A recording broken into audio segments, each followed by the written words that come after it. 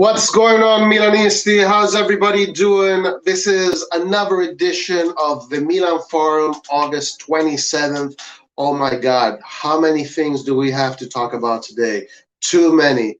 The world of AC Milan right now is filled with a lot of material to cover. So, first of all, let me say hello to whoever is here first. Skillard, how you doing, sir? How's it going, my man? You got Yusuf, Ronaldo out. Serie A is really becoming hard to predict who will win it. Ronaldo out. Another great topic of discussion. We have Carlo Moretti. What's up, my man? We have, that's it.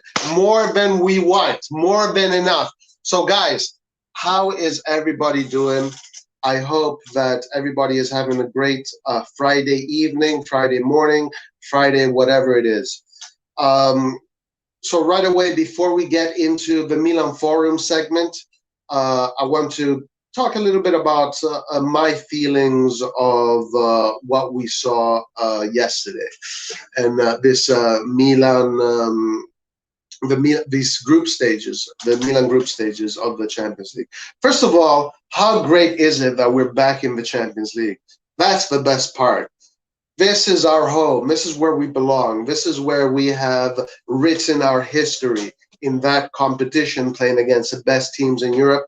Not necessarily playing against the best teams in Europe, beating the best teams in Europe. Remember, guys, it's all about winning. It's all about bringing silverware. And that's something that Milan has in its DNA, this ability to bring home silverware. And not necessarily tied to Berlusconi. Milan was bringing home a European silverware before Berlusconi. You had the Coppa Latina that Milan won twice before Berlusconi, which was kind of like the premonition of the Champions League, right? It was basically the best teams of France, Spain, Portugal, and Italy. That was the kind of the first version, one of the first versions of the Champions League. Milan won two of those. And then they won two. Then when the competition became the Champions League, where the champions of each league would compete amongst each other, Milan won two of those in the 60s, 63 and 69. Then they had that decade where they were fighting. It was a decent team, but then you had the 80s, early 80s to mid 80s, which Milan was relegated to the Serie B, so we were absent there. And then in the late 80s, Milan came back. Milan came back full force, putting together one of the best teams that club football has ever seen. Definitely, when we talk about club football, there are three teams that come to mind that have really defined this sport. Ajax, right? The Ajax of the 70s that won the Champions League 3 times in a row, some crazy thing like that. Then you had the AC Milan of the late 80s, early 90s, Sacchi's Milan, and then you had Guardiola's Barcelona. So these three teams are teams that have literally defined club football, have taken club football into places that not many have been able to do. So it is a great thing that we're back in this competition. It's a great feeling to be back in this competition. And I want to say one of the things that I do like about it is that we're playing against top teams. All three of the teams that we're playing against are all three top teams. Porto is a top team. Liverpool is a top team. Atletico Madrid is a top team. And AC Milan is a top team. One thing that we need to take pride of is this, that nobody wanted Milan. Nobody wanted Milan. Every single group there, every single group knew that in pot 4 lurked a devil. Nobody wanted that devil. So we are the inconvenience. We are the inconvenience. We are the team that nobody wanted to face. It's not vice versa. Remember that. Remember that. So now, It's not us that didn't want to face him, that, and the other. It's all the other teams that didn't want to face us. Even when it comes to Group G, that a very balanced group in terms of like I think Laird called it like a Europa League kind of group. Like those guys didn't want to face us. You think those guys wanted to face us? Nobody wanted to face us. We were, we got put in a group that is quite tough. Is a quite tough. Nothing to fear about. Nothing to fear. Atletico Madrid is a team that we can beat. Liverpool is a team that we can beat, and Porto is a team that we can beat. Milan can win this group easily. Milan can win this group.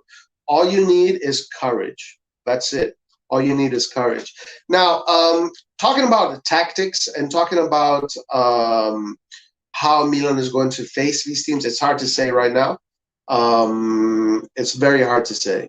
You can't really tell because, first of all, I'm not going to put a foot ahead because I have to first see how Atletico Madrid play. I have to analyze them. I have to see who are their best players and where their attacks come from. I'm going to do the same thing with Liverpool, and I'm going to do the same thing with Porto. I'm going to analyze these teams, as much as I can, so I have a good idea of what Pioli will do when we face them. Right now, the only thing I do know about these three teams is basically this, right? Every team in Europe, not just us, has a certain DNA, right? Every team has a certain DNA. And when I look at Liverpool, Porto, and Atletico Madrid, the DNA that all three of these teams have is an incredible fighting spirit DNA. Atletico Madrid has this. It's never been, like the football mecca of Spain. That was Real Madrid and Barcelona. Real Madrid wins their games through personality, character, and that kind of football, right? Kind of similar to how Inter usually plays in Italy or Juventus. More personality, character rather than football. While you have other teams like Real Madrid, Barcelona, AC Milan, their DNA is football, playing the beautiful game and beating you by playing the beautiful game. So a very peculiar thing about all three teams that we're facing in this Champions League is that all three of these teams have this same characteristic. Their DNA is based on character and personality. Liverpool is not known for a club that plays amazing, beautiful, tiki-taka kind of football. It's always a team that has this fighting spirit. They never give up, right? Their song is "You'll Never Walk Alone" and all that crap. Liverpool are never like Atletico Madrid, a team that uses its personality, its character, and in football, that is very important. Italy, the national team, part of its DNA is character, personality, and that kind of attitude, right? I mean, look at what that attitude does, right? What does that attitude? We look at, like, let's say Spain against Italy, right? Spain held the ball for 80%, well, not 80%, but 70% of the time. So how do you beat that? How do you beat a team that holds the ball more than you do? You have to have personality, you have to have character, you have to have courage. These three elements are the elements that allows you to propel you towards success. Not just football. Because you can play better football than Atletico Madrid, you can play better football than Liverpool, you can play better football than Porto.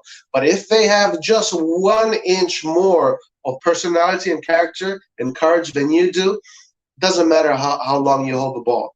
It doesn't matter. They will find a way to score on you. So one thing I know right away is that when we face these teams, if they come at us at 10, we have to go at them at 11. If they come at us at 11, we have to go at them at 12. If they come at us at 20, we have to go at them at 21. So it's really not going to be about the football against these teams. It's going to be about the personality and the character. So this was a very particular thing that I saw about this group that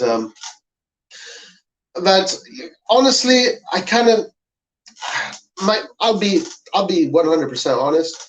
It doesn't excite me that much. I would have liked us to play against teams that play football, just that like a PSG, like a Barcelona, these kind of teams, like a Real Madrid, like Guardiola's Man City, where it's like whose football is going to be better, right? But this time, it's not going to be whose football is going to be better. It's going to be whose character is going to be more, who's going to have bigger cojones, pretty much. But it's okay. It's okay, guys. You have to face them all. Now, one thing I do want to get out of the picture right now is that the Italian media, bunch of cowards. But if you read the Gazzetta dello Sport, guys, everybody is shitting their pants. Oh my God, we're facing Liverpool. We're facing Atletico Madrid. We're facing Porto. What are we gonna do? Oh my God, we're so scared. I hate that. I hate fear. Fear for me is literally the worst thing in the world. Like, it's a freaking game. It's sports. Like, what is fear got to do with sports, with a game? I mean, why are you scared to play a football game? Like, that makes absolutely no sense to me. So now this element here of Italian media is an element that I hate. I honestly don't know if it plays into our hands or it doesn't. I don't know. Maybe it creates a psychological trampoline towards playing harder. But one thing I say for sure, we have absolutely nothing to fear. Liverpool, we have nothing to fear from Liverpool. We have nothing to fear from Atletico Madrid. We have nothing to fear of Porto. So the last thing we need to do is be scared, because you have just a little bit of fear, and there goes it. Because what did I say? I said, these three teams are teams that you have to win with personality, character, and courage. There's no space for fear in that. Even a little ounce of fear is enough for you to not get the result. So please don't fall for this bullshit that we're trying to push in the media, that we are scared of these teams and all this crap. Fear is literally nothing. So we have absolutely nothing to fear. Milan should approach this group in order to win it, okay? Because we got nothing to lose. All four of these teams can go through. All four of these teams, whoever goes through, none of them can say, oh, this team wasn't supposed to go through, that team, no. Whatever team goes through, you can say, well deserved. So therefore, there's no calculations. There's nothing to calculate. It's go in to win every single game. You don't go in to tie here and to tie there and to defend here and to defend there and to be scared that they're going to beat you. No, you go in there and you try and win every single game. You get as many points as you can, and then you get out of that group stage nice and good and healthy. And also, if you do get out of that group stage, it is a statement. It is a statement getting out of that group stage, because that is a serious group stage. You have 17 or 15 Champions Leagues trophies in that group. Porto is a team that has won many. Not many. I don't know how many they have actually, but I know they have. A few. Liverpool is just behind us at 6. I think they're at 6. We're at 7. And Atletico Madrid, I don't think they've ever won the Champions League. So I don't think that we have the Champions League. So so this is a group that honestly, as far as the club, as far as the aura of the club, they should fear us, not we should fear them. They should fear us as far as the significance of the clubs, right? So yeah, please get this idea of fear out of your head. Milan is not afraid of anything. Milan is not afraid of anybody. We will face everybody with courage. We'll face everybody to beat them. We'll face everybody to make sure that they remember our name. And we will face everybody to make sure that they will respect us after we face them. So, yeah, Champions League is going to be a great topic. Another topic to talk about is that Pellegrini is in, Florenzi is in, Bakayoko is in. Is Kessié out? I don't know. Kessié might be out. He might be in. We will see. I guess we only have, let's see. We only have 1, 2, 3, 4. 4 days left, and we'll find out what happens with Kessié. Now, one thing I do want you to remember is if Kessié does renew or doesn't get sold, rather, in these next 4 days, I'm pretty sure they're going to try and renew his contract after the transfer window is closed. But if it goes too long, guys, then I want you to put it in your head that Kessié is not staying at AC Milan. If we go all the way, actually, we might go all the way up until January. If he doesn't renew until January, then Kessié is not staying at Milan. He's doing what Messi did. He's doing what Calabria did. He's doing what Donnarumma did. So, be prepared for that. Be prepared. This is something that most likely might happen at this point. If Donnarumma left AC Milan, a player that started with us when he was a kid, and then he said that these are Donnarumma's words, all right? He said that I needed to go somewhere else because I want to become the best player in the world, and he made it known that Milan can't give him that. These are messages. These are messages that the other players hear and listen to. So hopefully this kind of messaging doesn't influence anybody, and it is what it is. But anyway, if we do lose Kessié, Milan will find someone else. No problem. It's not a problem. Someone else will come, and someone else will fill those shoes. We used to have Van Basten once, and then we had Shevchenko, we had Inzaghi, we had Kaká. We used to have Maldini, then we had Nesta, we had Thiago Silva. Now maybe we have a Tomori that might become that big. Guys, we do have someone in the back stage. We're going to start the Milan Forum segment real soon. But before that, let me just go through some. Hey, Davide Romano, what's up, my friend? Mr. Roy on the money, no fear. That is what our colors represent. The fear in our opponents, not in us. 100%. Well said, Davide Romano. I'm very optimistic we'll make it to knockout stage, Mayank says. Yes, you should be. Why wouldn't you be? Black is for fear and red is for fire. That's right. I love that. So when are we selling Kessié? Well, we'll see. We have 4 days left. Not for us, for our opponents. Good, guys. This is the attitude we must have. Fear is literally the worst thing you can have. Also, I think Atleti is missing the Europa League. What do you mean by that? What are you suggesting? We have Krunic and Samo, Salah, Mane, Suarez, who? That's right. That's absolutely right. Please hit the like, guys. I hope Pobega realizes his potential and comes back to replace Kessié if he doesn't extend. Yeah, that is true. Pobega might get a lot of playing time at Torino. Torino is a mess of a club. Torino did lose Meite, and Pobega is probably the replacement for Meite, right? Their midfield is not very impressive, so I'm pretty sure he's going to have a lot of opportunities to play there. All right, guys, let's start the Milan Forum. Milan Forum starts in 3, 2, 1. Let's go with our first guest. We have Skillard. What's up, my friend Skillard? How you doing? I'm doing all right. How you doing, Roy? Doing excellent. Skillard, so what are your thoughts on this Champions League, bro? Yeah, it seems that in the group we have the least to lose. So this is why I think in terms of how we should come out in the games, regardless of who it is, we definitely need to come out strong. because all the teams are probably going to think of us as the whipping boys because they haven't played us in a while.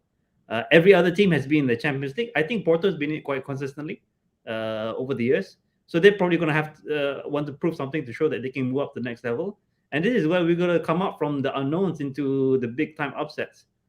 Because in the case of, let's put it realistically, yeah? If we do not make it out of the group, as in go to the knockout stages, I think Pioli is going to keep his job. However, can the same be said for the other managers? They're going to be quite fearful, right? Because they probably promised their chairman, yeah, we're going to get you to the semi-finals or quarterfinals, especially for this EPL team like Liverpool. I'm sure deep down inside, the club has got some form of guarantee to his owners to say that at least he's got to get them to maybe the semi-finals.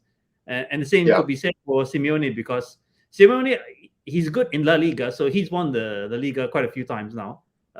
He can't be just a La Liga manager, I'm sure, because he's one of the best paid managers in Europe, if I'm not mistaken. So he's also going to have to prove that it's not just the league title that he's after. He can also do it in the Champions League. And you know, with this sort of pressure, this is where it starts to the house of cards starts to fall down. If they're not doing well, then you know they're going to be making those rash substitutions, and who knows? It's probably going to play into our hands. Yeah, you know what? You actually did bring a really good point there. That maybe out of all the coaches here, our coach is the one with the least amount of pressure. Because it's been 7 years now, and it's you know, obviously they haven't asked Pioli to reach the semi-final, to go all the way. You know, let's be realistic. That's what I'm saying. Let's be realistic. They probably asked Pioli, do your best to get out of this group stage. Let's see how far we can go.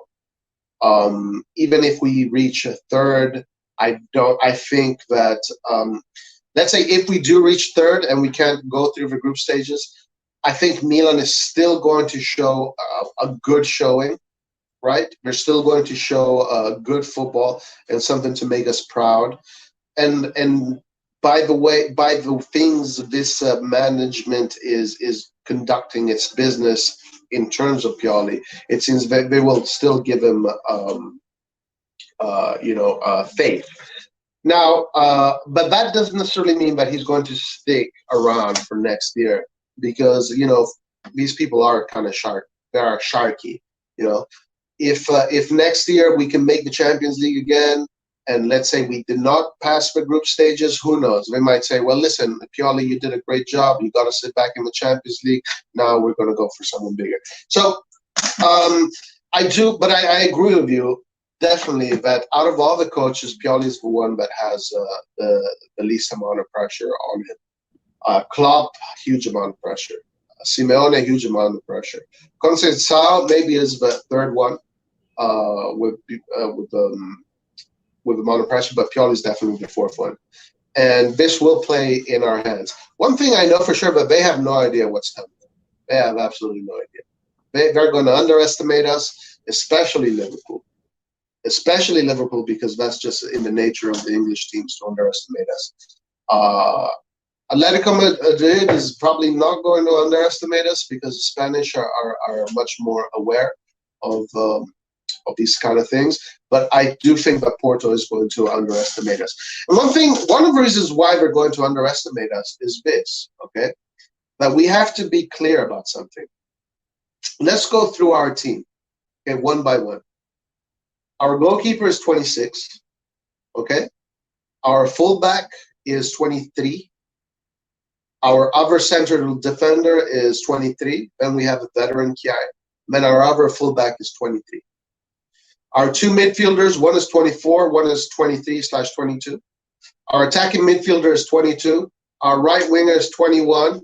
Our left winger is 22. Okay, these are young. These are under 21s. These are guys that are just now breaking into the national team. That kind of inexperience, first of all, is not great, because in the Champions League we need experience. But that kind of inexperience also makes other teams underestimate us. But also, we'll see what the market brings. What do you think, Skiller, that the market will bring in these 4 days? Are you expecting anything? Yeah, definitely. So go ahead. Just go ahead. Yeah. So we've been linked to quite a few names, and I really want to see the guys who we've been linked to recently. I think I don't know if I pronounce it Jesus Corona or Jesus Corona. Uh, is Mexican, so maybe it's pronounced Jesus. So he's someone I saw the highlights. He looks quite good. And Romain Favre, sorry if I mispronounced the name. He really looks good. The one thing that I'm a bit concerned about this Jesus Corona is that the fact that he sometimes cuts into the left, and I don't want us to be too heavy on the left side. So there's got to definitely be the attacking threat coming in on the right, like purely on the right. Because one of the things that I think Sampdoria did prepare for is that we will be a left-sided team. Therefore, they weren't looking at our right too much, and that's where I thought Calabria had the space, quite a lot of space, and with the cutback for the goal, that's why he did well. So if possible, and I really plead with Maldini, is that if he can really make almost like a pure right winger happen, that can play as a cam, that would be really good. However, I think in terms of my own personal interest would actually be the case of Kessié. I know that you guys in the comments are really quite vocal about our situation with Kessié. That really needs to get sorted, guys. I think everyone here can agree is that if we want to move to the next level, we can't be having these problems at this stage. Come on, it's what is it, 27, 28, depending on where you are. Why don't we have a signature, or at least we have a decision yet? It seems to be like a entire the circus is starting up again with regards to these renewals. Because in my opinion, and I know that everyone's been saying that, okay, let's pay Kessié what he wants, but the fact is that we probably know what he wants. I'm sure his agent has told Maldini or someone, but if we can't agree, what makes anyone think that more time will bring us closer to an agreement? Because the way that Maldini has been, what Maldini has been saying over not just this recently over the past few weeks, but even when it came to Gigio and Hakan's renewal, he's been quite consistent. I think he's been highlighting that there are objectives or constraints that he has to work with, and time I don't think will change it. I mean, guys, if we move into the knockout stages of Champions League, do you guys honestly think Elliot's going to say, okay, here's another million, let's add another million to the next renewal? It seems to be really unlikely that's going to happen. So if it's not signed by this week, I just don't see how we're going to move ahead. So well, Roy is not back yet. I can't really show any of these comments, but I hope everyone's been enjoying this debacle in progress by Inter. It's absolutely amusing. So let's see what we have written here. I can't pin it, but we nice have both. But yeah, safe, rather safe. Yeah, he's irreplaceable, definitely. But if he's playing a game, and which means that he's probably looking for a better offer, it's difficult. I mean, beyond the money, what can we give this guy? I mean, he's an assured starter. He's definitely going to play in the Champions League. The captain's armband, I don't think we're going to give it to him based on what we've seen in the Sampdoria game with Calabria wearing it. So what more do we have to offer the guy?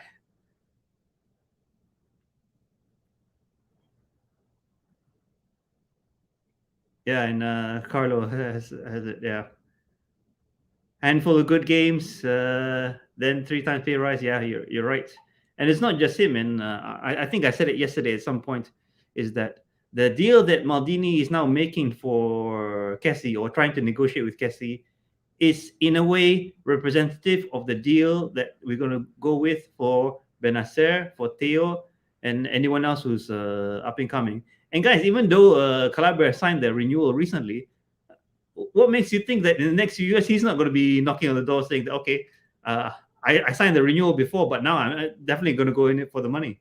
So it's going to be a difficult time for Milan. And as soon as we get our stability within the Champions League, our regular appearance there, we get our consistency, European wise and also within the league, it should sort itself out in a way. Because let's face it, as a big club, no big club can operate like a small club. I don't think we can go back to that phase to say that, okay, from Milan we turn into Atlanta, because we are AC Milan.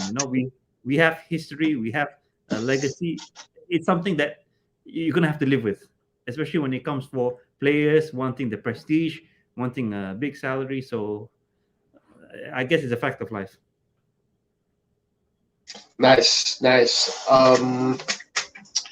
Yes, sorry, I am. I have to. I'm doing three things at the same time. That's all right.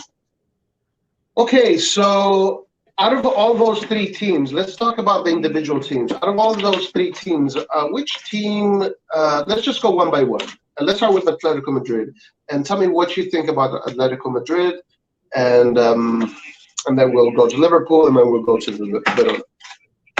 Verona, the Porto. Yeah. Well, starting with Atletico historically, and I think they've been quite consistent because Simeone has been there a long time. He has drilled that team really well. So the offside traps. What I've seen of the La Liga games, the offside trap is strong with them. They're not careless, well disciplined. They're gonna keep defending. If they lose possession, they're gonna be covering the spaces. This is where I think that maybe the 4-2-3-1 might not be so effective, because assuming that we don't get another cam other than Diaz, I don't think he's going to find the space. Which, if it were up to me, if we're playing Atletico, I would be more. You could say I would be more comfortable if we had Giroud up front rather than Zlatan, because in my opinion, and I'll give you the examples from last season. I thought there were several games last season where Zlatan was caught offside a little too much. I don't know, it's because maybe he's tired, doesn't have the energy to move back to the position. But against Atletico, and when they're moving as a unit, it's difficult. I just don't see a good or several scoring chances if we have Zlatan up front and we are looking for the space, because he's just not going to be there. Okay, so I would never get Zlatan. I wouldn't. If I have Zlatan available, I'd always have him on the pitch, because I think that quality is always the most important thing. From a tactical point of view, I see what you're saying. Giroud for a very close defense, but to me, just my opinion, as having these players that can create something out of nothing are very important against teams like Atletico Madrid. So actually, I hope Zlatan. I'm going to go a little bit of the opposite side of you. I'm going to go. I hope Zlatan is going to be available for that game. One thing I know about Atletico Madrid is that they're extremely tactically disciplined. Okay, extremely tactically disciplined. So we have to be extremely tactically disciplined as well. Whether we play a 4-2-3-1 or a more 4-4-1-1, we know that they like to kind of give you the ball, and then they hit you on the counter. We do have players that are capable of holding the ball. I think that as far as holding the ball, we have something more. So maybe my prediction for Atletico Madrid would be that we're probably going to have around 52% of the possession.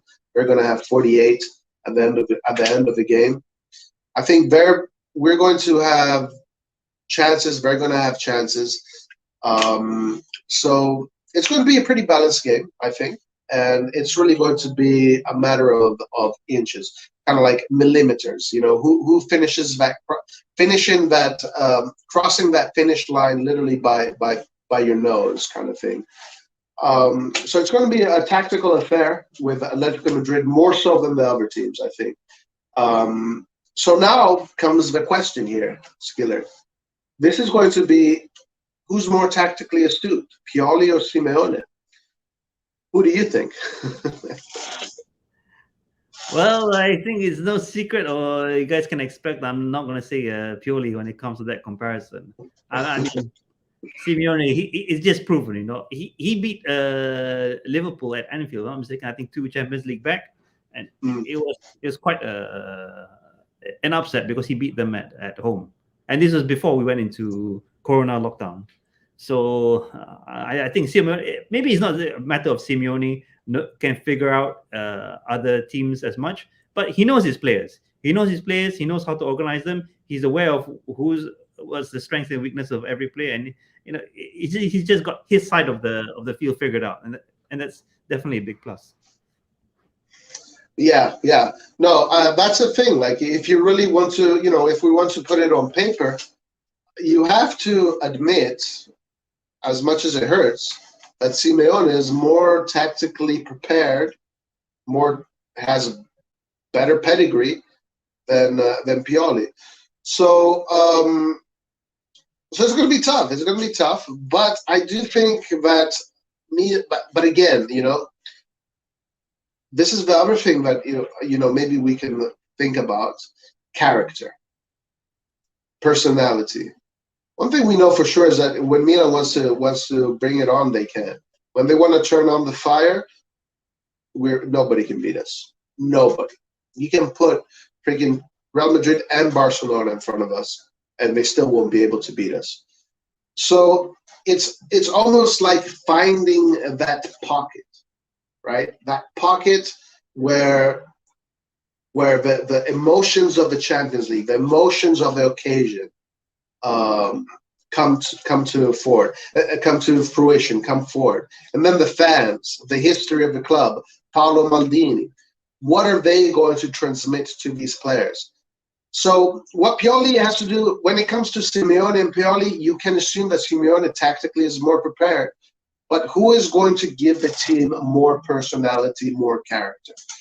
Now, again, on paper, you would say Simeone, but the overall arch of the teams, of everything involved in the teams, I would give edge to AC Milan when it comes to which team will come in there with more personality, more character, especially if it's San Siro. Atletico Madrid will have a tough time at the San Siro. It'll be very difficult for them to play the San Siro. It'll be the same thing for us in Madrid. So here, one more question. Who do you think is going to transmit more personality and character to their team, Simeone or Pioli? Well, the way that I see how you could say what do you call it, the man management, I think Pioli has a closer bond with the young players. I mean, yeah, he's known as the father figure in the team, so he's probably going to have you could say the pulse of the team, so that helps out. And what I hope that translates into the results on the pitch is that he can get everyone to really calm down, because what I've seen of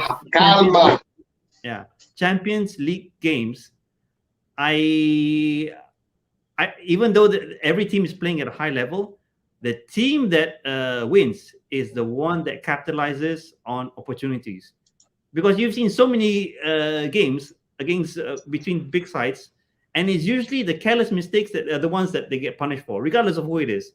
I mean, we saw it with the case of Liverpool so many times.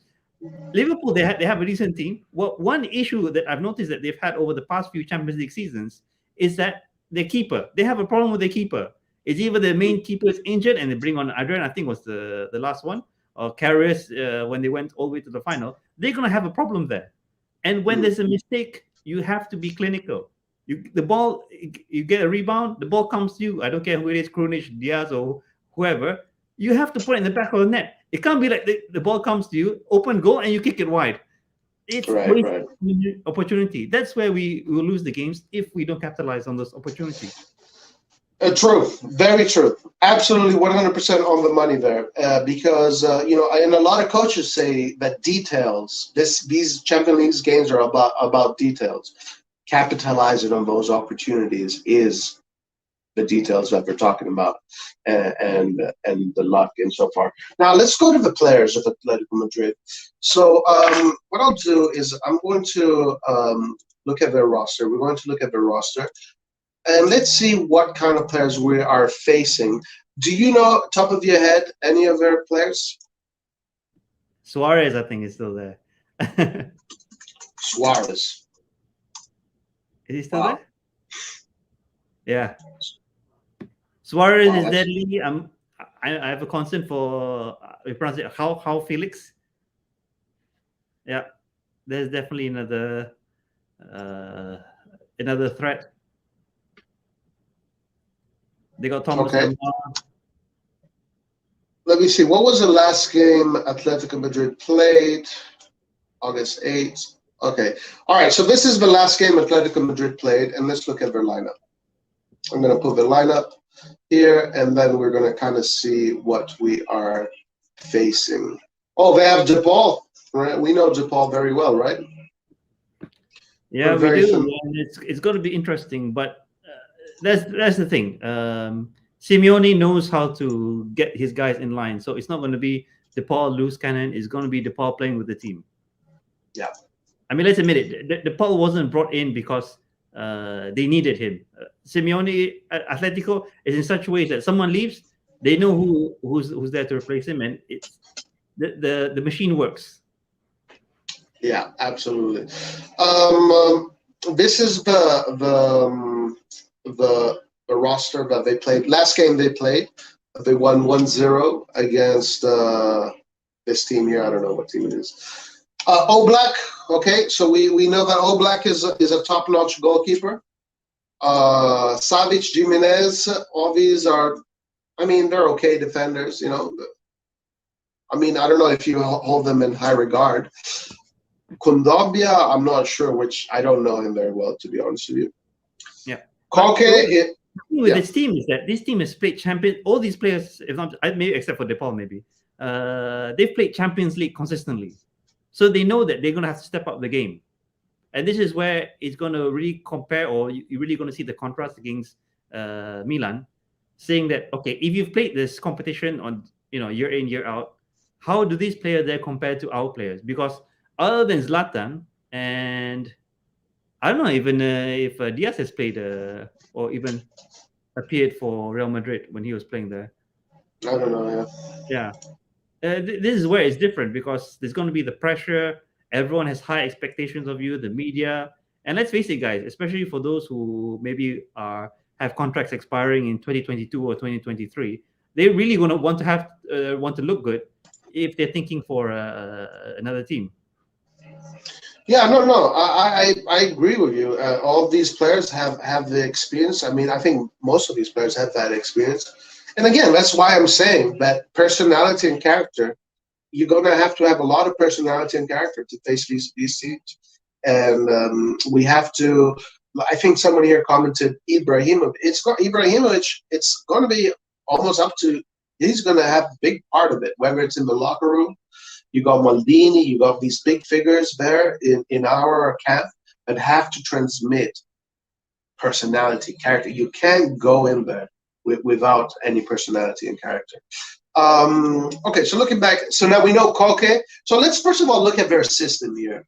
So they have three in the back, and then the one here, kind of like how we play our three in the back, and then we have the tip of the diamond sometimes when we build. So, okay, we know that's how they build. That's a very, let's call it Serie A kind of thing right now. So they build with three in the back. Llorente, Lemar are both two very good players, all national team players. Saul, national team player. Koke, national team player. DePaul, national team player. He won the Copa America. Best player in the final. Ferreira Carrasco, is this the Belgian guy? Sorry to cut you. Inter just equalized shit. In the corner of my eye, I'm also keeping an eye on that shit team playing. Sorry, Roy, your question. Oh, and who was it? Lautaro Martinez? Yeah. Ferreira Carrasco, is this the Belgian guy? Is that who I'm thinking of? I'm not so sure. Let me check. But anyway, then, you have Correa, and then they have, Suarez didn't even start in this game. Suarez came from the bench. I mean, look at who they have on the bench. They have Trippier. We know Trippier. Of course. You're right. Carrasco is the Belgian player. Okay, so yeah, very, very technical player. I guess Joao Felix wasn't even available for this game. I wonder if he's in. I wonder why. This is the point, Roy. Just like our game as well. Without some of the key players, they can still scrape a result. Just like us when we played against Sampdoria. So we didn't have Zlatan, we didn't have Kessié. and Benassi came on in the second half. So this really proves the depth that they have.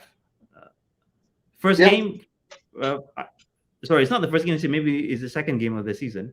Uh, some players missing, and they still get 3 points. Okay.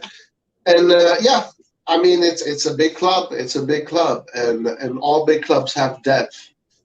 Eastbourne says, okay, so João Felix is injured. That's why he wasn't available. But they do have also João Felix in there, another player that we got to watch out for. Mateus Cunha this season instead of Carrasco. So, I mean, honestly, is this a team that really we need to be worried about? It's a good team, but we need to rise to the occasion. And again, bring out our balls. Bring out your balls, personality, character, and you can get a result. You can get a result. This team, Saul De Paul, Koke in that midfield, and Laurent Telemar, honestly, this team should be playing good football. Because that midfield there is a midfield that plays good football. It's a very good midfield, actually. So again, we have to bring out our character. We have to bring out personality. We have to be tactically astute. But you can be better tactically. But if you don't have the personality to execute your tactics, it means nothing. This is going to be a game of who is the more courageous team of the day. This is not, they're not going, a lot of people probably think that, a lot of people in the media that they're so scared and they're so scared. They think that this team is going to just run over us. It's not going to happen, guys. That's not going to happen. It's going to be a balanced game. It's going to be a game that both teams are going to have their chances. And just like you said, Skiller, you nailed it on the head. You got to capitalize on your opportunities. We know that they have a striker that is exceptional at doing that, Suarez. And hopefully our striker, Ibra, I think Ibra should play. We have a striker that has more personality than all of those players put together. That is a big advantage that we have. And we have a striker that can create something out of nothing. All right, so that's Atletico Madrid. It's going to be a great matchup. It's going to be a great learning experience for our players, regardless. Regardless, all our youngsters, these are the games that they're going to learn from. You want our youngsters to gain experience? This is how you gain experience. Get them to play against Atletico Madrid in a high-stakes game. Anything you want to add about Atletico Madrid before we move on to Liverpool? But maybe not too specific to Atletico Madrid. Is that I really hope this team is that they keep in good spirits. I mean, let's face it, guys. There is a chance that we might not. We might lose these games. I mean that's a fact of football. Right? Of course. Yeah. But I really don't want us to get destroyed. You know what happened between Bayern and Barcelona? I think it was 8-2 or something. I don't want to see those sort of scorelines. Okay? I doubt that is going to happen. I doubt that. I would have also doubted it with happened to Barcelona, but it did. You know, there's some teams that they're ruthless in this. If we have the same level mistakes in like what we saw in Sampdoria, it might be a disaster. And this is why, regardless finish. Regardless of what happens, I really want to see the performance. Fine, we might lose 1-0 to 0 fine then, but if it's 5-0, 6-0, 7-0, or something to that effect, let's just not get embarrassed, because for a young team, if we get destroyed, it's going to carry on into the league. This is what I'm worried about. Well, listen, okay, so let's talk about that, all right? Because obviously there's always that possibility, okay? Nothing is impossible. If that happens, that tells us that this team is not ready yet. And the thing is that as Milanisti, we have to be on the same level of the team, wherever they are. We have to just be aware what the project is, where the project is, and what the future of this project is going to be. Now, personally, I don't think that's going to happen, what you said. I don't think that's going to happen. I think these games are going to be way more balanced than anybody thinks, I think. And I think that our team has the ability to beat these teams. I mean, we're not facing gods. We're just facing another team with good players. Juventus has even more experienced players than that. We beat them 3-0. We dominated them with a team full of youngsters, right? So we're not facing teams that... But look, if we lose 6-0, 7-0, it's because we faced the game with fear. That's it. All we have to do is not be afraid. We go and be courageous. We go in there, like there's a saying in Italian, gioca con il coltello tra I denti. Play with a knife in your teeth, right? I don't know if that translates. That's all you got to do. We're not playing against demigods. We're not playing against the superior human beings or whatever. We're just playing against other professional football players. Professional football players against professional football players. If that does happen, what you said, it's because the approach was absolutely botched. And the mentality was absolutely botched. Milan, this is not in Milan's DNA to do that. So yeah. I don't think we should be worried about that. But okay, fine. It could happen. It could happen.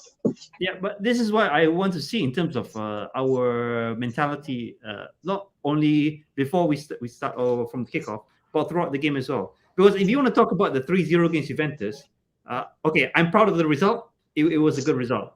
But I was actually happier when we beat Juventus 4-2, coming back from behind, than the 3-0 clean. Because the 4-2, no one expected at that point. Do you remember where we were at that stage of the season? We were still in the banter era. We had a few wins. You know, we never knew it would be a winning streak or an unbeaten streak, as the media said. So I was more happy of that 4-2 than the 3-0. In the same way that if we go down in the Champions League by 1-2, I want the guys to really pick themselves up, say, okay, we're going for 4 goals now. We're going back with a win. That is the upset that I want to see. Yeah, and I think they can do that if that happens. I think they can do that, and I trust that the club has the infrastructure, technical, tactical, and spiritual, if that's an attribute we want to put, to do that. So anyway, Atletico Madrid is a reality that we're going to be facing in a few weeks, and I can't wait. I cannot wait to see us against these teams. I cannot wait to fight against these teams. I love fights. You know me, I love hustling, I love fighting.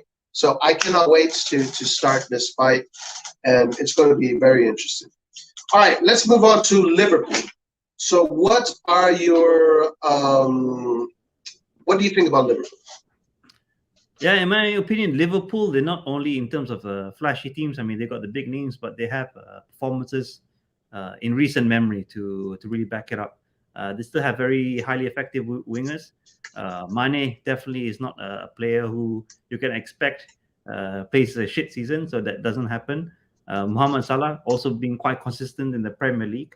The only thing that I think maybe I've got going for us is that Klopp is under pressure, because last season I don't think he won anything. So he came off from a recent trophy wins of a Champions League, a Club World Cup, the EPL title, and last season I don't think he won anything. So he's probably going to have the pressure to say that, okay, he definitely needs to win anything. In terms of a Champions League, in my opinion, even for Liverpool, it's harder for them to win it than the Premier League. So I'm really hoping that they put their eggs in the basket of the Premier League, and maybe they take the group stages of the Champions League a bit easy. Not to say that I want an easy opponent, but you know, I would take a win any way I can get it. I'll be honest. That's how I want it. Gotcha. Yeah, I think Klopp definitely has a lot of pressure on it, because Liverpool is a very expensive team. And it's a team that demands trophies. So you're 100% right that there's much more pressure on Klopp than, let's say, Pioli, if we were to make that comparison. Quick thing, I'm going to kind of play the same game that I played before. Who is more tactically astute, Klopp or Pioli? Okay, well, we're talking about a coach who's won trophies, yeah, even the Champions League. So I guess record-wise, you're gonna have to give it to Klopp. Yeah, right. Klopp has definitely more. I mean, at least his pedigree. He has the pedigree that backs him up, right? And what about character? Which coach do you think transmits more character? Well, in terms of the emotion, I think we see it more from Klopp. And by the way, I think Klopp actually has a bit of a history of, if you don't play well, he's going to chew you up somehow. Yeah? Pioli, I don't think he has that within him. I mean, he's still very, you could say, considerate, or maybe, Docile. Yeah, the family approach, like, oh, it's fine, we'll do better and all that. Yeah. But Klopp is ruthless, man. Look at when Carrier screwed up the final, they threw him to Turkey, and maybe he's still there even. So definitely, it's pressure. It's pressure in that sense.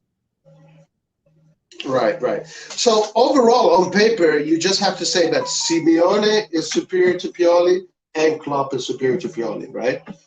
Now let's talk about just like what we were talking about earlier, DNA and that kind of thing. Liverpool, DNA-wise, has a very strong European tradition, very strong. It is a team that, for some reason, just their personality is a personality that wins you Champions Leagues. But guess what? So do we. So another reason why we shouldn't fear Liverpool at all. One thing I do think, out of all these teams, I think Liverpool is going to be the most difficult one. I think, because Liverpool, out of all these teams, is the team that is going to play with less fear, I think. And the least amount of fear you have, the more difficult it is to play against you. I think that Liverpool doesn't really have that in their DNA, with this thing about fear. Liverpool is a team that has won games not so much with great football, more so with personality. It always goes back to that personality. This is why I keep on saying that we need to have a shitload of courage, personality, and that approach can make us beat these teams. So what are you expecting when these two teams face each other? What kind of football are you expecting? Well, for Liverpool, I think it's quite obvious. The way they play actually is quite consistent, the high press, they got deadly wingers. You can expect also their I think their wing backs, like Trent Alexander, they in a way you could say it's a souped up version of what we want to try to achieve. So it's definitely going to be electric in that sense. One of the things that I think they are susceptible to is that when things go bad for them, they're a team that can collapse. So we saw that against Man City in the last season. The keeper, and I think it was who's the Brazilian keeper? It's Edilson. I'm going to get the roster. Alisson. So Alisson. Yeah, he made a few mistakes.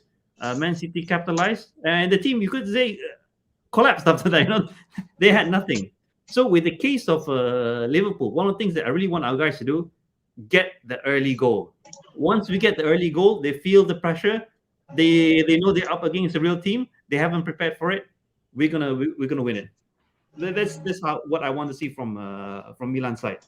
But again, it has to be capitalizing on opportunities, because like I said, if it's an open goal, if you're a one-on-one, you gotta score these guys. You can't be like, oh, it's not my day, or some shit like that. You can't do that.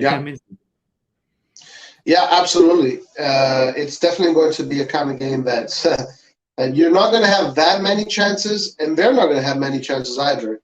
And the team that once again, like you said, the team that capitalizes on the chances is a team that is going to win. By the way, I'm seeing here Liverpool tomorrow is playing Chelsea, big game. So I think that's a good game to see, to watch, to analyze. and to study. So I'm 100% sure. I'm 5,000,000% sure that tomorrow the whole Milan staff, all the technical analysts, all of the coaches, the players, everybody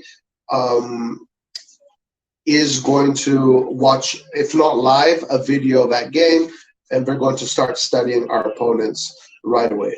They're not going. Usually, what they do is they look at it's 3 games.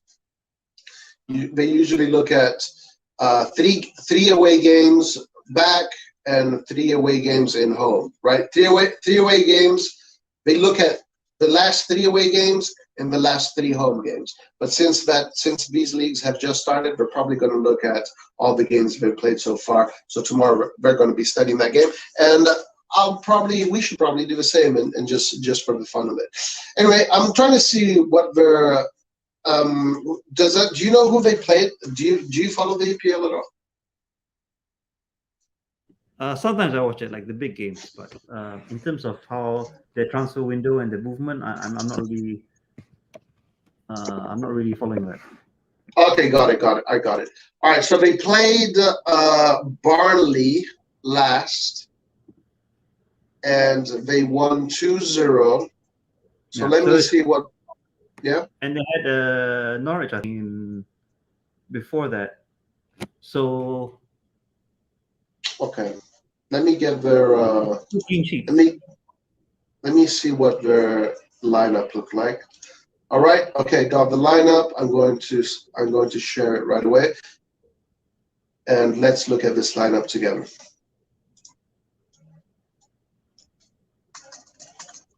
Give me 1 second. They played Norwich and Burnley, Eastbourne says. Yeah. Okay, just here, a quick glance of the lineup. I'm going to share it just in a second. This lineup, honestly, I kind of feel that the Atletico Madrid lineup looks a little bit more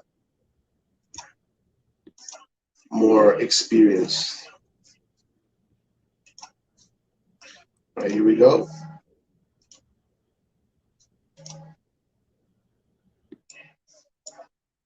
All right, here we go. So Alisson, another top-notch goalkeeper. So we know that we're going to be facing 2 top-notch goalkeepers. Both these goalkeepers are considered amongst the best in the world. Now, as far as this particular lineup, I'm not very familiar with some of these players. I know Van Dijk is probably top 2, top 3 best defenders in the world. Henderson, honestly, tells me absolutely nothing. I've seen Henderson many times. He's a decent midfielder. I don't think he's anything that we need to worry about. I'm not very familiar with these 2 mezzale here. Elliot Keita, obviously, I know Salah, I know Mane, and I know they have Firmino as well. They have Thiago Alcantara, very, very dangerous player. Yeah, okay, so Roy, just on this team, sorry, you finished what you wanted to say. No, just my first impression is that I would say Atletico Madrid is superior to Liverpool.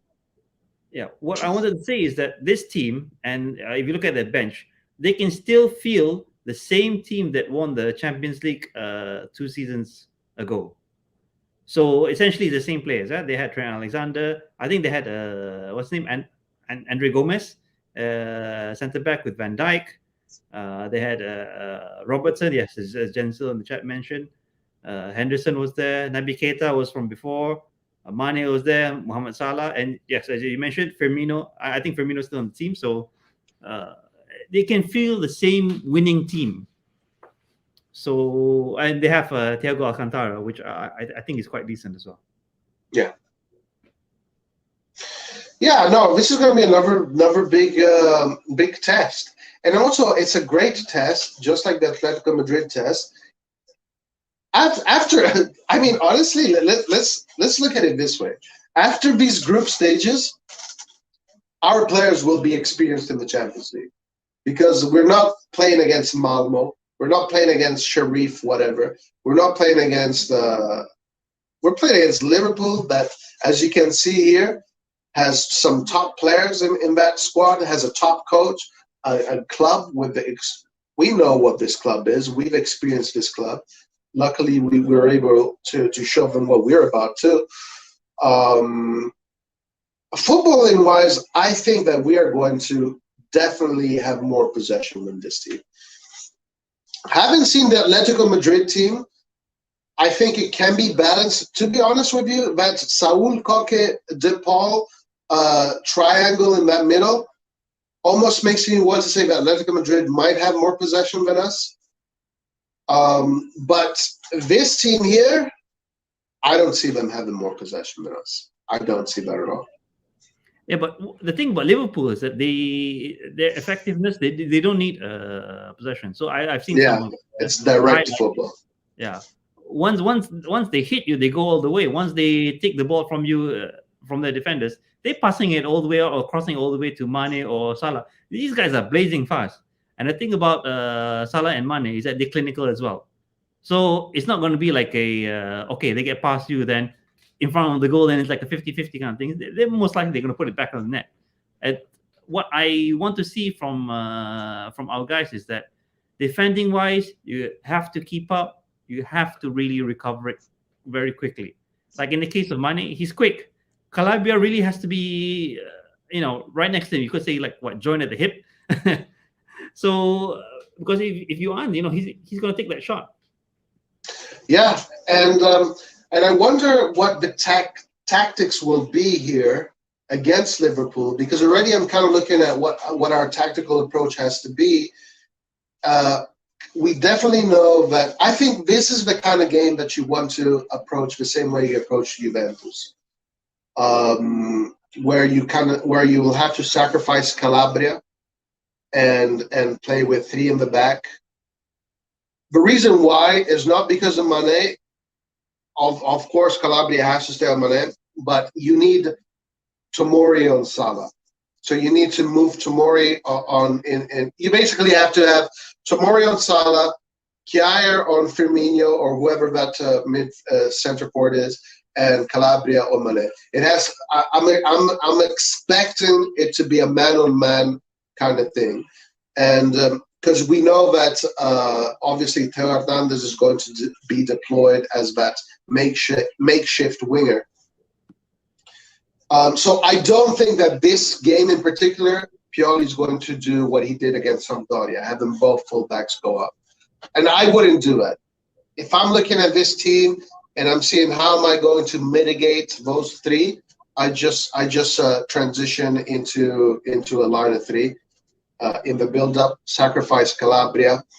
And this is the kind of team where we would probably need more than a Salah makers, let's say, someone a little bit more creative, because it's going to be an open game regardless. It's definitely going to be an open game regardless, and having people that can hurt you from both sides in this against this team would be nice. But the midfield, we're going to dominate the midfield in this game.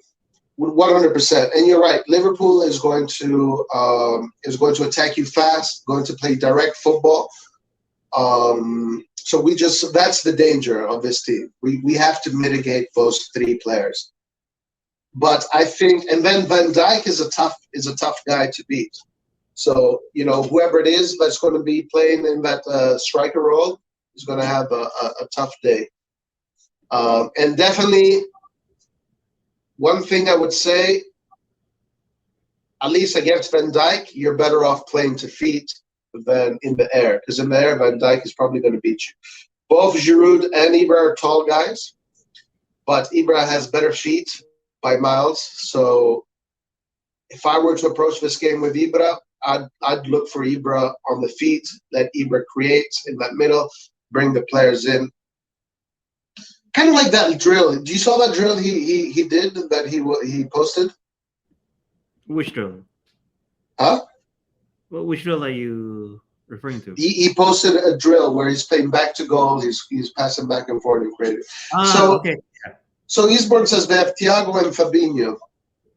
Okay, so Fabinho, I didn't see him. Fabinho is actually a very good player. I forgot about Fabinho. Yeah, he's Okay, good, but I think our midfield is.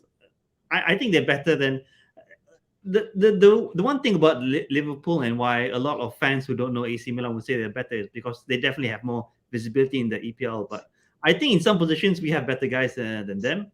But my only concern actually is this Theo Hernandez and Muhammad Salah matchup.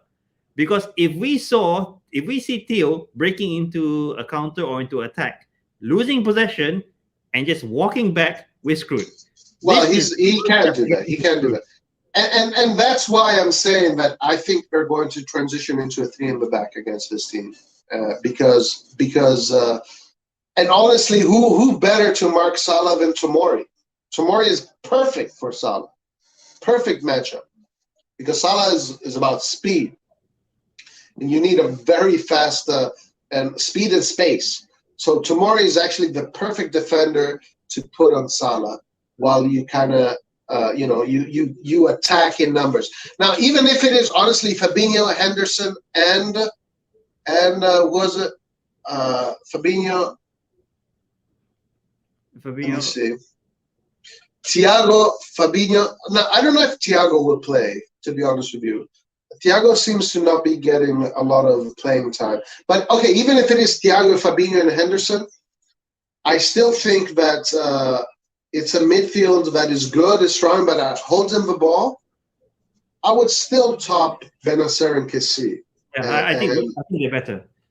Our strength in midfield with the guys that we got, and if Bakayoko comes in, I mean, with the depth, I think we're better in the midfield. I mean, it's definitely more balanced than what I thought it was before. But I still see Koke, Saul, and Paul, and that midfield there. That's a midfield that knows how to hold the ball. Like maybe Fabinho, Henderson, Thiago, maybe less possession, more effective.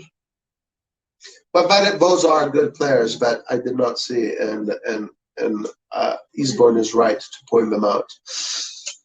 Anyway, this is also going to be a test, and again, personality and character. You need personality, you need character, and you need courage. And we have to face these teams with those attributes. And I think we have it. We have it. And also with Liverpool, I want to say, I think we are still in revenge mode when it comes to Liverpool. Even though we won that Champions League 2 years later, we're always. I think we will always be in revenge mode from that 05 game. But yeah, it's going to be a tough match. And it's going to, yeah.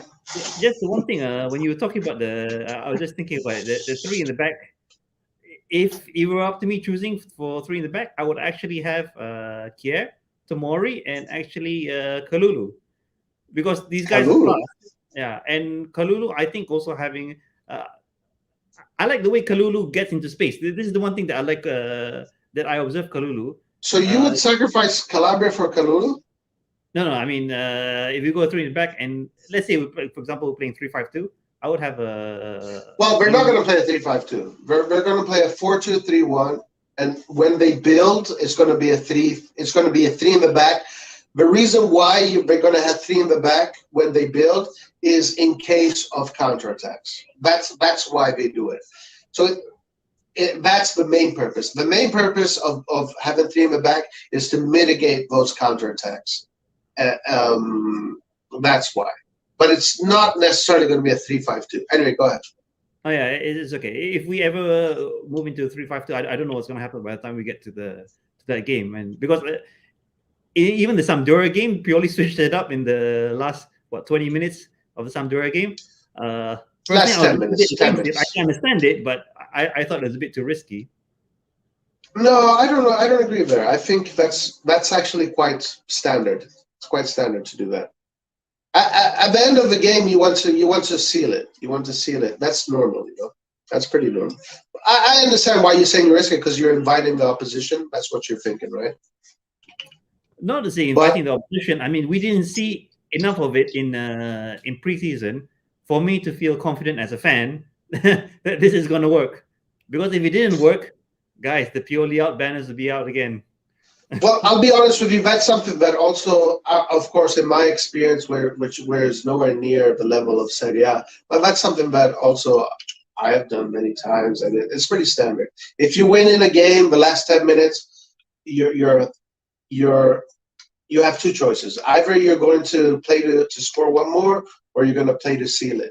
Usually, the tendency is play to seal it up, because if you play to score a goal, you can risk big spaces, and the risk of getting scored on is high.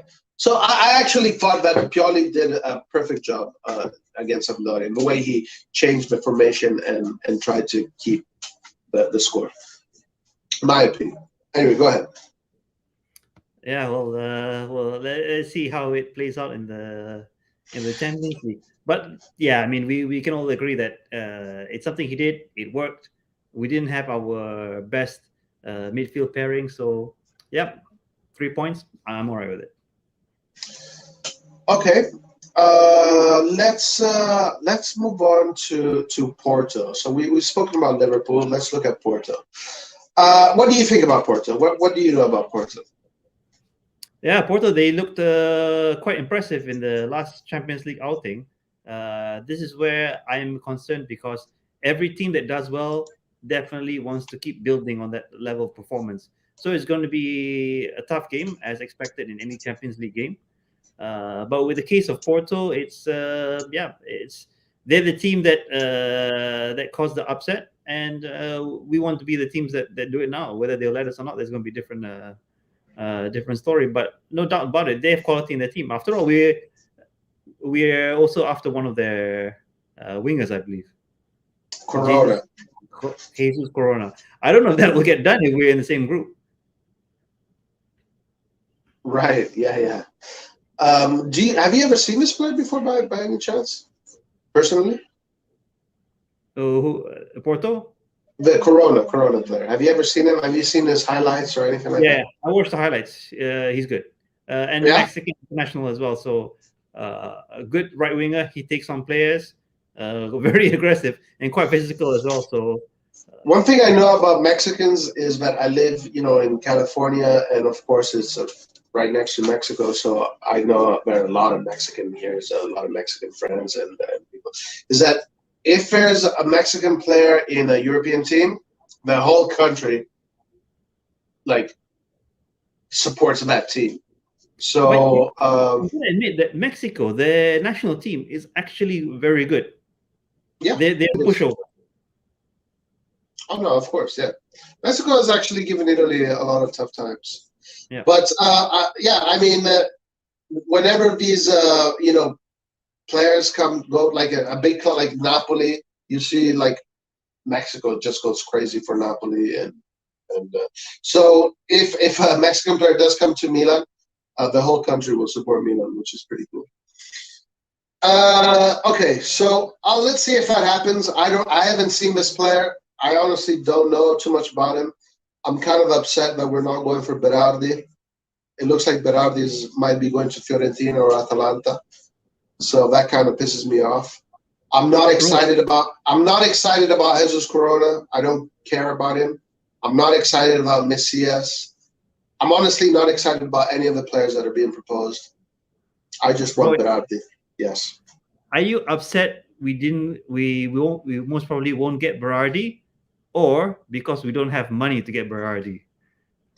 No, I'm upset that we won't get Berardi because I think we do have money. You really think so? I mean, Yeah, I think so. Okay. Because what I've been saying even since yesterday is that if Kessié doesn't sign it, get the money from him and close down these deals. If they want 30 million, or maybe we negotiate 35 million, we could probably pay it.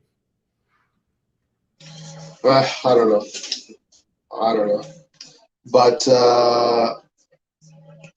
and I'm also disappointed that Berardi is choosing to go to a team that is not even that much bigger than Sassuolo. It's like, what's the point? You might as well stay at Sassuolo if you're going to go to Fiorentina. It's the same. It's literally the same thing. So I'm kind of disappointed in how this transfer. I'm very happy. I'm super happy with Florenzi. Super happy with Bakayoko. Super happy with Pellegrini. I'm quite happy with Balotelli from what we've seen. Extremely happy about Mike Maignan. I'm probably when whoever we're gonna get next, as soon as I see him play, it's probably gonna be like Mike Maignan. I'm gonna be like, yeah, this guy was the right guy. But just I guess from what my expectations are, more maybe from what I wanted to see Berardi. I thought that would have been a super step upwards. Shit. But it is what it is. Sorry. What? Inter, I think they scored the winner. Shit. Never mind. Sorry. My bad. Oh, yeah. I'm watching the game. I have the game here in the background, too. Correa, debut goal, huh? Fucking hell. Anyway, they almost lost it, and still minutes on the clock. If Verona want to wake up for the last 10 minutes. Well, they got scored on from a mistake. Yeah. it was a real Red John, that's you, man. That's your thing. Red John is glass half. My glass is always half full. But sometimes I just wish it was maybe instead of Sprite, Coca-Cola. How about that? All right, let's look at Porto, and let's look at their team. So this is the last game they played. They tied 1-1 against Maritimo, and not a great result. So let's see who is in their team, and let's see if we know any of these players. Well, we know Pepe. He's still there. He's like their defensive version of Zlatan. All right. Okay, here we go. So a 4-4-2. The only player I know is Pepe. Then remember Otavio? I think we were linked to Otavio as well last season. I honestly don't know what to say about this team because the only player I know is Pepe. I don't know who Otavio is. I mean, this is a team that I have to see. I have to see them play before I have an opinion of them. Well, the fact that they caused an upset is evidence enough that we should be careful with them. I mean, I saw them play against Juventus, and it was literally like watching Udinese or Cagliari. Like they couldn't hold the ball for more than 5 seconds, and they just capitalized on kind of like what you said. They capitalized on their chances, while Juventus didn't. But they could not hold the ball for you against Juventus for literally more than 5 seconds. So, I mean, shit. If that's the Porto that we're going to be facing, then we have no excuses. Then we would have no excuses. Like this is maybe like Lard said, this is a team that we have to get 6 points from. No, on paper. Honestly, I don't know. Is this the Uribe? I gotta see them play. But if this is the team that I saw against Juventus, then yes, then we should definitely get 6 points. Then this team should definitely be a team that we have to be courageous. We have to be tactically astute. We have to have character. But this is a team that, football-wise, we have to beat them football-wise. It can't just be character and personality. It has to be the football talks. Against Atletico Madrid and Liverpool, personality and character is going to be more important than the football you play. But this team, I think football is going to be the determining factor. That's all I can say, really. I don't know much about this team. I gotta watch them play. Yeah, me neither. I think Lucas, because he has an eye on Portuguese football, he should be quite well versed with how these guys play. But yeah, no doubt, I fully agree with you. And the one thing that I do remember from the last game with Juve was the set pieces. So I think one of the goals that they scored was actually they scored it from a free kick, right under the wall. straight into the goal. So it's those kind of things that I know at the beginning of last season we were a bit worried with our set piece defending. I don't want that to be a problem again this season.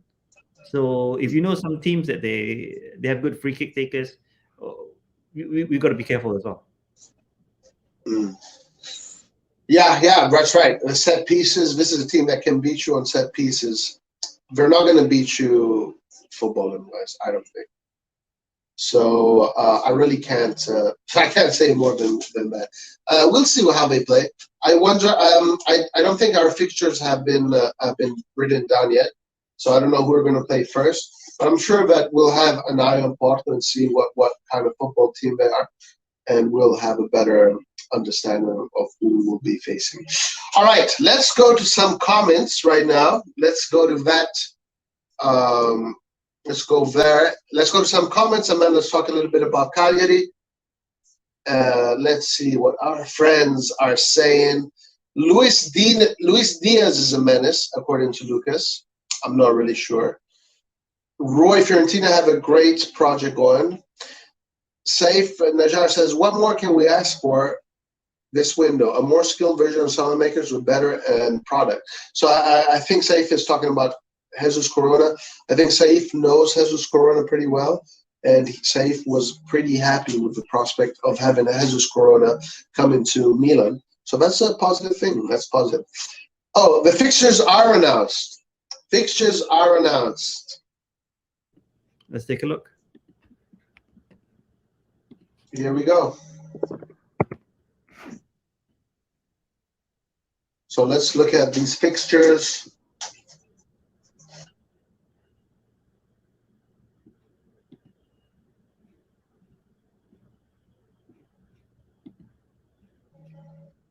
Give me 1 second. On the UEFA website, it's not announced yet. I'm looking at the group stage.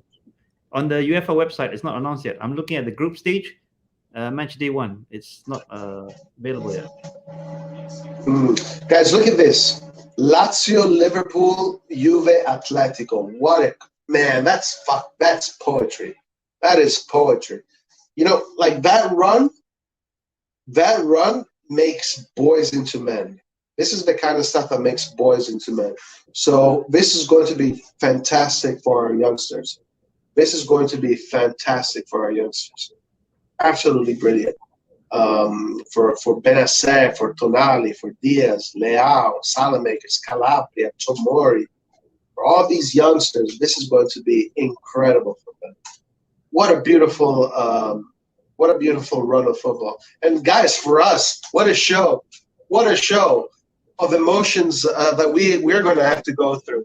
Lazio, we know how Lazio plays. They're always difficult to play in Italy. Liverpool, revenge. Juventus, the team that we love to beat the most, I think, and Atletico Madrid. September 15th here, Ollie has everything here for us. Liverpool, Milan, September 28th, Milan Atletico, October 19th, Porto, Milan. So we're going to see Porto play before Milan, before the other games. So we're going to have a good idea of how Porto plays. Then Porto, November, then November 3rd, Milan Porto, November 24th, Atletico, and then December 7th, Milan versus Liverpool. Then we head into that mid-winter break. Wow, what a shit run. We really need to rest in this national break, but all those teams are also playing in Europe with tough groups except Juve. Yeah, well, luckily we don't have many players. I mean, as far as the Italian players, I don't know if Calabria is going to be with the under-21s. But I think he's 22 already. Huh? I thought he was already 22. Yeah, but you can, it depends on what year you were born. So you can have, like, sometimes you have 23-year-olds in the under-21s. It's not necessarily, it depends on what year you're born, and then that cycle usually goes on up until you're 23 if you stay in the team. No, but I want to see Calabria in the senior team because Di Lorenzo, in my opinion, is just not good enough. Calabria is way better than him. Yeah. I agree. So yeah. Anyway, so we don't. I think if he's going, if he's probably going to be with the under 21s. Tonali's going to probably be with the under 21s. Magnan got called up. Theo Hernandez got finally called up. I don't think Tomori got called up. No. Kjaer's obviously going to get called up. I think Kessié and Bakayoko are going to be staying. I don't think they have international games. I don't know. They might. I might be. Friendlies they might have, but guys, Kessie's been playing every single break.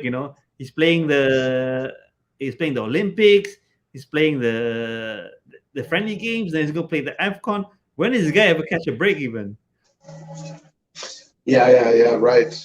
These guys always okay. Kessié and Bakayoko, yeah. So they did get called up.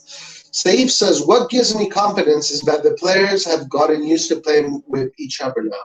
If, God forbid, we get some injuries, our bench, most of it is more than capable of stepping up to the plate. Yeah. Even Krunic, right, Skinner? Even Krunic. This is the concern that Maldini has giving Kessié 8 million. Because guys, Krunic is gonna ask for 8 million. This is the problem. Correa just scored again. Yeah, scored a really nice goal. Correa, 2 goals on his debut. Wow. Inter Milan coming in strong, huh? 2 games in a row, 6 points. Good for them. So now we need to answer.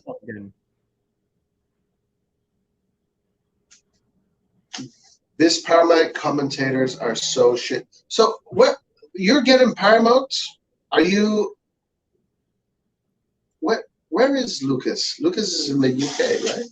South American players outside of Europe are permitted to go and play for national teams. Mostly countries on the right. Give Kessié 9 million and we'll play every day for you. You know what the problem is? That you offer him 9 million and then Man City comes in and we'll offer him 15 million. It's a never-ending cycle. Anyway, let's move on to Ronaldo. So, what the hell? Yeah, I expected he would be leaving, but I didn't think that he would actually go to Man U. I thought he would go to MLS and finish off his career there. This is what I really expect from him. But I guess if he still has the hunger for to want to compete for a Champions League or something, then it's a deal that gets done. And it's only what 25, if I'm not mistaken, 23, 25 million that they're paying for him. So yeah, it's not really a big deal for Man U.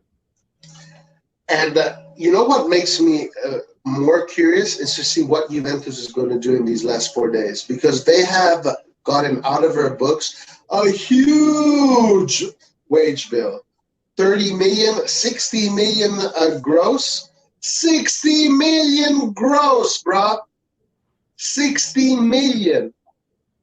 You can you can buy 5 players for those wages. You can divide 30 million up into 5. Well, let's see. 5, 6. You can get 6 players. You can buy 6 players. You can pay the wages for 6 players with 30 million. So Juventus did the right thing. Juventus did the right thing because Ronaldo, he did well in Serie A, and the marketing helped all of Serie A. But when it comes to Europe, total failure. Total failure. 100%. Yeah, and that's really what the result is. Yeah, he was brought in to win the Champions League. I mean, everyone knows he did not achieve his objective. Neither him as a player, neither Juventus as a last push or a project to win the Champions League. So the way that I see it is that what is the objective for Juve now? Is to win back the Scudetto? I mean, isn't that like taking a step backwards? You want to win the Champions League, now you have to come back. I honestly think they have a better chance. Honestly, actually, no. Let me take that back. Sorry. I think Allegri is a huge coward. He is literally the definition of what a coward is. and he is the most fearful coach in the world. The guy is literally afraid of his own shadow. So Juventus is screwed when it comes to the Champions League. But the Scudetto, it's his backyard.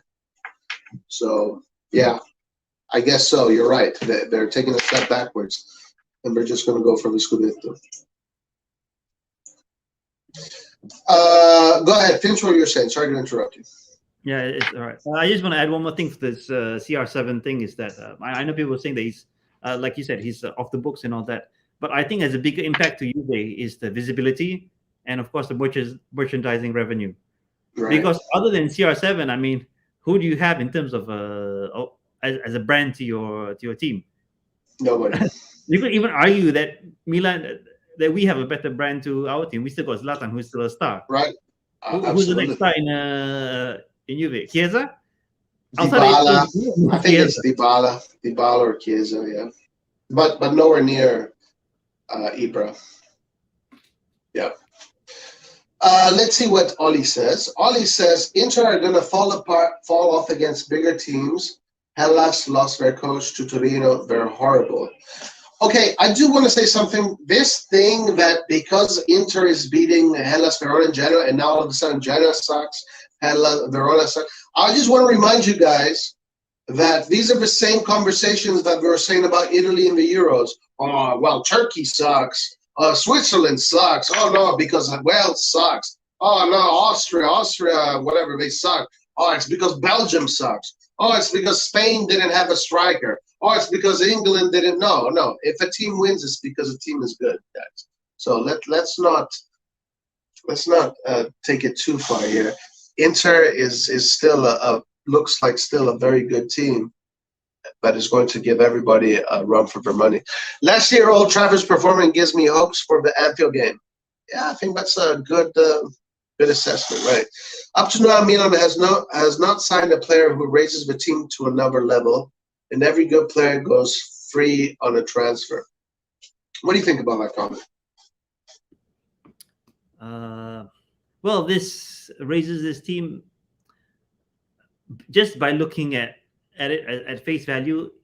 I would have to agree, but then again, I'm up for surprises. So, like in the case of Maignan, I mean, we knew Maignan was a good goalkeeper, but what I saw in the game against Sampdoria puts him in excellent. And this is the sort of things that I want to see with other players as well. You might think that they're okay, maybe okay or decent in when you sign them, but all these players have the ability to become excellent. Guys, I was shitting on Krunic before the game. I want this guy, and to be honest, I still want him out of the club. But he put in a decent performance, and this is the kind of thing that we need to expect from the team as a whole. Because we don't need all stars. Let's say, for example, we sign CR7. Okay, let's just throw the name out there. Let's say we sign CR7. Do you expect that every other player to pass to this one guy just because he's a star? No. We need every player to play to the best of their ability. This is where we need to get goals from all positions. Do you remember last season? Almost every player scored a goal. I want to see that in this season. We shouldn't be expecting or putting pressure on just a few players. Everyone has responsibility. Yeah, I agree with that. I definitely agree with that. Let's see. I think we really underestimated Inter. I think that we did too, honestly. I want to admit here, I will admit, August 27, 1:45 p.m., but I underestimated Inter. Luke is talking about the commentators of Paramount. Yeah, I agree. Commentators in general just shit. Ronaldo left for 15 million. Juve in the mud. Hellas aren't horrible. They're actually playing well against Sassuolo and now Inter. Yes, right. But don't forget the market that Ronaldo provides for Juve as well. Oh, yeah, of course. We spoke about that. Ronaldo's a freaking industry, you know? You're not just getting a player. You're buying a brand. You're purchasing a brand. Juve had 3 days to panic buy, but since they didn't actually earn money from the transfer, it remains to be seen. Well, I want to remind you guys that Juventus just got confirmed an injection of 450 million plus. Now they have 60 million gross of wages to play around with, and you guys have seen that the transfer market You don't need weeks and months to make things happen. All you need is one afternoon, and things happen. Yeah, we've You seen bet. that Juve doesn't need money to get transfers. They'll pay them in 3 years' time, in 10 years' time. I don't know what kind of deal they got going. Right.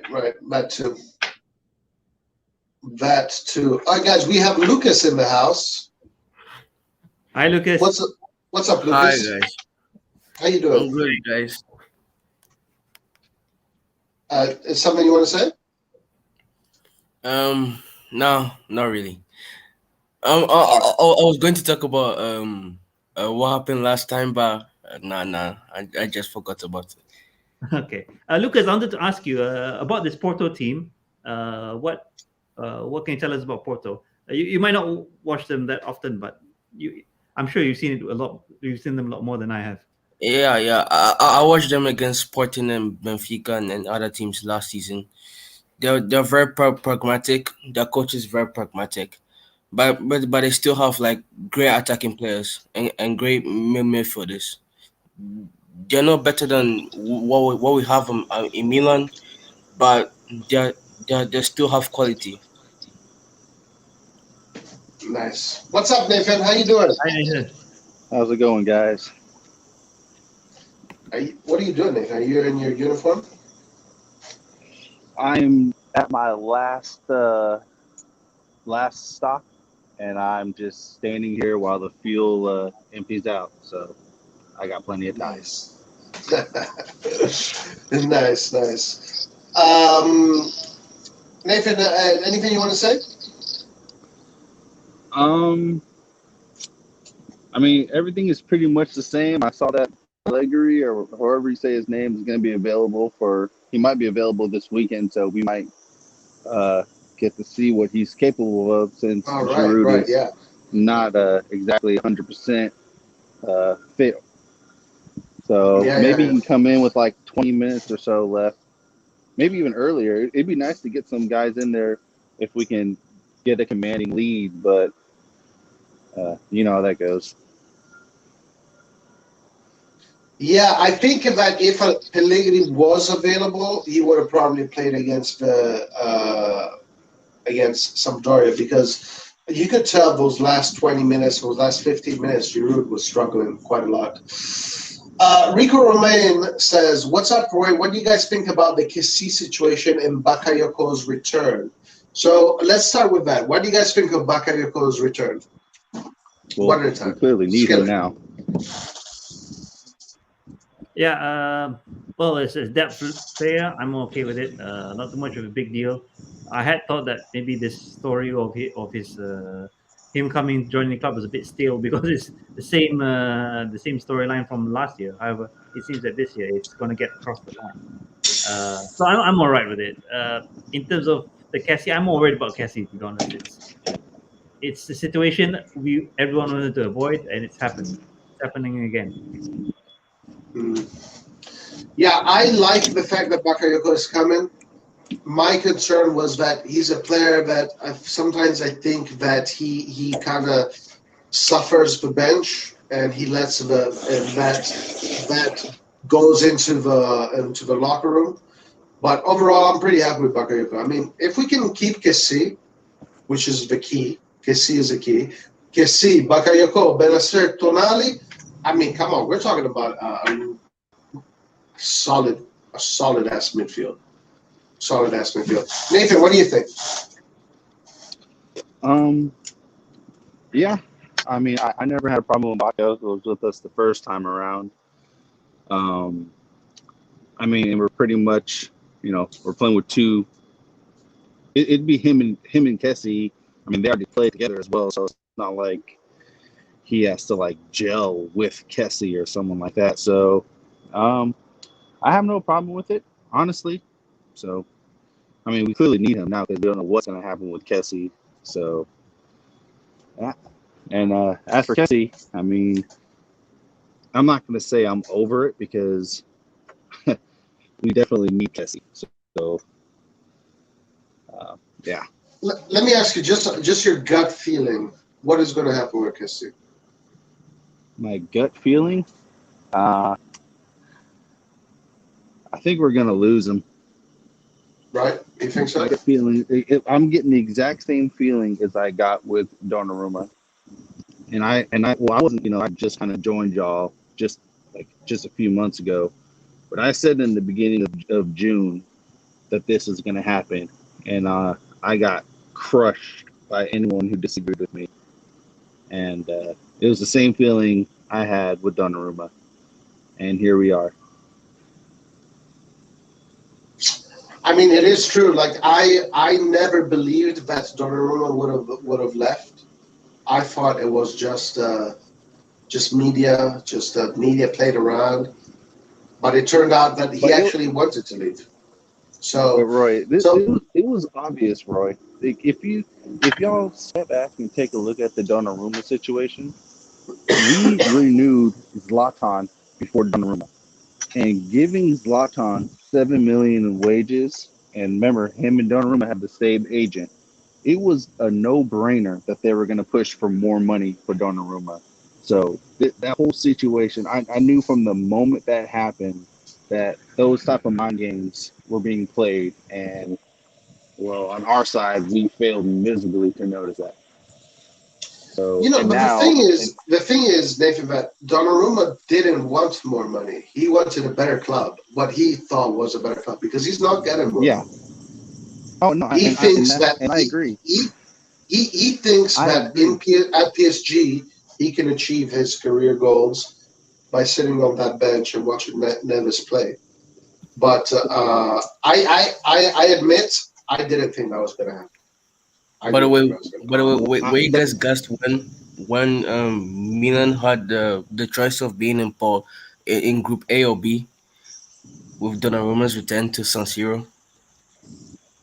Say again, Uh, Lucas? Um, Donnarumma's return to San Siro could have been possible if Milan went to Group A.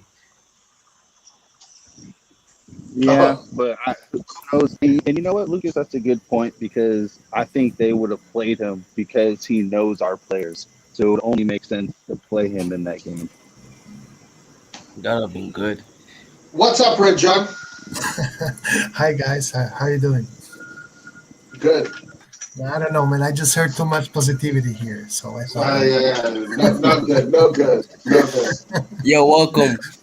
Hi, bro. Hey, and remember, everyone kept saying in the beginning, because remember, I said, look how fast we got. Remember, I said, look how fast we got a goalkeeper. And everyone kept saying, oh, the transfer window hasn't even started. Now do we understand the benefit of starting transfers before the transfer window opens? I agree, but on the Kessié part, if I can say something, I think he will sign in the end a 5-year contract. Man, you have to be a psychopath to actually say what he said when he was at the Olympics, because he said, "Oh, I want to stay with Milan forever. I'm gonna go back and fix everything." Like you have to be a psychopath to say that Yeah, and then but go back and just demand for more and more and more. yeah, but This is remember this Donnarumma kissed the badge every weekend though. So but still is different. Like the Donnarumma did kiss the badge, but this guy actually had an interview saying that I will stay there for life. I will go back and fix everything. And of course, like the question stands: he is back. Why hasn't he actually fixed everything? I think he is just hardballing to actually get as much money as possible. But I don't think he is actually willing to leave So the team. you're saying because he said that, Yeah, which he did say it, he said, yeah, I'm going to be the president for life. exactly. Right now, he's just trying to hardball until the end for less amount of money, and he's going to say it. He's going to sign. Either that or he's a sociopath. Like I cannot see another explanation for it. Like if you say those words, he's not a kid. He's not 15. but you know He's what my problem 24. is? My problem in today's world is, like, most of us here, except for Lucas, I think, are pretty much over the age of 30. So we're used to the age of players actually having some sort of loyalty, and when they said something, they actually meant it. Nathan, And I don't think that's a good thing. no. I think no. I'm talking about in terms of like the monetary side and things like that. Like, even back then, agents didn't even have that much power compared to what they have now. So it's just a change of the times, and with the agents trying to grab every ounce of money, especially since we didn't give the money to Donnarumma, that money to that agent is just thinking like, okay, well, if Donnarumma doesn't have that, why can't we just give that money to Kessié? Yeah, like if you I wanna. agree with that. I Uh, 100% agree. me too. I think actually our management is lowballing the fuck out of this deal. I don't Oh, think our yeah. I don't It, think our management is actually offering Kessie what they say they are offering, because we have heard like news about our management offering him 6.5 million net and Kessie wanting 8 million or whatever. I don't think our management is doing that, to be honest. And I also saw an interview of Masara, which is like direct not Masara, Maretta or something like that. I don't know, to be honest. And he was like, I think he is like the director of Milan News or something in Italy. And he was saying that Kessie is asking for 6.5 million, but the management is offering him 5 million and then an additional 500k each season for 5 years. But but you know Kessie what's wants funny? straight 6.5 million. So I think our management is actually lowballing it, and Kessie would actually accept for 6 or 6.5 million.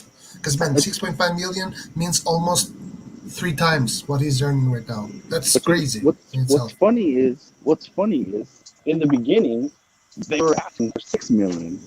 So had they just accepted that 6 million, we wouldn't have to worry about them jacking up the price. Because the further it goes, the more money they can actually demand. Like the I agree. longer this takes, the more effort it's going to be for us to re-sign him. I agree, Like, and I think we are actually paying the price of Maldini's inexperience. Maldini yeah, just does not have enough experience to deal with these things. yeah. This is not But just and that's something that also happens. and the problem too, like yes, Maldini is experienced, and everyone here knows how hard I am on the management.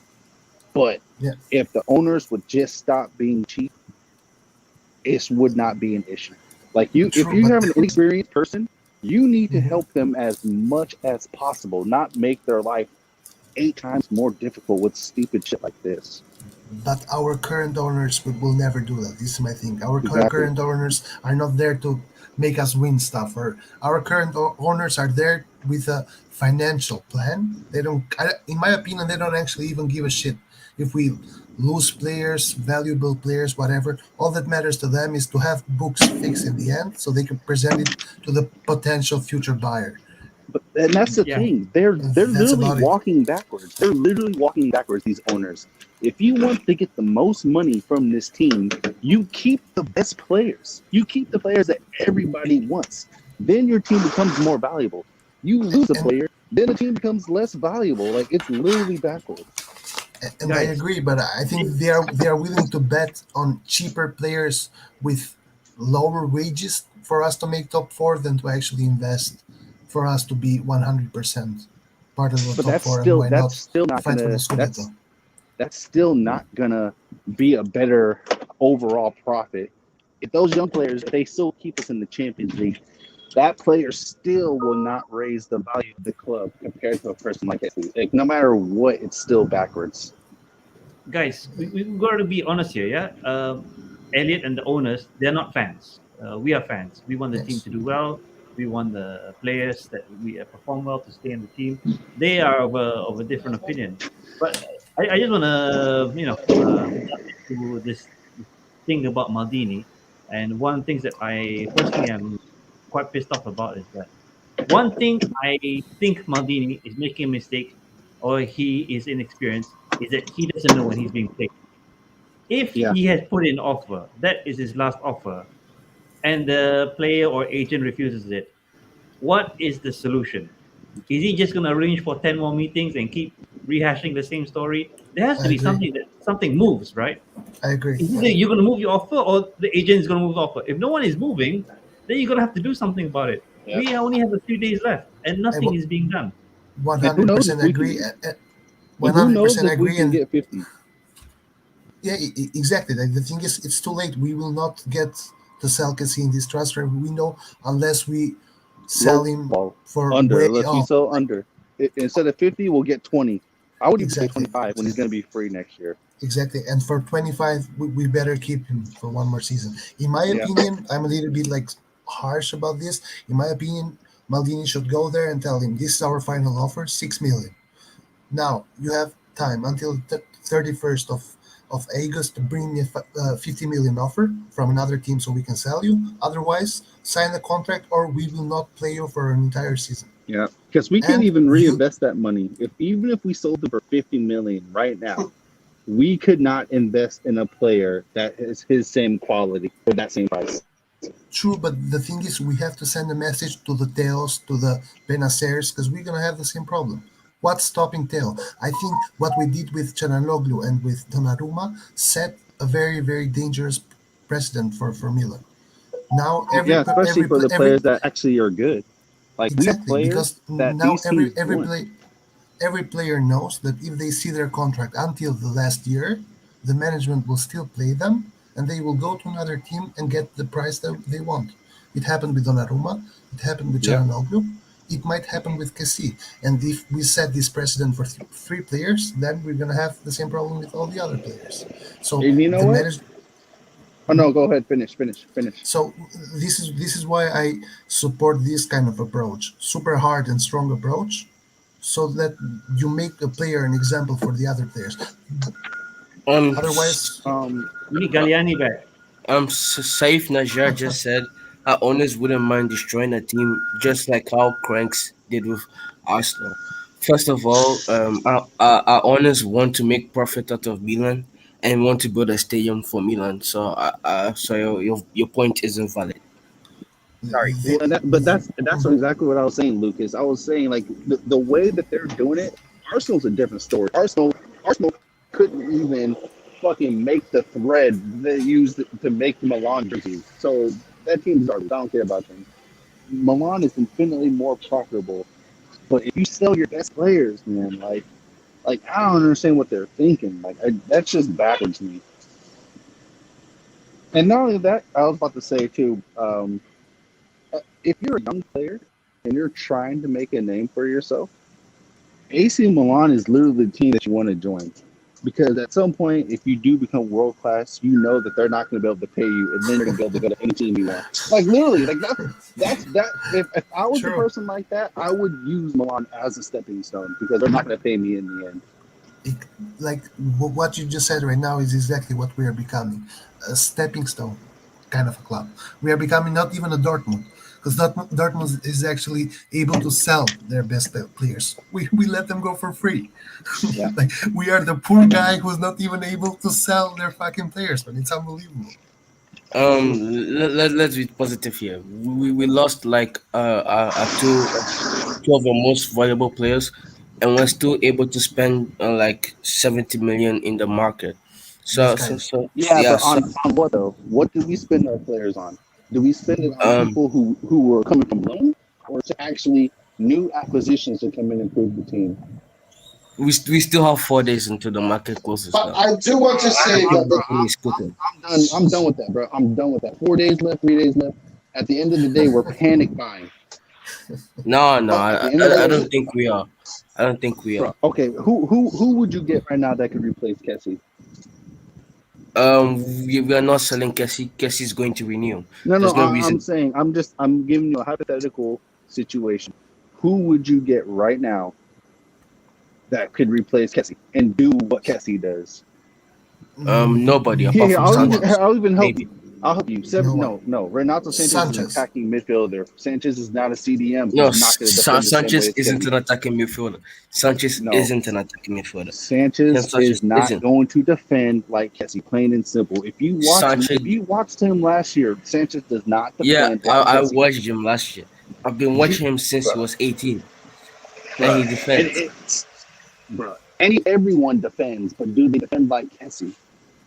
Yeah, That's he the can question. defend like Kessié. No. Yes, he can Bro. defend like Kessié. If he Did you see defends like what he did Kessié, to then why is he Pogba? bouncing around Did from you see team what to he did team? to Pogba? Bro, come on, bro. But come on, You man. can't be serious You about just this. don't watch Sanchez, man. So why? I love Sanchez. I Yeah, was yeah. gutted You when love he didn't Sanchez, come to but you AC don't watch Milan. him. I He's was basically gutted a when he Kessié. but He's basically a bro, Kessié.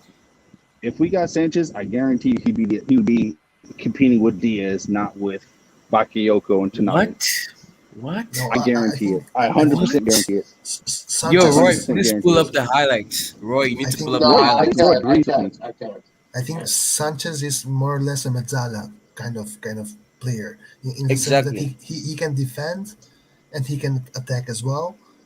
But uh, he, like If I were to compare, sorry, Red he Gentlemen, continue. If I were no to compare the two guys, I would say that Sanchez is a better playmaker than Kessié, but Kessié is a better defensive player. defensive player. Exactly. And we need a better. If we're talking about positions, in Kessie's position, first and foremost is a CDM. Sanchez is not the right person. But I think Sanchez can play there actually. Like Yeah, if I can play there too, Benacer but it can doesn't play mean I'm going to be good. there. Yeah, but right now I don't think there's a player out there whom But we I can't would afford swap with Sanchez. Kessié. Get it? Like if I were to choose a player, it would be Kessié, and I think he will So renew in the end. Look at this, Roy. Positivity right there. I like it, Red so John. I hope y'all are right. Guys, hope this is y'all a are right. I Let hope me y'all lighten are the right. mood here. If I was Gazidis, I would tell Paolo Maldini either he has 4 days to sort out the situation with Kessie, or Paolo Maldini is going to be playing that position. They're going to print out his shirt and put him back on the pitch. Uh, I want to It's ask not something to Red Maldini. John. Maldini's fault. Let me ask something to Maldini Red doesn't John, pay the guys. wages. Hit me with your best shot. Red John, 1 out of 10. After you saw the game against Sampdoria, Mhm. what level of positivity are you at? Did you know that the game versus Sampdoria is the first game in which we scored only one goal? Only one goal? No, in which we win 1-0. I think it's the first game in the last, like if we take into consideration last year. Okay. So it's pretty depressing, ain't it? Look, Come on, Roy. If that game finished 1-1, would anyone say that Sampdoria stole something from us? No. We played like shit. You think we play exactly. like shit? We did play bad. Come on, bro. Yeah, I we don't played played. horrible, bro. Come on, We come played on, bro. horrible. Roy, We I think played our tactical horrible. approach is perfect. come It's on. great. no, I don't think we played horrible. I think it's just Souls makers. No, man. He's No, just no, no. awful. The whole We team, played a bro, the fantastic game. whole We played a fantastic game. No, Roy, come on. us 83. us playing with Souls makers is basically playing with 10 men. Guys, just because we don't look like Barcelona in their prime doesn't mean we played like shit. No, but We played a good game. We played well. we weren't even better than Sampdoria. Even the goal that Diaz scored came off a defensive mistake from the defender with Calabria and the Well, goalkeeper and the yeah. goalkeeper mistake. Well, I would say that both. I would say that Calabria capitalized on it really well, and yes, the goalkeeper definitely did a mistake. But tactically, that game was beautiful. Beautiful game. Beautiful. Yeah, but Rajan, big teams are the teams that win whilst being shit. So I'm happy with What? that win. Say again? Big But you know what? big Those teams are teams that win even if they're shit, even if they You're- play shit. I agree. I agree. Yeah, I agree I'm too. just telling you. I agree too, I'm but we still just played telling bad. you that the game was shit. Yeah, I'm just telling you that we played. And like we So shit. weren't even what that did shit. you? We weren't even shit. Okay, first of all, you guys are 200 million gazillion trillion% wrong that we play like shit. But what should have we done for you to look to say that we played well, guys? I got to take Bench a call. Souls makers. Well, No, can I speak about we this? played good for like the first 30 minutes. For sure, we played good for the first 30 minutes. After that, we were sporadic. Whenever we didn't have the ball, we were panic clearing instead of playing out and playing like how we normally can. No, it got disastrous. After like the first 30 minutes, it was non-existent to me. I think we should play a three at the back against Calabria, with Calabria and Theo Hernandez as wing backs and Diaz is a cam and Leao and Giroud up front. So basically, I agree. a 3-4-2, no, a 3-4-1-2. I agree, Lucas. I completely agree. Size makers is just useless, to be honest. he contributes nothing. Against Sampdoria, he contributed nothing. But this is who Salemakers is. Salemakers is another right back who plays a little bit more advanced. That's about it. You will not expect 46.5, something 46.5 creative one. from him. Yeah, I don't think Salesmakers is even that good defensively. No, but I think if he was a lone right back, he'd get destroyed. true. Like But the thing yeah, is that in the Sampdoria game, he was getting destroyed by Damsgaard last season's game. yeah, but the thing is, his role, his job is not to be strong defensively. His role is to be there, to be in To defense. Yeah, Right? to be in defense. Yeah, So his role is basically to just be the 11th guy. exactly. His role is to add another body while Calabria is defending, basically. Wow, that's why we scored less goals than Napoli last season. Imagine if you had Lozano. Lozano, but we just need an offensive-minded winger who also comes back. Get me Corona. He's not even perfect, but get me him. Get me something. Yeah, Get me something, and also get me an upgrade on Diaz. I don't think Diaz is ready, and we saw that even in the Sampdoria game.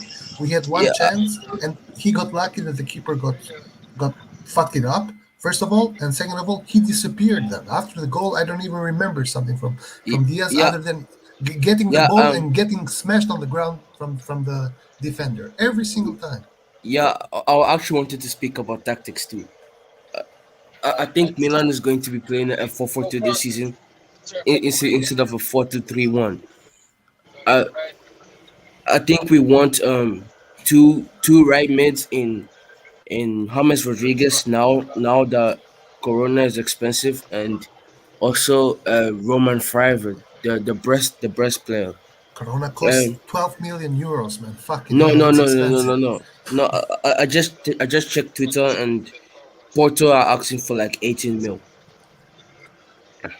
So So uh probably yeah, 15 million. yeah, and for the left mid row, I think Milan want Adli, the Yashin Adli kid. Uh, I think the Yashin Adli kid is a left mid, more than a CM, a central midfielder.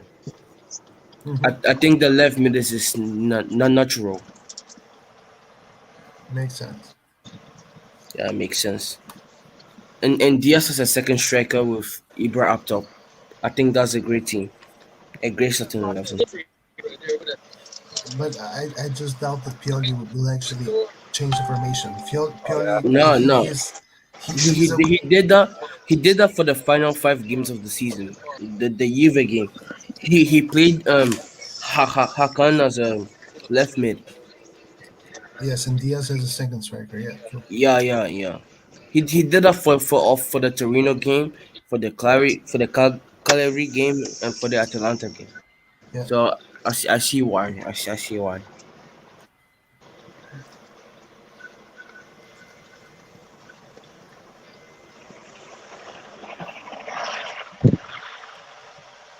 What about you, Skillert? What do you think? Well, sorry, the topic is still about the Kessié thing, right?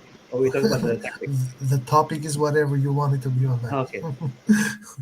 Yeah, well, I just wanted to say something about the tactics.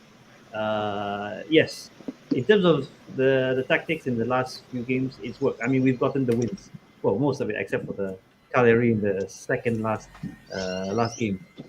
But my concern is that those Any tactics do signatures? hide the fact that we've Any still had reviewer right there is fine. penalties to get us across the line. Something that I didn't like, even And though then it you got use us. the on-screen keyboard to type So your name the and then sign.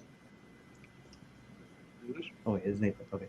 It's really So tiny. I won't see goals from open play, even though it was an ugly goal from Diaz. That's something that at least it was something from open play. But going forward into the next few games, one thing that I think we All right, can't count just on, take a picture I of don't think we're going this, to get and penalties, we'll be good to go. and And these will be yours as it's going well. to be tougher to build it up from open play without the quality that we really need. So changing the formation to me, Nah, this is the last it's one. we should stick to 4-2-3-1 for up until Ibra comes back. This is what I'm hoping. Yeah, I more or less agree. I agree. All right. I don't know, man. I still am of the opinion that we need a new left wing, right wing, and we need a new cam. And I hope we get one. Yeah, well, that's the thing, right, John? If we sell Kessié, we have some funds to do them. Maybe not all three of those things in the names that you want, but at least for some of the players, we can get the players that we really need. So what is going on with this deal? It's It's too a lot of late. money at stake. I think it's too late now. I think that train has already left. We cannot sell Kessié anymore for huge amount of money. We can sell Kessié right now for 20 million. And even right now, teams who would have bought him normally, like United, will not spend a lot of money at the final days of the season. This is the problem with how we handle things. We wait until the last day of the market to buy someone, hoping that something will come out. But the problem with this approach is that you might get unlucky and get no one in the end. I'm hearing this name Farve or whatever, a guy from France. The problem is, man, we are all getting another bet. Like, we are getting another young prospect player. Like, I understand, but are we gonna get any certainties this window? I agree. And look at it like this too. We're in the Champions League. Like, is our goal to get embarrassed in the Champions League in our first year back? And we are not even That's what it easy looks like group. to me. That's what it looks like to me. That the owners and everyone else are prepared to be embarrassed, just so that way they can make sure we're a little bit good in the financial section. Yeah. And if like that, we're trying to get more money. Like, you'll get more money if you get out of the group stage, but you let Kessié go, you don't get a real right winger. We don't get an attacking mid that can at least compete with Diaz. So it's like, what's the plan? And clearly they wanted failure as the plan. And don't forget that last year, yeah, no, I'm going around. Remember, last year the budget was set up for us to achieve sixth place, not to get in the top four. I don't know if y'all read that or not. Yeah. Like, I've actually saw the interview of Gazzini's about this. He was like, "Oh, we build a team for the fifth, sixth place, but we welcome the surprise." Exactly. So look. So how is that? Like how do y'all even register that? Yeah. Like, I can't take any of this seriously. Literally, I cannot take any of it seriously. Like, I don't care what anyone tells me. This is not a real project. You're budgeting for sixth place, and you have your goal is 3 years to get back to like the top. Come on, man. And you're gonna get to the top by selling your best players and replacing them with hopeful players. Come on, that's not how you run a project, bro. That's if you believe this, you are. We are not even selling them. So. Oh yeah, I'm sorry. I put too much credit to their name. You're right. Letting them go for free. We're making those right. Okay. Like, I'm going. Like, think of it like that, guys. Like, when you look in that aspect, what do y'all think about that? Like, what is your honest opinion about that? Because people here are praising the management, and they're not even telling y'all like the truth. It was one article, and the investments tell the truth right there. Yeah, I just want to add a different take on this, but this is going back a little bit further. So after Gianpaolo, we brought in Pioli, and I'm telling you from the perspective of how I see it. Pioli was not meant to be a long-term manager. He became, based on his success, I can understand as a stabilizer. But from what I had hoped at the time was that Ragnick would come in at the end of the season, so Pioli will only be there for temporary measures. So, in my opinion, we need a manager who, yes, if we give a manager a shit budget, he's going to go penny pinching, but he knows how to develop his players and he's able to spot the talent. I don't think Pioli is this guy. This You need to mute, bro. But also, this is not Milan. This is my problem. You guys are good. We are not a player developing team, man. Like, we have never done this. in our history. We don't bring. This is Dortmund. This is, I don't know, RB Leipzig. Like, I don't want that kind of model. I want the Liverpool model. Buy some good players and then bet on some others. We don't buy anyone. We bet on everything. we're never going to have the money for a Liverpool model. But This is But we the don't. no, issue. but We don't need listen, that listen. money. We Liverpool isn't even the kind of team which spends a lot of money in England. Liverpool are seen as the cheap team in England. Like, Yep. buy me two players which we know for a fact that they are good, and then bet on others. I don't care. Buy me. Or get on loan or make a Juve deal. I don't know, man. Just get me someone who's actually a proven good player. We keep on betting. Let's get the fire guy. Maybe he will be the next Kaká. I don't know.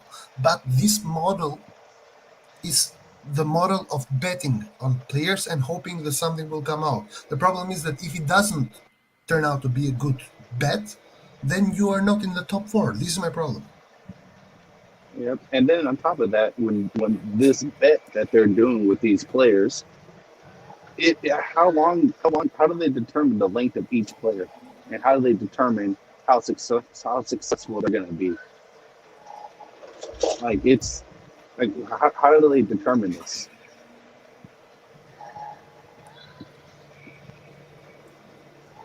To me, none of this Guys, adds up. guys, can I bring up a new topic? Yeah, go ahead. Can we talk about Calabria not being the national team? Bullshit. Yeah. Florenzi, But you know what? Lazzari, and Di Lorenzo got called up instead of him. Yeah, but it's actually probably a blessing because he was able to mostly take care of the injury problem that he had. And I would prefer that he took the time to get right than to play in another tournament and just aggravate it even more. Skilla, your thoughts on the Calabria snub, please. Yeah, Calabria is much better than Di Lorenzo. Personally, I thought Di Lorenzo is the weakest link in the entire. Hey guys, just keep on going. You guys just keep on going. Don't mind me. Just keep on going. Okay. Di Lorenzo is the weakest link in the entire Italian team. I don't know how the hell he can get called up again. Well, I guess Mancini can justify saying that he won the cup. So Exactly. And well, this it is my makes problem. sense And this is my somewhere. problem. The fact that he won, you cannot say anything against him now because he is like, I won the Euros.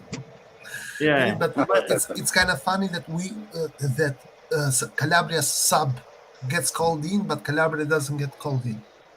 Yeah. But Yeah, then again, and Mancini and can't be Florenzi said hasn't that- even had a preseason. Florenzi hasn't had a preseason, so it doesn't make sense. Yeah, but this is the thing with maybe I find it puzzling with Mancini. Yes, you won the Euros, but hey, guess what? You also want to win the World Cup, right? So you think he's going to rehash the same formula? It's going to work for against other teams around the world? Somehow, I don't think so. Yeah, I think Calabria is going to be the team come World Cup.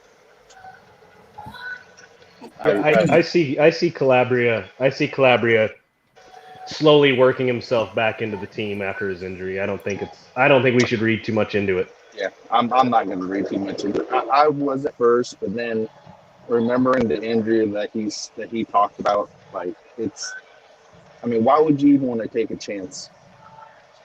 I mean, is Florenzi more fit than Calabria? Yeah, but that's Florenzi. Florenzi wasn't an AC Milan player at the time. Calabria is, and I would much rather have him get 100% fit. No, you didn't get my question. I asked if Florenzi is more fit than Calabria at this very moment. No. No. And Exactly. Florenzi is also injury prone. Huh? Like last year, he missed almost 3 months due to injury. Well, you So, could say he's fit I enough don't- to get a bench. I don't think that's the question, though. I think Mancini wants to try Lazzari because he hasn't much in the past, and I think he'd be really good on the right. And I think he's just trying to keep some continuity, and I think he'll gradually make it in. I wouldn't be surprised if next international break Calabria doesn't get called up. Well, that's I kind agree. of a confidence breaker for Calabria. That's my problem. Yeah, me too. So, I think it's a motivation. The World Cup's coming up. Calabria is going to have a great season. and I think he'll get called up. I don't see how he doesn't. Calabria already has an assist in game number 1, and I can Mhm. guarantee Mancini is already looking at that. Yeah, he was already looking at him before Calabria got injured. I don't see a problem yet. I'll complain if the next international break or the one after that he still hasn't been called up. Yeah, I agree. Yeah. Did you guys already talk about our first match day in the Champions League? Versus Liverpool, right? Yeah, we talked about it. Yeah, we did. I remember. Liverpool's our first match. Yep. Yep. I'm kind of scared for that one. I I'm actually excited, wanted. man. I I'm actually pumped. wanted. I wanted Atletico first because they're very Yeah, pragmatic. it would be a lot easier if we had Porto, Atletico, and then Liverpool eased our way in. No, but But I really like this, man. I'm excited.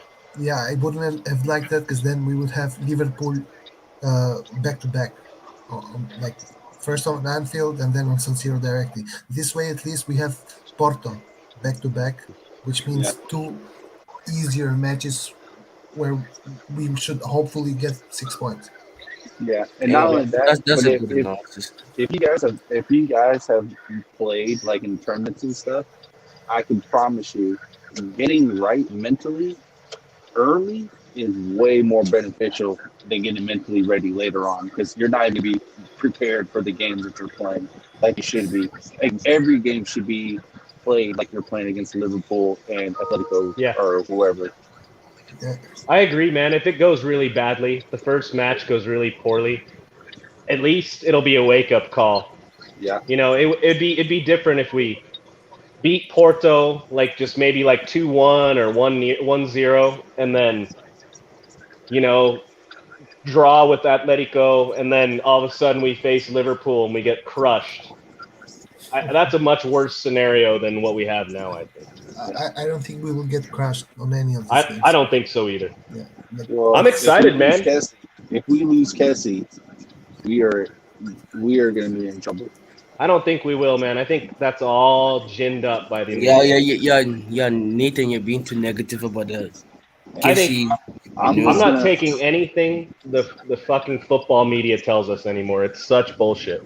They do it to get clicks, man. They're not trying to inform you. They're trying to get clicks.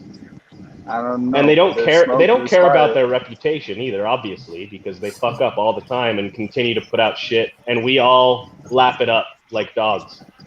And then, Nah, and I think people like Fabrizio and Di Marzio care about their reputation. They do, but they don't give an opinion until it's the last hour and we're about to sign. You know what I mean? So that they wait. That's the beauty of them is they wait until the truth comes out. All these others, I think we're getting too excited over nothing, and I think it'll be fine. Let's worry about that when it happens, when and if it happens. It won't happen, I don't think. because our defensive structure and like our players in general are going to be the reason why we even stay in these games. Yeah, I agree. I think you and I still agree, Nathan, that we need to sign some better attacking players. We'll see what happens, man. I'm gonna reserve my judgment until next what is it, Tuesday? yeah, Tuesday it's night? 4 days. Like, I don't know what we're doing there. 4 days to get Yeah. two very important players. We'll What see, is man. this? You say Yeah, that as if we've started negotiating right now and we only have 4 days, but I'm No, sure there's a lot of irons on the fire, as it were. sure, but I see that also with the knowledge that last season we needed a center back, we needed a vice Ibra, and we needed a CM, so we wouldn't have to play with Krunic, and we got none of them with And a 4 right days to winger. go. no, Bakayoko and Pellegrini.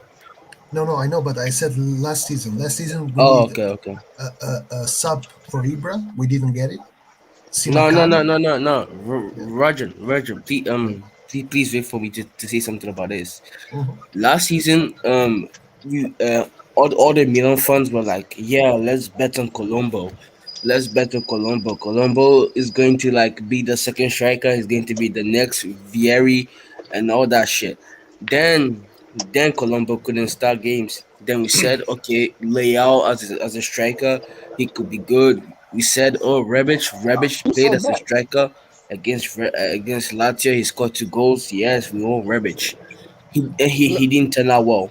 So I'm not gonna I give think people shit for Colombo because if you guys remember, he scored a screamer against Monza in the pre. This is why you don't take the preseason seriously, man. Fucking scored Castillo a looks like Cristiano Ronaldo. scored against Monza. Remember that curler from outside the box against Monza in the preseason, and then he scored against Bodo Glimt in the European qualifiers. Yep. Yeah. And so we were all hyped, and that's why we can't. That's another reason we can't take Yes, but preseason seriously. we are fans. The management. Why did the management think that Colombo was good enough? We don't know. We don't know that was their thinking either.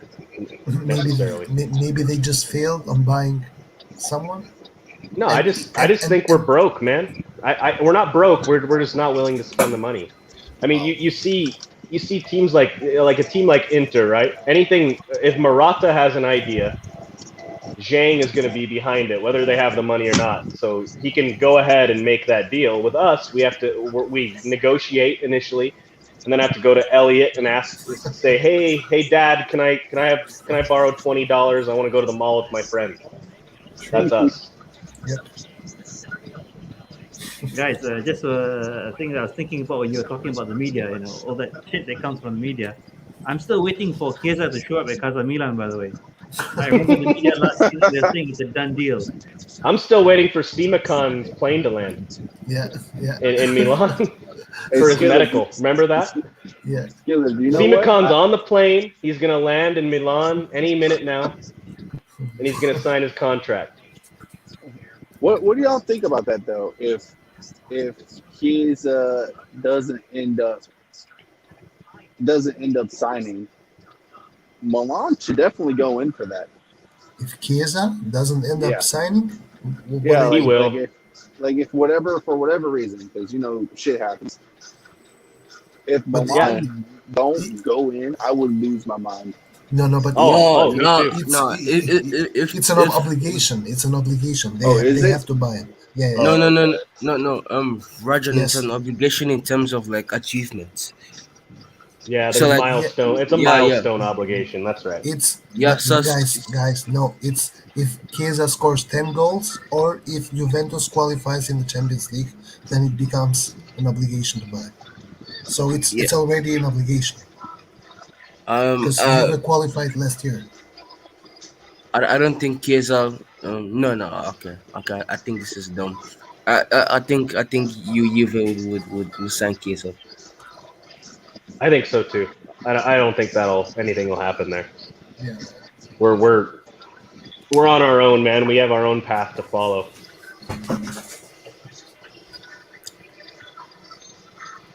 How come we never do these deals, man? How does Juventus always have to have these deals? Chiesa for 60 million, we pay you 5 million now, 2 million later. In 3 years, I will give you 30 million. Now for Locatelli, they are going to pay the full sum in 7 years. Like, what the actual fuck? I was going to ask about that. Why didn't we go back for Locatelli? He doesn't fit our system. Well, and why do you have Benacer? I think Locatelli was soured on us too, man, the way it ended. I don't think he would have wanted to come back anyway. He also started Juve was my dream team, this and that. Like, come on, bro. I don't take any of those empty statements seriously. I don't know if you guys listened to the interview with Pietro Pellegrini, and whatever you think of him, it doesn't matter. But I remember he was asked like direct, pointed questions about what's it like to play for Milan. Is that a dream? Whatever. And to his credit, he never said Milan is the greatest team, his favorite team. He loved them since a child. True. He just said we're a great team with great history, and he wants to redeem himself. So to his credit, unlike all these other players, I've been a Milan fan since I was in diapers or whatever, and it's all bullshit. Genuinely, I believe he was a real Milan fan. No, he was an Inter fan. He stated it in an interview. Did it? What? Yeah. Finale? Yeah. He's an Inter fan. I remember There he is, did the featurette, and his room was full of Milan posters and all that. yeah, man. Like People think, Yeah, I've seen a documentary about it, about what? about Tonali when he was like No, 5 years old with the no. Milan We're jersey talking on. about Pietri. We're talking about Pellegrini. Pellegrini. okay, Okay. yeah. Yeah, I thought you Yeah. were talking about Tonali, man. I was like, what the actual? He thought Tonali was an Inter fan. Wow. I think Pellegrini was always just a Genoa fan. Could Now, be. I saw an interview on Twitter. He was like, when I was a kid, I liked watching Ronaldo, Adriano. I liked Inter and all that. Yeah, What? and that's fine, Ronaldo man. Adriano? Isn't he like 20 years old? He was like Yeah, what? 5 years old when Ronaldo played? Yeah. Yeah, he was really young or even younger than that. He was born in what, like 2001, 2000? Yeah, 2001 probably. Yeah. Yeah, he's young, man. It's crazy how young he still is, man. It feels Yeah. like it's been ages. Because he was 15 when he played with Genoa. I know. It's crazy. I remember that. I still remember that, and it feels like a long time ago. Yep. And he also scored the goal versus Roma in that fair play match of Totti. If you remember. Yeah. Yeah, I remember that. I remember Totti's face, his facial expression when Pellegrini scored. Yeah. I don't know. I hope he doesn't have injuries, but that's kind of wishful thinking right now after seeing his records. Hey man, I think it's low risk. You know, we don't have to buy him outright. I think it's a good signing, Yes, and it has high potential. The risk is not having a third striker. I I don't think- think it's a I low think- risk deal, but that's the best we can do. Sad to say, it's the best we can do. And I think it's pretty good, man. It has a potential to pay off in spades. I don't know if it will, but Yeah, but to me, the way that I see it is like making a guess. You know, there's some educated guesses, meaning that okay, you do some calculation. In this case, the Pellegrini, it looks to me like it's a wild card. You know, it's like a wild guess. This guy hasn't played consistently even, so this is my concern. yeah. So we have no way of knowing. Until At we all. see him. Yeah, I mean, let's just hold our judgment. I think it's good. It's not like he's going to start a bunch of games. But here's my problem. My problem is this. In my idea, I hope I'm wrong, but I think Ibra will miss more than 60% of the games. Yeah, I think 'Cause, so. He played only 40% last season, and he is 1 year older. It takes him ages to get recovered. Keep in mind that he got injured in the game versus Juventus, and now 3 months later, he is still injured, and will probably get back after the national teams, like in three weeks, I guess. He will be fit. So I think mostly it's gonna be Giroud and Pellegrini. But if Pellegrini is injury prone, then it means we are left with only Giroud, a 35-year-old player, and this is the risk. I don't. So this is where I disagree with. I mean, I think you could be right, but this is where I disagree. Ibra won't get injured as much because he won't have to play as much. Exactly. But he won't put out the same production, perhaps, that he did at the beginning of last year. But we have other options now. We're basically one 35-year-old striker and one young, high potential, injury prone striker ahead of where we were last year. True. That's how I'm looking at it. So it's still a positive, and we'll see what Yeah, for happens, sure. man. Let's For wait. sure. Let's wait and see. Ibra was actually carrying the whole attack last season. I mean, in the beginning of last season. No, he was scored, so good. He scored man. all goals. Huh? Yeah. He's after Ronaldo leaves, he's the face of the league. Yep. He's all we've got left. He already left, didn't he? He signed for Manchester United, right? Yeah. Yeah. Which I think is the better move than going to Manchester City. That's actually a really cool move. I like Yeah. that. Yeah. It reminds me of Ibra coming to Milan a little bit. Yeah, but I don't think he he's was at winning Inter anything first. with Man United. What's that? I don't think he's winning anything for Man United. No, I don't think so either. Yeah, I think he thinks that, but he's probably wrong. I think the English media is too hyped about him. Just coming. Mhm. I don't think it's good enough anymore. Manchester United. Hey man, I think he could do a good job as their center forward. They have so much pace on the wings. They don't need him to do that. Like sometimes Juve needs him to do that because they have a lot of young and incompetent people on the wings. But they got But Calabria. Manchester United could just stick him at the 9 and let him head in crosses. I think it's a good option, but they're never gonna make the next step as long as they have that coach. He has no ideas. And somehow he finished second last Yeah. season. And my United's midfield with McTominay, Matic, Fred, and I don't know who their fourth choice is, but that midfield is worse than Juve's. So Oh yeah. I don't know what he's trying to what he wants by A going bit to easier. United. Getting a bit I, easier now. I I think think if it's a he good wanted to win, I think it's a if good he wanted to brand win move, man. trophies, if he wanted to win trophies, he would have gone to Man City. Man, okay, if I'm Cristiano Ronaldo, right? I'm 36 years old. I've won everything there is to win. I think the best move at this point is a brand move, and I think it's a good move. Like I don't expect him to be winning everything, and I don't think he does either. He just doesn't want to be stuck at Juve to end Yeah, his career. I think it's a great brand move. He's going back to where it all the magic started. What? He I signed agree he, with he that. signed for Sporting? Yeah, but the magic didn't start I'm at kidding. I'm Sporting. It kidding. started at Manchester United. I'm Yeah, kidding. I'm sure there's a It's deal where Back he gets a cut of the shirt sold and everything. yeah, It's yeah, lucrative. back when we used to kick their asses all the time. yeah. I remember that. I think it's funny, you guys, because the first match I ever watched for AC Milan was against Liverpool and in the Champions League, and Final. now It's in the it's final, it's right? coming back, man. It's like I'm gonna be a young guy, a young teenager again, and I'm gonna see Yeah. it. I'm so excited.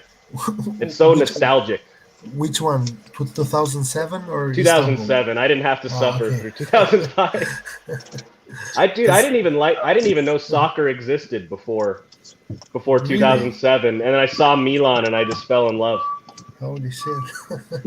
But did you actually know the backstory that we had to actually go there with revenge in our eyes, or nothing? Yeah, no, I heard it because the commentators were talking. They were all bitter about it. They were English Yeah. and they were bitter about it. I cannot No, if believe you it. had man, watched 'cause- the game in Istanbul, you might have been a Liverpool fan. Exactly. Yeah. Maybe, who knows? Yeah, Most probably. And I remember that match, man. The Istanbul one, because I was sure we were gonna win. Because what a team we were. We were just an incredible team, man. oh, And I know. I remember, and Liverpool was good, but not in our level. Okay, we were just a lot better. And I remember watching the first half, and I was like, "This game is gonna finish 6-0. We are gonna destroy them." Now, And you then the remember the second- poll they had? Remember at halftime they had a poll that said, "Will Liverpool make a comeback?" Yep. Really? Yeah, they had yeah. Yeah, I've seen that. And what were the results? I can't remember, but it was so small Yeah, that it was laughable that they even had a poll like that. Like And I also remember Angelotti before the game saying that we were a lot more stressed about the game, the final we had versus Juventus 2 years ago. This one is gonna be easier versus Liverpool. We were that kind of a team. We were just Yeah, fucking strong. Get it? it was easier. It was easier. It Other was other than easier. those 6 minutes, man, we were whooping their asses. Yeah. But I've also, watched all those historical games since then, right? Yeah. But I never watched them live. But yeah, we were whooping their ass. like, It wasn't a contest. I remember Dudek made some saves, man, to Sheva, which are like unbelievable. yeah, from I like remember literally one- point blank range. I literally almost cried when Sheva It's- missed from Exactly, man. literally inside the goal. I still cannot believe that Dudek somehow got that, man. How is that even possible? Like, I don't know. Hey man, you already know how the football gods are. If you don't put Yeah. your chances away, they'll find somebody that will. Yeah. Mm-hmm. And then in 2007, I guess, because it was more or less the same players, just 2 years older. Like, more or Yeah. less towards the ends of their career. So they must have been with anger in their eyes trying to win the game. And of course, Inzaghi scored 2 goals, and Inzaghi didn't get to play in the first final, like versus Liverpool in Istanbul, because he was injured. Yeah, So it's in Istanbul wasn't it Crespo? Yeah, Crespo Crespo. scored Yeah. 2 goals, and Maldini scored the first one. Yeah. Man, still that first game I watched. People Inzaghi since that day has been my favorite player ever. But it's funny you said that. I literally, like, I'm more of like an Henri type. Like, back in my day, I was fast. Like, my 40-yard dash was a 4.59. Like, I was seriously Damn. fast. That is really I was fast. seriously fast. Yeah. And I based my game off of Inzaghi just because it shows that as long as you have good movement, you don't need to you don't have to use all of your speed. And therefore, you will tire out the defenders far faster than you yourself will be tired. And That's what pissed me off about Piontek, man. Yep. Like we complained that you say he wasn't getting good service, but fuck, man, he's just standing there. And Just that's my standing there problem with between Giroud. the defensive line, just with his thumb up his ass the whole time. That's my It drove problem me with crazy. Giroud. That is my exact problem with Giroud. Is that Yeah. the way he runs, he does his runs is not right. Like you remember how Zlatan would get some of his headers? He was rarely backing up to the defender. Zlatan always checked his run and got momentum, so that way he can out jump a defender who's just standing still. Like Yeah, he commits, this man. is basic. And It's not Giroud fair. just stands there. Giroud just stands there. But it's not fair to compare Giroud with Zlatan, man. No, Zlatan is no, a different league. That's I true. understand that, but that does not take skill. Hi, Roy. Hey, what's Hi, up, Roy. guys? Thanks for Welcome holding back, down the man. fort. I have a million things going on at the same time. Lucas took it over for you. Lucas, Capitan Lucas. No, guys, keep on discussing what you're discussing. Don't mind me. I was going to switch up the topic, and I was going to ask about your top 4 predictions. I think Juve will be out of the top 4. I think they'll finish. Before Ronaldo left, I already had them 5th. Right now, I'm thinking of putting them at 6th. What? I Yeah. Out think of the that's top crazy. 4? Yeah, I You think want to they're put Juve out third of the or top fourth. 4? Yeah. They're third or fourth. I think Just because Napoli- of Ronaldo? No, not just because of Ronaldo. I said I had them out of my top 4 when Ronaldo was there. Oh, Now okay. I have them out. Lucas, the only reason why I agree but don't agree, whenever a team loses a focal point but still has good players, they tend to play better. I agree. I 100% agree with that because I literally have that, Van Dijk. experience. I literally have that experience in my teams that I've coached. Especially with Literally. Allegri. Van Dijk with Liverpool last season. Cough. Especially with Allegri, though. I but agree. we're talking about Allegri offense. because he's already familiar with most of those players. And Lucas, you're talking about a defender. We're talking about offense. We're talking about offense. Like Oh my God. No. offensively- I don't think it's the whole team. The whole team. When you have a player that is your focal point and your whole team kind of is gravitates towards playing the ball to his feet, and then in comparison to when the focal point is the team, it's just a completely different story. The team plays much better. Doesn't necessarily you get the same results though, but the team does play better. Preferably, you want both things, right? Like Barcelona Right. had with Messi for all those years. Right. Yeah. Messi, though. Yeah, you want the team that plays well together, and then a guy that can get you out of shitty situations. And with Juventus, the team plays like shit, but everything was going to Ronaldo. He was the solved problem solver. But the thing with Messi, the thing with Messi is that Messi is good in close quarters, and Messi's vision is so far beyond Ronaldo's. It's laughable. So yeah, for sure. It's I understand it's the same thing, but it's I guess different circumstances. I guess. And also we saw Juventus play without Ronaldo versus Udinese. It's not like they looked amazing. They looked shit. Even Inter looked good last weekend. They didn't look like shit. No way, man. Okay. Come on, bro. Inter looked good. What is your guys' definition of good? What is it? Bro, Inter passed the ball. They moved off the ball. Their overall gameplay was good. It was. I hate Inter Milan. I don't even eat off blue plates. That's how. No, Inter much I played. hate- Inter played good. Played well. Genoa played Played terrible good. though. Yeah, Terrible. Yeah, I'm not buying that, guys. I'm not Genoa buying was that. fucking yeah, but terrible. you got to be able to play good Yeah. against bad teams and good teams. Yeah, Yeah. I agree, but we need to stop. We need, like, all these people that are like, "Oh fuck, they beat Genoa 4-0."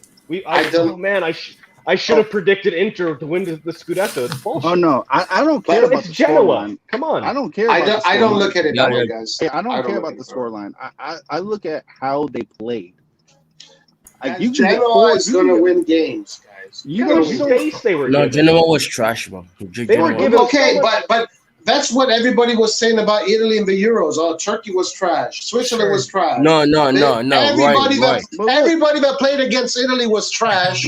No, but I never They said Right, did that say Genoa that. They team- did say That that. Genoa team had no quality Yeah, and had no good performance. Lucas. Well, let's see but how they Lucas, play this. Think of it like I this. think Inter made them look like shit. That's the difference. No, Look- bro. look at this. They were it's just a that combination shit. of both. They were It's a just combination of that both. shit. I don't Look know. at it like Lucas. Look Listen, at it like this. Genoa you can get- lost. Genoa lost Destro. They lost Skamaka and they lost Shimorodov. Three Yeah, of their that's true. best strikers. So I don't expect anything from them. Yeah, Zappacosta was on the bench because he was getting ready to be transferred too. Exactly. But Inter lost Lukaku, Hakimi, Eriksson, and they gave the worst football player in Yes. the world, Çalhanoğlu.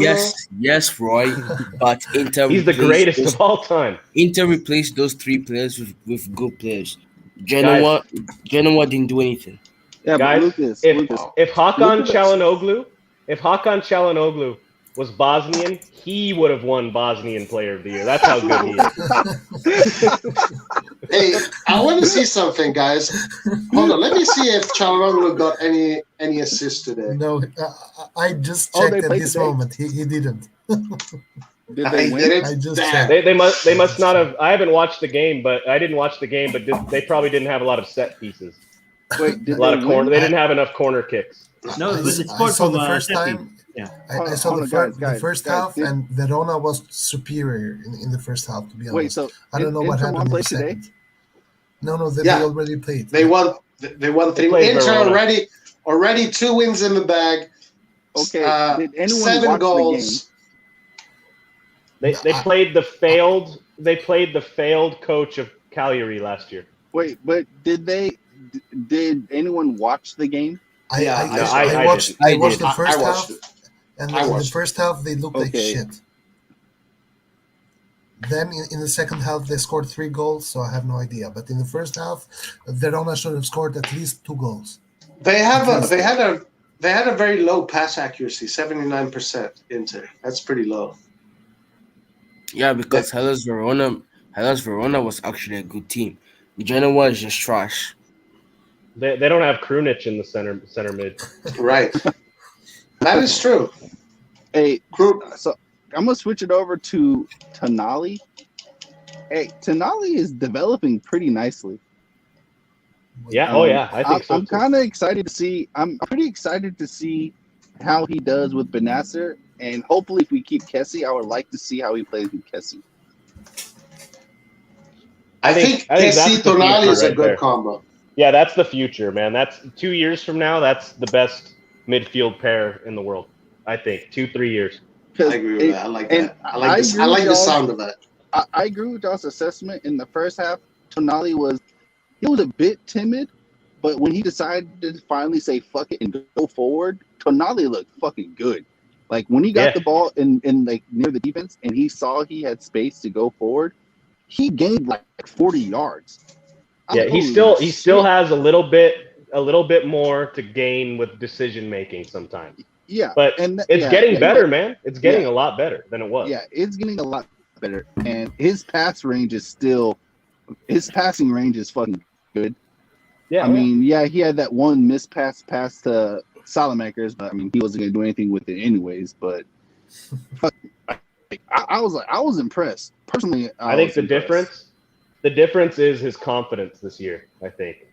So he's still making some of those bonehead mistakes, but he has the confidence to give it a shot, you know?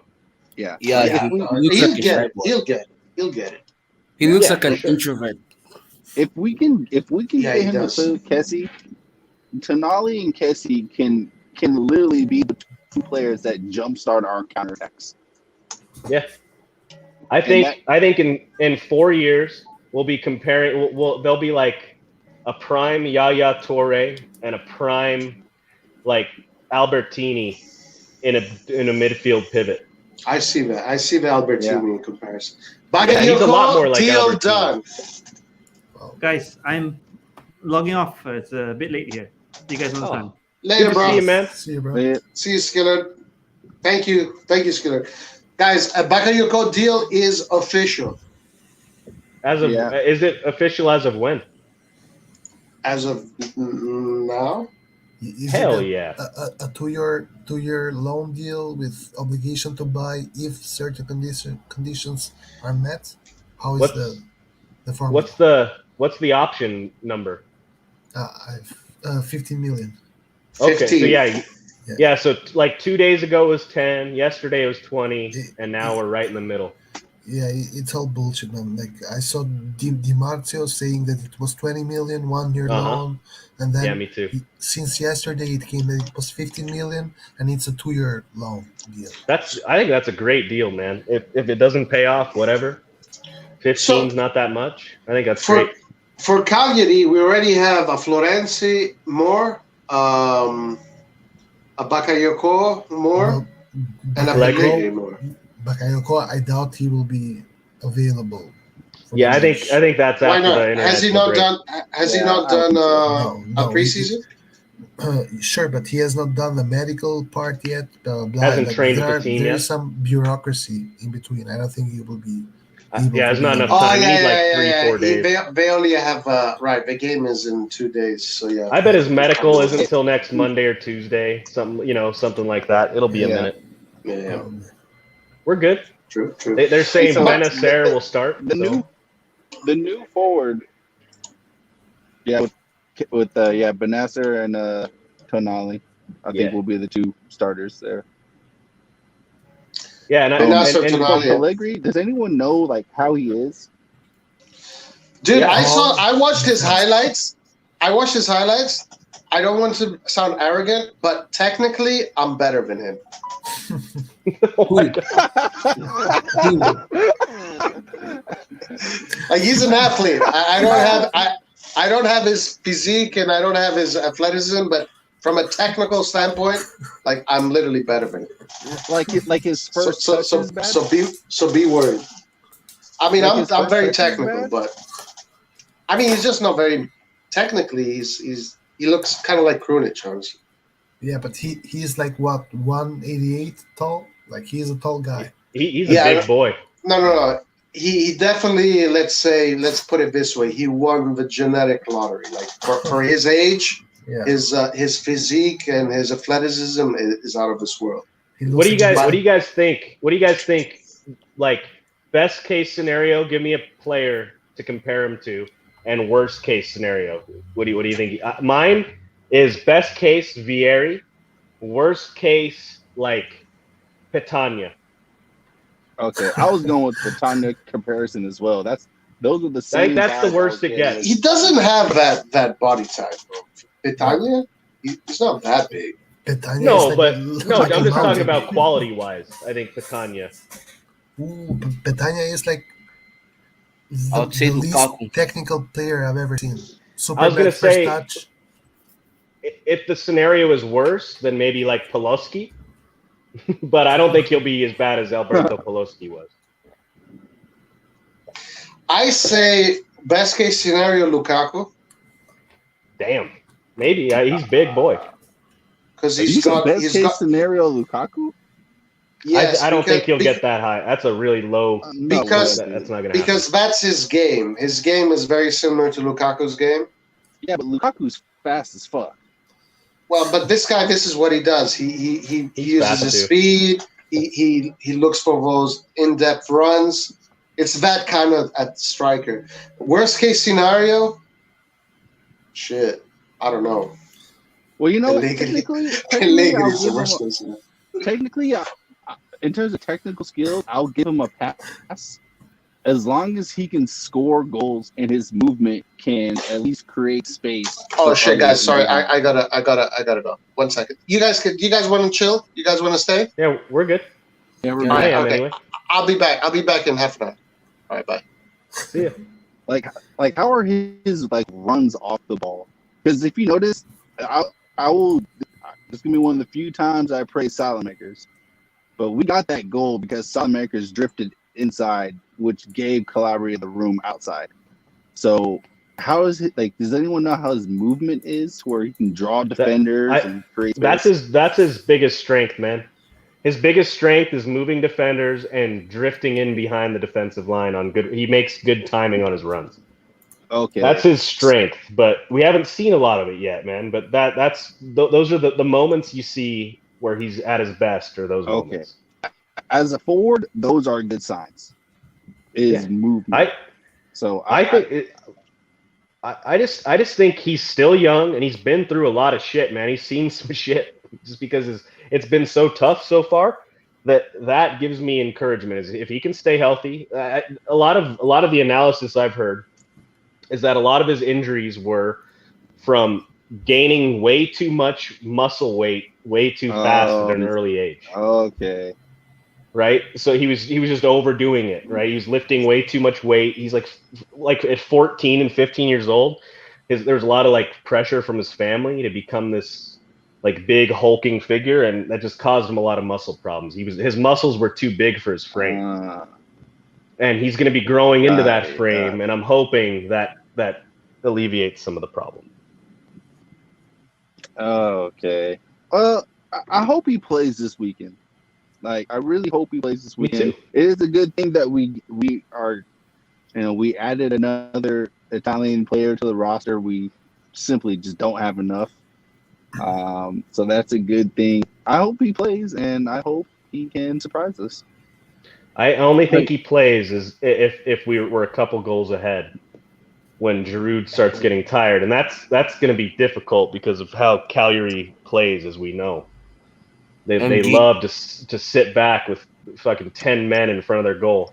I don't think we're gonna have a hard time scoring versus Cagliari this time around, because I think the players are just not gonna have the same mental pressure that they had last time around. Last time around, I think they were shitting their pants because they are young players and they had to win. And when you have to win and you are against a team that is parking the bus, every time you try to score and you not score, you get more nervous. So with the time passing, they would get more and more frustrated. I think the easier game, easier so to say, was the one versus Atalanta, because all they had to do was defend and try to counterattack. But you didn't have that option versus Cagliari, because Cagliari basically parked the bus, even though they had nothing to gain from a draw. Yeah, I think you're right. Do you guys think we'll play a three at the back on I hope Sunday? we do. I think if we play at three at the back and have two forwards with Giroud and either Rebic or Leao, I think Giroud gets more goals. Please no Rebic. Lucas, I don't think we try that officially try that starting out until we have our whole team back. So I don't think it'll be this week. I think if we do that, it'll be Lazio or Venezia in a few weeks. Why do you guys think that we will ever play three at the back? Pioli tried that in the final minutes against Sampdoria. He saw that Salamakers was just useless and decided to play Florenzi. Yeah, and he played Krunic behind Rebic and Giroud. So I think that's a good idea. He didn't actually try three at the back. He just subbed Calabria for Romagnoli, and then he played. It was more of a five at the back, I think. Yeah, but 5 and 3 at the back are more or less the same thing. The thing is, he just subbed Calabria for Romagnoli and then played Romagnoli at Tomori's place, and then Tomori was basically playing as a right back. Florenzi was playing as a right wing back. As a Yeah, wing back. I hate to agree. I hate to disagree, Red John. I think it was. Guys, Romagnoli entered the field on the 86th minute. There was Yeah, no we were more. trying to defend. We played with a Exactly. back five, man. And guys, Yeah, that actually worries me. Why the fuck Mhm. are we like that's my problem right there. Whenever you're like I know you need balance and stuff, but I don't like when we don't go for a second goal when the other team isn't actually threatening us. Because our It's attacking. because we don't have a right winger. That's why. Yeah, I I agree. hate to agree, but you're right, man. Like I don't like it. I don't know, but to me the best defense is your offense, and Hmm. if you only have one goal, your team becomes more nervous. Like go get that second goal, so that way the team can actually calm down. Like I hate when we Um, just go to this ultra defense like bullshit um, against these small ass teams. Like that's just um, fucking garbage. Like it's garbage um, mentality. Nathan, please rate Milan's attack out of the 20 teams in Serie A. Like, where do you see Milan's attack? Shit. I mean, you want to be fucking honest? I Yeah, mean, be honest. Please don't lie. shit, man. What? Don't lie to us. Our Three? offense is Oh my our days. offense is fucking, bro. Compared to the top, let's say I'm gonna say like the top 6 or 7 teams, our offense is garbage. We offer no creativity. There's no Exactly. fluid fucking movement. I Like agree. Agreed. it's static as fuck. Everything is fucking static. There's no off the ball movement. No one makes runs in behind. When Theo does get up the field, both Theo and Rebic or Theo and Liao literally occupied the same fucking area, and no one drops back, so that way Theo can actually make the fucking run in behind the fucking defense like he's supposed to do when he actually goes up. Like Well, the that's whole what fucking Kessie's for usually, man. thing That's what is Kessie usually does. like That's why we need him. any fucking coach should be able to notice this. Any fucking coach would fucking know how fucking basic and simple-minded Pioli's tactics are. Like it's stupid how no one can pick this shit up. I think Like, we're it's a step absolutely above. last year, my roommate who's just getting into soccer, last year I was literally telling him 10 minutes prior what was going to happen, and it will happen 100% every single game. Every single fucking game, I could predict what was going to happen. I can fuck it from the beginning of the game. I told them what Milan was going to do, how it was going to be done, when it was going to be done, what they were going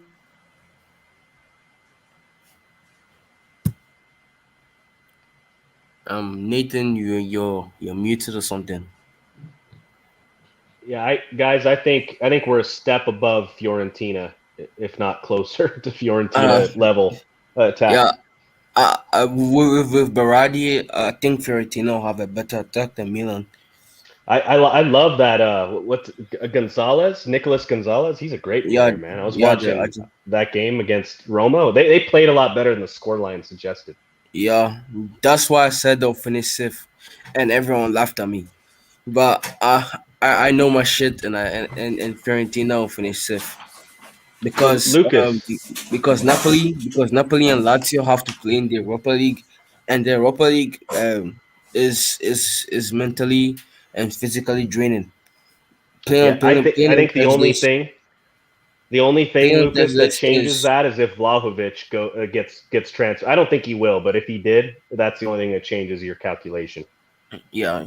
And if they get Berardi, then my prediction is more like solid. Fuck, man, how embarrassing would that be if we don't get Berardi and fucking Fiorentina does? I don't blame them. Oh, They get money from their best players. We don't get money Yeah, from our best players. no, dude, good, more power to them. That would just piss me off so much if we couldn't compete with Fiorentina for a player. Plus Rocco has big bread. So Hmm. yeah. He's not afraid to spend it. Elliot has even bigger bread, but they just don't give a shit. No, dude, they're literally like we're asking for lunch money from our parents. Yeah, it's embarrassing. It's I get it. I embarrassing. understand though. I understand. I understand we need to be patient, but it's frustrating sometimes. I still think our team apart from the attack is good. Dude, I think we have top 2 defense. Yeah, Yeah. I think our defense is like amazing. Our goalkeeper is amazing. Our midfield is amazing. Yes, agreed. I think you could make an argument we have a better defense than Inter just in that we have some depth. As soon as Skriniar goes down, Kolarov or D'Ambrosio are in. Yeah, True. or Nokia. Yeah. Yeah. Oh yeah. Ranocchia. Fuck. Yeah. We have actual we have 3 starter center backs basically. Mm-hmm. Yeah. So we have a pretty good. And what was you guys' thoughts on your predictions? We did predictions last week on the Serie A scorelines, and I actually want to know how you guys did. I actually got Inter 4-0, and I got no. That's about it. I said Milan 2-0, but we won only 1-0. I Yeah. swapped Juve and Inter. I got those wrong. I had 2-2 Inter Genoa and Juve 4-0. Do you guys think Perin will bench Chesney? Who's their backup? Is it Perin? Perin. Yeah. They might, man. Perin's not bad. He's a good goalkeeper. He's just been stuck at Genoa where they have a Swiss cheese defense. And Rajan, what about you?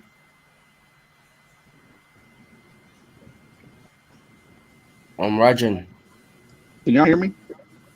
You driving, homie? No, I just got in my car.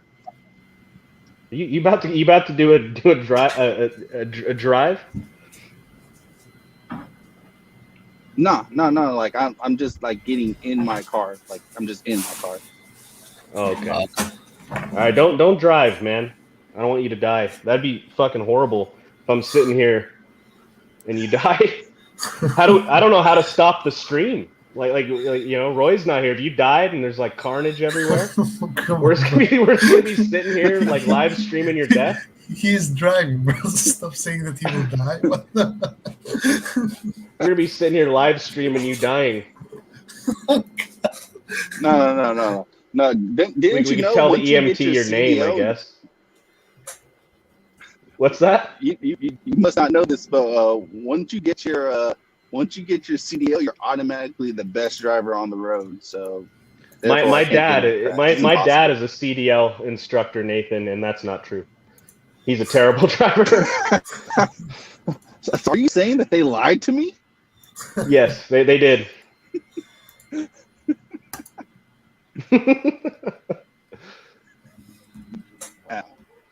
That sounds like I need to get paid more money just for the fact they lied to me.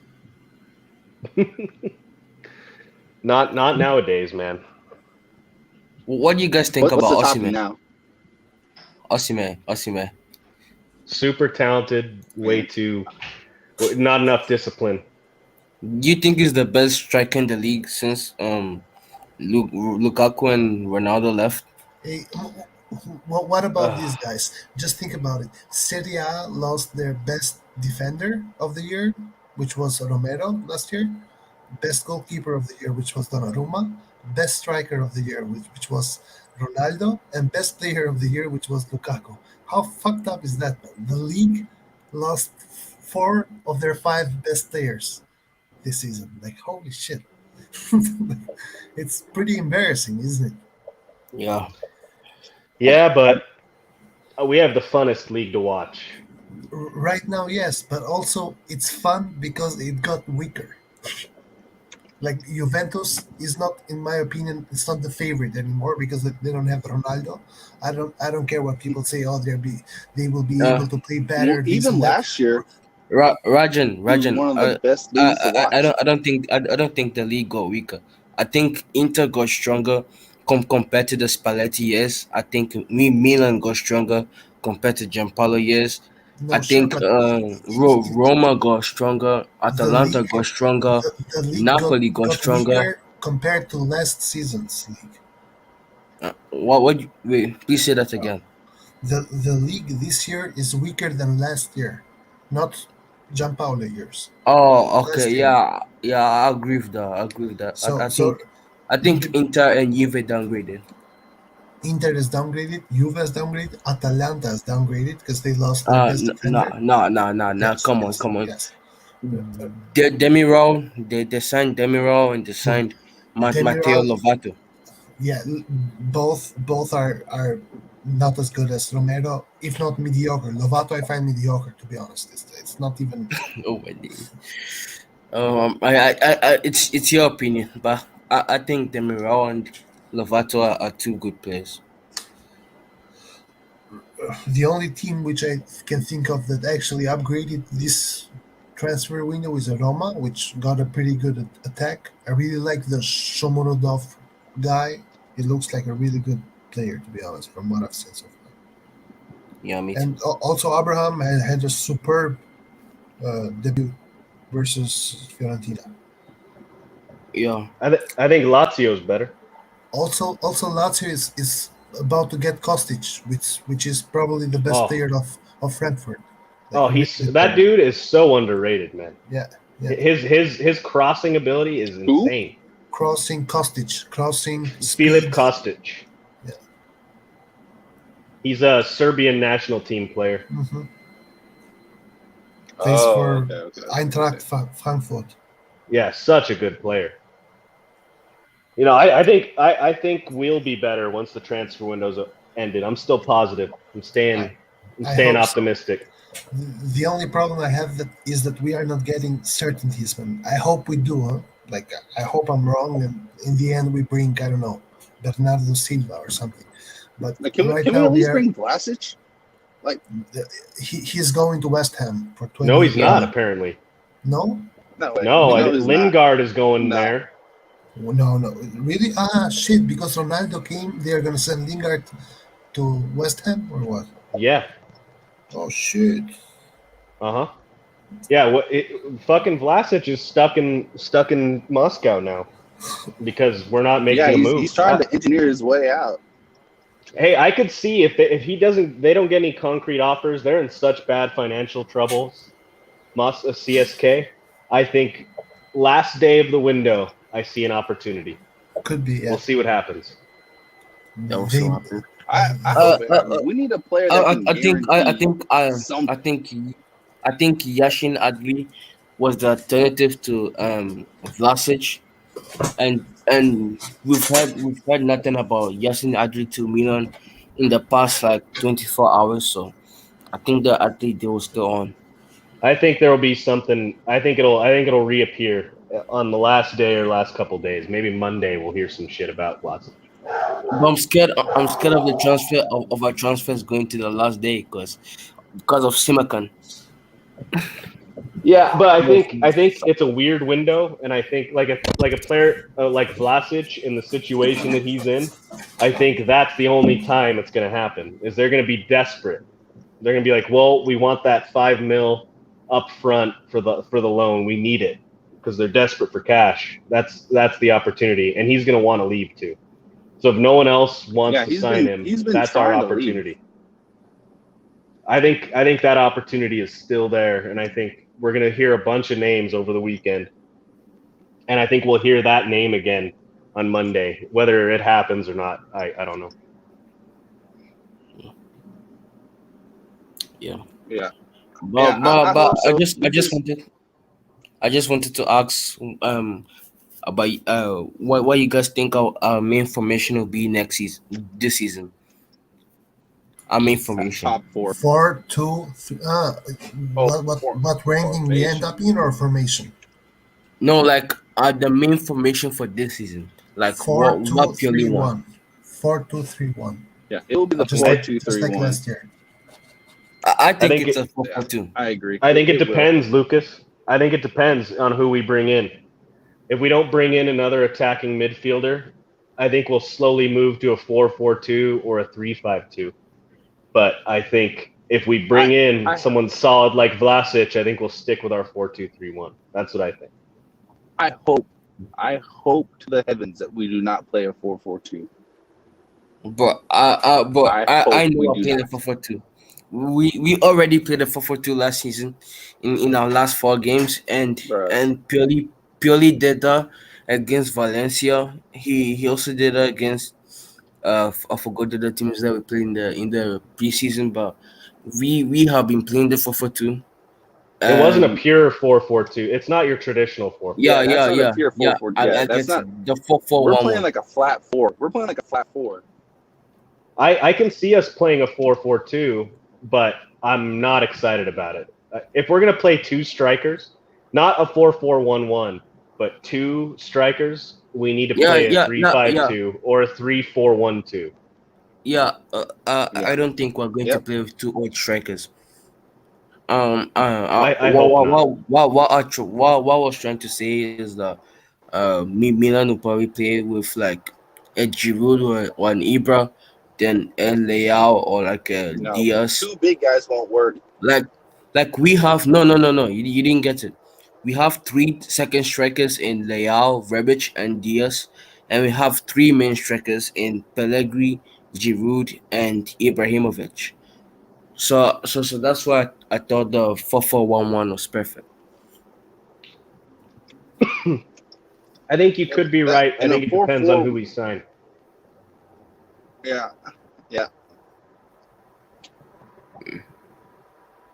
Any topics? Name your top 4 this season. Who do you guys think will finish top 4? Or the ranking from 1st to 4th? Or actually from 1st to 6th, I guess. Okay, I'll go first. Then Nathan goes second. Inter, Milan, Atalanta, Napoli. No, scratch Napoli. Roma, Napoli, Juventus, and that's my top 6. Juventus finishing 6th. For me, it's gonna be. I guess I'll probably end up going with probably Juventus first, then Atalanta, then Milan, then Inter, then I would go with Roma, and then Napoli. I've got as of right now, if no more moves are made, and including the Ronaldo move, I'd go Inter, us, Atalanta, Juve, Roma. Top 5. Mine, but I'm gonna say this. Like, this is gonna be the case if we manage to get a cam and the left and the right wing. We're first if we win, if we do those Exactly. Easy. I think we win the Scudetto if we actually get 2, not even top players. Man. I just want 2 functional players, because right now I think this is the most wide open, up for grabs Scudetto race that we have ever seen in this last 10 years. This is our chance, man. Exactly. This is our chance. And that's what's pissing me off. Me too, man. Like, don't they if actually we can see just that? invest in those players. Exactly. Don't get pissed off right, yet, man. right. Let's be patient. You're right. You're 4 100% days. What's right. gonna happen in 4 if they days? just notice that. I'm sure they do, man. Let's You're right. wait. You're Let's 100% get right. pissed off. Let's get pissed off together in a week, next Milan Forum, if they fuck this up. But let's wait. I still have faith in our management. Red, you're 100% right. This is literally the time where I'm not saying to just fucking go ballistic, but just go get us like 3 solid as fuck players, and the title is ours. We would have. No, I'm saying it right now. Last year, if we would have, at least in January, if we would have went out and got ourselves a real center forward and a right winger, we would have won. and I agree. Yeah. We would have won. I think my other problem is that right now with Ronaldo leaving, this means Juve has actually 60 more million in the bank each year, which they don't have to pay for Ronaldo. And this means that starting from next year, Juve is going to start spending some money. So this is actually our window to win a trophy. Let's invest something. Yep. Loan with option, loan with And- obligation. I don't know. Just get me players. And I hope we do. And on top of that, remember, players right now are at an all-time low because of COVID. We will not get these chances again. I don't think so. I don't think players values of because of COVID. Okay, let's say it like this. Last year, what would you think if we had fans in the stadiums? Okay, how much do you think even a player like Vlasic would cost? Full stadium. 35 or 30 million. Yeah, I think so too. Vlasic is a baller, dude. If you haven't watched Vlasic yet, But that's he's my a beast. point. That's my point. He's a beast. But that's my point. What does he cost right now? 30. 30 is what they're asking. million. I think his price wouldn't change. Okay, I think his and- price and- is inflated right now. That's the reason why no one is buying him. 30 million for a player who plays in Russia, the 10th best league in the world. The I still 10th. think he's worth 30 But he million, also though. did good He's for that good of a Croatia in player. the Euros as well. But But we he don't also actually did good we don't for actually know. Croatia, did he not? He played decent look for at Croatia. Look at Damsgaard. No one Look is at buying him. Damsgaard. No Let's one just is use buying him. Damsgaard. Right, because his price is inflated because of the Euros, right? Exactly. Yeah, he'll get sold Is for that cheap the same next case season. with?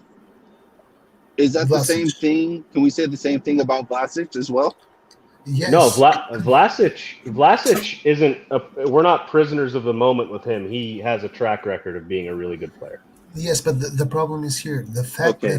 that due to the pandemic, teams don't actually have enough cash to spend. 30 million Yeah. for Vlasic is a risk which right now no one is taking or no one wants to take. Because Yeah, but even though Vlasic looks like a good player, and I believe he is, you don't have the certainty. The Russian league is just not a good enough league right now. It's the 10th best league. 10th. Not even, I don't know, 8th. But even. would you Always get traditionally Vlasic or been 8th. Adley? Vlasic. Vlasic, bro. Adli looks like Zidane. Okay, like who's the? We're linked with another player besides those three from the attack. Who's the other one? Lingard. Messias, Junior Messias. Oh my God! Please no. Okay. Please no. How much of these guys are those two guys combined? Adley and the Macias guy.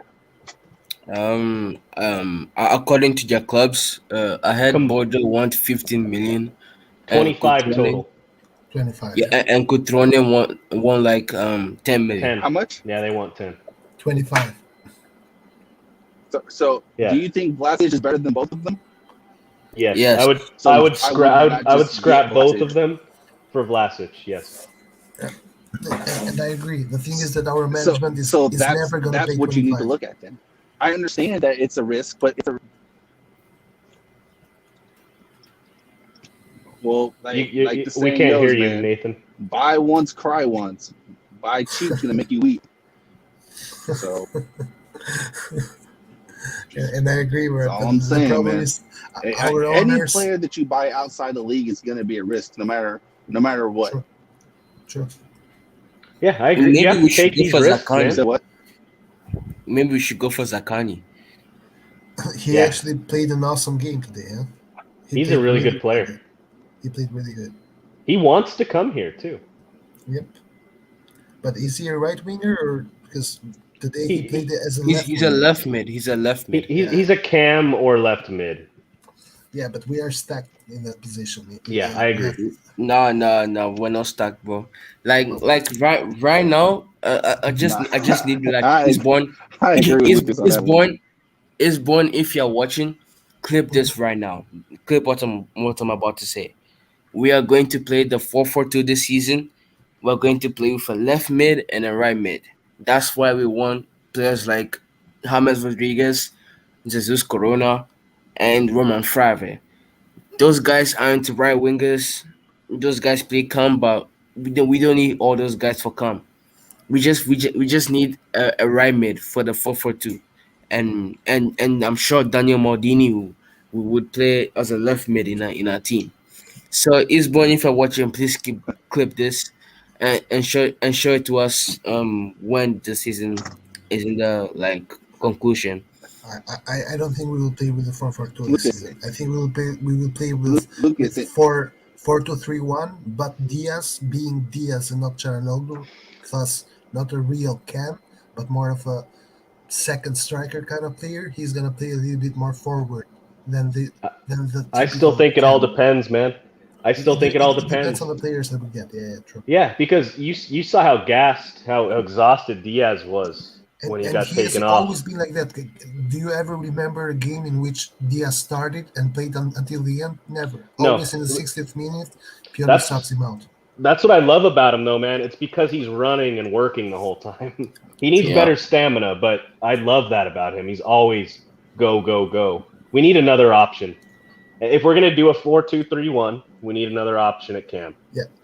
And if we don't get another guy, another player who can play that position, I think Lucas is right. I think we're Yeah, gonna yeah. switch formations. If we don't get another guy, we have to, because otherwise we only have one Cam. We better. Yeah. Or get a phenomenal right midfielder and switch to a 4-4 or a 4-4-1-1. Yeah. But what do you guys think about this Flave guy? From I really like him. I'm a big yeah, fan. yeah. He looks good. He looks good. what position I does think he play? I think he's gonna be even better Cam, as time goes on. or Cam, but mainly right winger. I think it's the opposite way around. Nah, What? he's a I cam. think he does both. He's mainly a cam. Yeah, he can play all three. He can play left, right, and center, and he has a left foot, a really good left foot too. Also, I saw that So he'll probably be more. He'll He's play like in the some middle, kind but of probably drift a little to the right so he can cut in. Yes. Yep. He's he's a really good player. he's also a free kick specialist, so Yep. it would be nice to score one or two free kicks. Yeah, he has the thing that I like about him, and it's I don't know about what you guys think but our biggest deficiency when we play in attack is the last pass. We have really good attacks going forward, and the final ball is always missing. That's what Fibre, however you say his name, that's his specialty. Hit the final ball Now- is his specialty. To caveat off of that, you also have to remember that you can only make a final pass if the players around you are making the movements. Because it doesn't matter. I think a lot of the time, the pass itself is what's wrong, man. True, especially On our if it- team. Oh, you mean if like it when comes the pass from the is right side. attempted? No, I know. I see some of the final balls we give to Giroud, even last season gave to Ibra were substandard. They were terrible. Oh, you mean like the actual attempted passes that we tried to do On a counterattack, yeah. When we're moving Got and it. we have a Okay. 3-on-3, and the final pass, we're great. We dribble past one man, and we're looking great. And the final ball is just always so substandard. Also, God, one okay, I problem- see where you're coming from now. Yeah, I agree. Also, one problem that I have is when we counterattack, unless it's Leao, everyone kills the counterattack, man. Especially Sademakers. Sademakers kills every counterattack he gets, Yep. first of all, and also Rebic. Rebic Yeah, tries to counterattack, and then at some point stands, tries to do his dummies, which he Step usually, overs. which he usually fails, and then we lose all the momentum. The only guys who do that is Leao, who's actually a winger more than a left mid. That's why he does that, and he does it pretty good. But then he lacks on the final pass that he has to do to the striker. That one is a little bit shaky. And Diaz. Diaz also is the kind of guy who runs. Get it? But then other than that, the other guys that we have are just counterproductive when we try to counterattack. Yeah, and Do I, you and I guys? think I think Leao would be a lot better with some better service too. I think that would Well, be that's what I was saying. Like, if fantastic we played, if in a 4-3-3 formation because he's a winger kind of striker. Yeah, Do you yeah, guys? either a front three or in a 4-4 or in a two-man striker partnership. Yeah, because man, I- Leao, if he fixes his mindset, he wins the Ballon d'Or. Like he's that kind of player. Like Yeah. he's Even Salesmaker tall, said it in an interview. he's tall, fast, dribbles. Like he has everything fit. He just needs to fix his fucking mentality. If he Yeah, I agree. Salesmakers He needs to always made an interview he needs to where he always beat said his man. where he said he already told Leao that he could win a Ballon d'Or. really, Yeah. yeah. yeah. I read that too. Well, yeah, but Leao he's got needs to everything. always beat his man. Like if it's a one-on-one, Leao just needs to take his man every single time, unless Yeah, I clearly agree. there is a much better pass option. But other than that, Leao has the pace, and he will not be caught by anyone. He needs to work on his positioning so that he doesn't need to use his full speed all the time, and look to beat his opponent every time. That will create so much room for Giroud. It'd be incredible. True, but I think what Leao needs is continuity. Like he has to start every game. Fuck Rebic, man. Forget about Rebic. Put Rebic later on. Let Leao play for 5 games in a row on the left side, so he tries stuff and he gains the muscle memory of how to beat a defender on one-on-one, how to Yeah. make the run, how to do. Just let him Yeah. be the starter for some times. Because the problem with Rebic is that in the first part of the season, in our experience, he just sucks. He starts playing starting from January. Yeah. So why not give Leao the Agreed. chance anyways? I like Yeah, sometimes I and like Rebic off the bench. He brings a spark. He almost scored against Sampdoria at the end there. If you guys And remember? it was a pretty good shot, to Leao be needs to honest. work on his. Leao also needs to work on his partnership with Teo, because that's the only thing Rubik has over him is his True. partnership with Teo. That's true. 'Cause- Yeah, they step on each other's feet a lot. and Yeah, they both stay in the same position in the same area. So basically, we have 2 players doing the job of one. yeah, and that's what I was saying. Like that's what I was saying. The wingers. Before I got cut off earlier, I was saying the wingers need to. When you see the wingbacks running up, you either need to go inward or drop back and draw the defender. So that way we can do a simple chip overlap pass. But because they don't do that, everything gets too congested. Hey man, And I that's know one of my main problems. you and I are really critical of Salamakers. That's one thing he and Calabria, they do have a good understanding of when Calabria overlaps. Yeah. Salamakers gets into a good position. And that's how we scored our goal. Salamakers gave Calabria that room on the wing, and Calabria did what Salamakers should do, which is make a good pass into the box. I was about to say it. If Salamakers was the one getting the ball, we wouldn't have scored. 100%. No, not even close. Because Calabria got by his opponent too. Yeah. Like it wasn't like Calabria just had 50 yards with no one around him. Like he still had to get by one person. I don't care how you get by him, as long as you get by him. And and the pass was good. It was in that position, he would have failed the final pass somehow. Yeah. And I'll say one more thing too, because I'm trying to remember Giroud's positioning, but Giroud also with his movement drug at least 2 defenders with him, I think to the near post or something, and Yes. that's what opened up that gap for Diaz Diaz. to even get that attempt. And Yeah. the Diaz shot So was it's all about weak, movement. was weak as fuck. But thank God that the keeper made the mistake.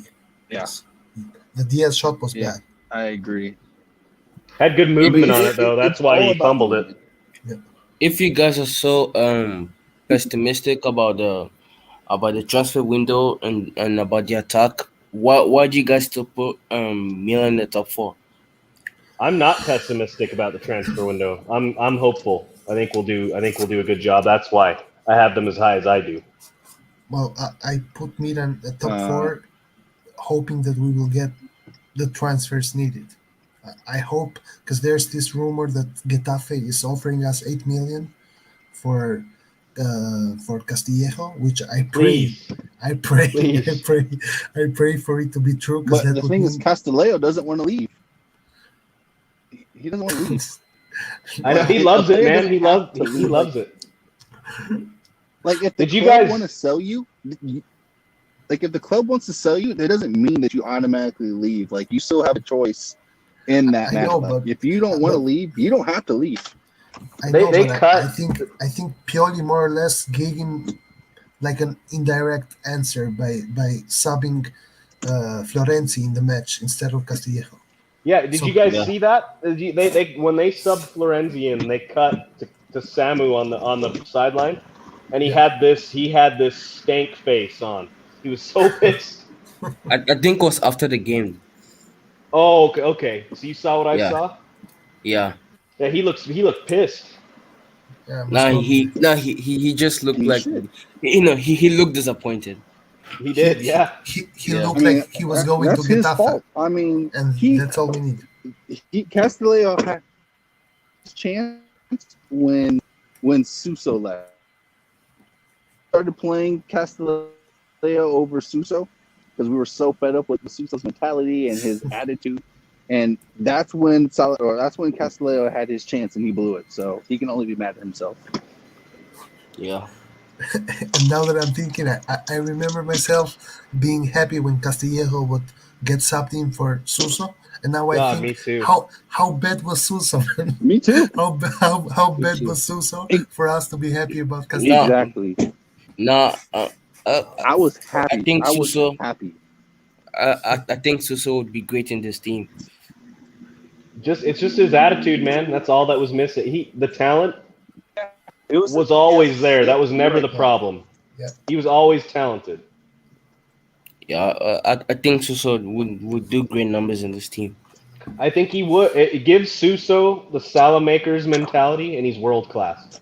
Yeah, but the problem is I don't think Suso would be able to play in this team with this formation. Suso is a 4-3-3 kind of winger. He cannot play as a I agree. right mid.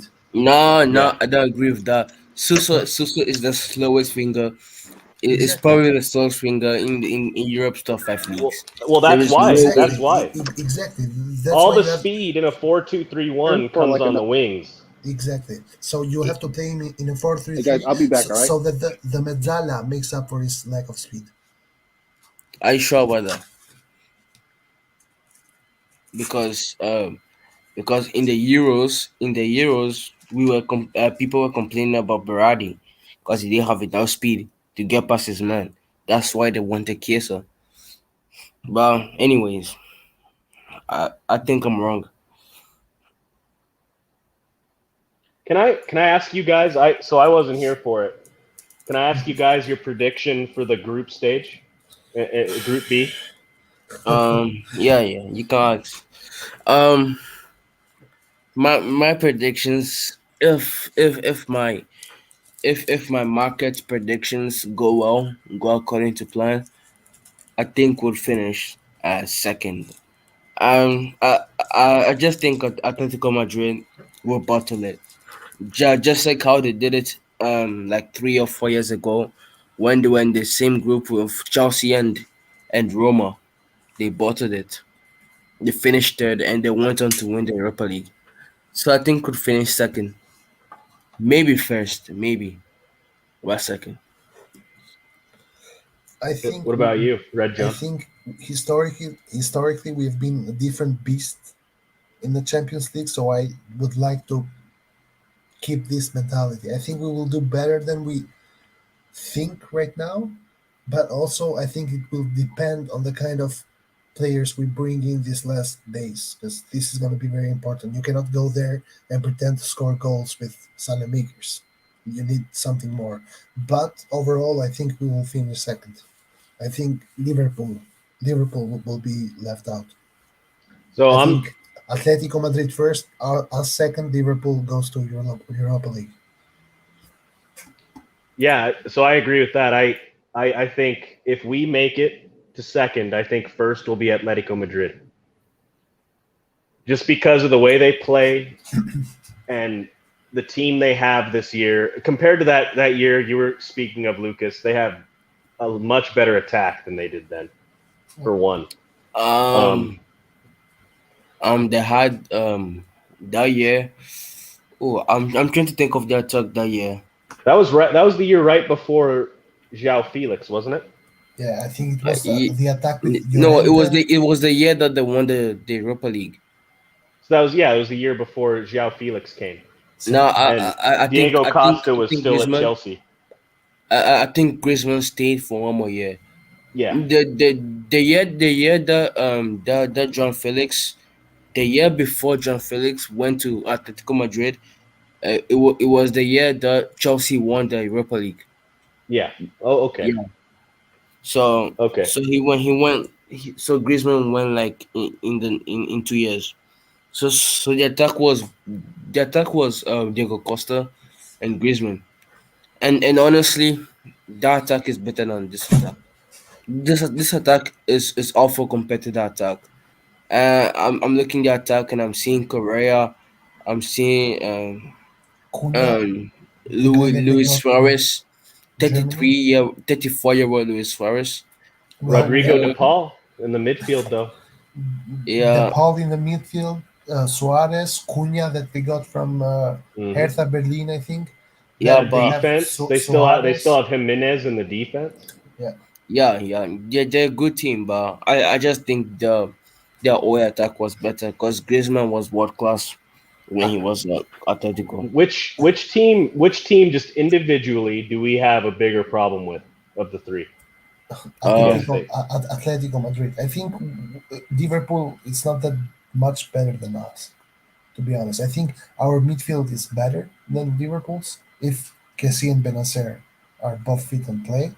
Because I think Liverpool has a good defense and has very, very good wingers, though. This is going to be like, I don't even want to think of Theo versus Salah. Like, that's going to be a pain to watch. I see us. We play a lot better when we have a lot of space when we attack. Yeah. So this might sound crazy, but I think our best matchup is Liverpool. I see us struggling against Porto. The way they play, the defense, the catenaccio they play. Yeah. It reminds me of playing like a Cagliari, but just with a lot more quality. True, but So the thing is that I worry about them. We will have a big striker, and also we play versus park buses week in, week out. So that's more or less our comfort zone. That's true. Let's see how we do against Cagliari, because I think they're going to park the bus. Yeah, for sure. And then Mhm. Go ahead. No, finish. Go ahead and finish your thought. No, I was just going to say that I find it interesting that before getting this group, I was hoping for us to get an easier group. But right now, I think I'm happy with this group. Like that just me goes too. straight in. Yeah, me too. Me too. I want a hard group. I want the group of death. I want to test ourselves. Yeah, exactly. Like if you want to get better, you have to play against the best. You don't beat around the bush. Yeah, no one's going to respect you if you win a group comprising of Zenit and Sheriff. Like Guji. Yeah. Salzburg, and Wolfsburg. How about the Dortmund, Lisbon, that group, whoever else is in there? Was that group C or D? That was group C, because I was hoping we would get there until Besiktas got there, so we got fucked. It was either A Mhm. or B, but I much rather have the group B than A, because I think at group A we just had no chance. Like zero. Yeah, I agree. I agree with that. So let me ask you this: if we don't make it out of the group, would you prefer to finish in third or fourth? Third, I would prefer fourth. I would Yeah, prefer. fourth. I would prefer I'll third. prefer fourth. I want to secure Champions League again. Yeah, and you can secure that by winning the UEFA League. Just go I- and win. Like we, No, I just think it's a struggle. It's too much. It's too many games, man. We saw that last year. That's when we struggled. yes, Is but in those like after the new year, those February Europa League matches. yeah, but And this is how United got into the final, and why not us? Like that's because they have money to spend and we don't, and we sure, need consistent Champions League. sure, but we are not in the position to say no to a potential trophy that we might win. We haven't won any trophies in the last 10 years if you exclude the Super Copa. I agree with that, man. If I'm overseeing the club, if I'm overseeing Milan, I want us to be in the Europa League if we can't make it out of the group. But just as a fan looking long term, it just depends how we do in the league leading up to that point, I guess. But If we're doing really well, this I time might around, change my tune. this time around, it seems like we have invested a little bit in depth. So we got some more players that we can actually play in the campeonato if it's an easier matchup, or I don't know. So if we were to finish not to finish top two, then I want us to push and try to win Europa League. First of all, it's a trophy we have never won in our history for some reason, which would be nice to actually have it in our collection to finish off all trophies possible. That's because that's the trophy for scrubs, man. We're AC Milan. True, but why not win it? Like, let's just No, have it there. I agree. I agree with you. I think realistically, I just if anything's gonna hurt us, it's the amount of matches we're playing with the team that we have. We have depth, but it's not quality depth up and down yet. Let's see how this transfer window goes. Yeah, I mean, hopefully. I think we have better depth than Liverpool. Yeah, I Like think you're right. I think I you're right agree, about yeah. that. like Liverpool last season lost the league because their owners don't spend on depth. They just spend on a starting 11, but not on Yeah, backup. but the problem is Liverpool against AC Milan in the Champions League. They're going to play their starting 11. They're gonna rest some of those players I doubt it. against Burnley on the weekend or whoever it ends up being, and they're going to play their starting 11 against us in the Champions League. I guarantee it. Do you know what our calendar would look like? Like, we have Lazio, then we have Yeah. Liverpool, and then we have fucking Juventus. Right? Like, That's how it goes, man. Then Atletico Madrid. and then We gotta man up. Yep. I hope Pioli's ready, man. He's never been in this position before. This is way out of his league Yeah. so far. We'll see how he does, man. I'm giving him a chance.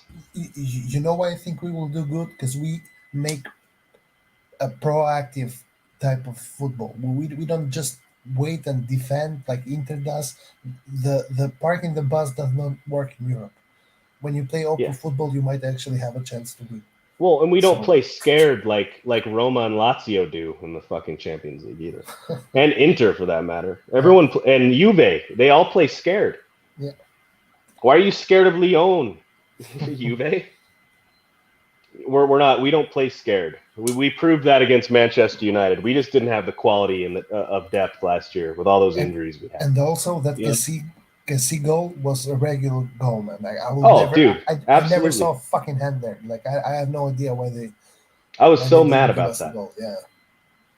Yeah, I'm still mad about that. So in my mind, we have already won that matchup versus United. I don't even think United. Yeah, I think so too. That goal should have stood. Like, should have. You get guaranteed we would have taken out Villarreal as well. Do you Yeah, guys for think sure. Brahim Diaz will turn world class this season? No. Not yet. I think, sadly, man, I think he'll turn world class right when we're trying to decide whether or not to buy him outright, right at the end of his loan. Hmm. Oh, well, I think that. I think he'll turn world class. He already showed that he could be world class against Juve. Yeah, but Yeah, I think so. he played a really good game versus Juve. Like, but the thing is, he's right now making a career out of that. We No, got no, bro. No, I don't think he's making a career out of that. He was already banging goals in the Europa League against Celtic and so um so was and Hauge. Lille. So was Hauge, and better goals and more beautiful. Where is No, he I no, right think now? I'm sorry about Haugen. Haugen didn't have the same performances in the Serie A compared to Brahim. Brahim literally And and helped us Brahim beat Torino. and Brahim didn't either until the last four games. Before the last four games, Brahim was not a good player.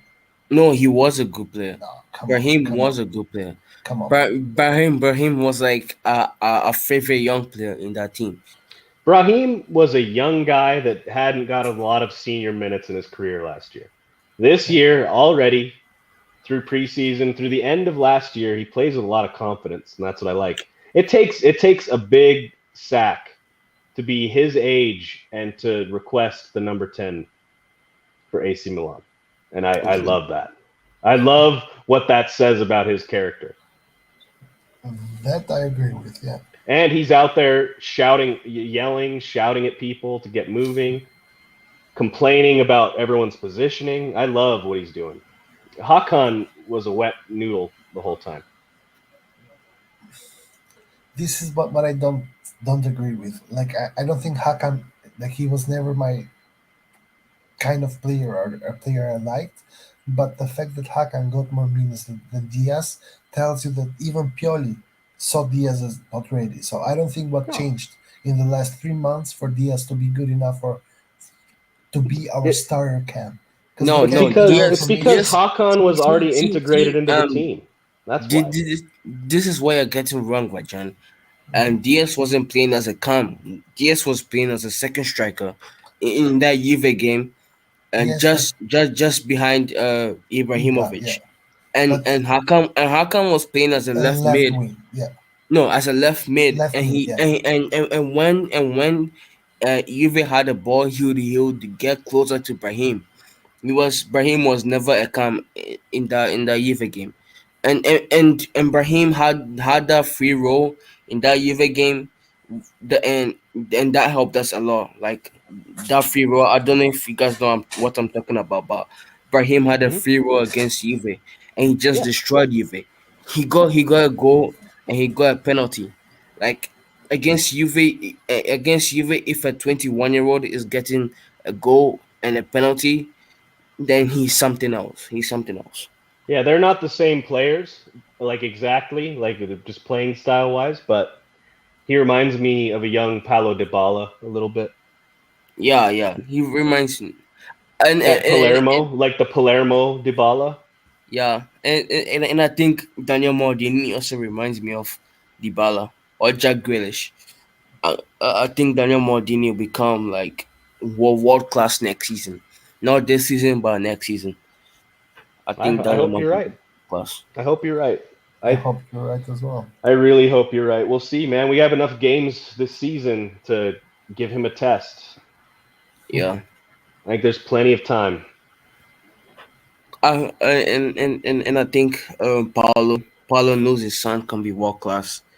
That's why he doesn't want to spend the 30 million on Vlasic. No, come on, bro. I Like don't think so. he cannot go. If he goes with this mentality, we are fucked. Yeah, I was joking about that. that's way too much nepotism for me. Yeah.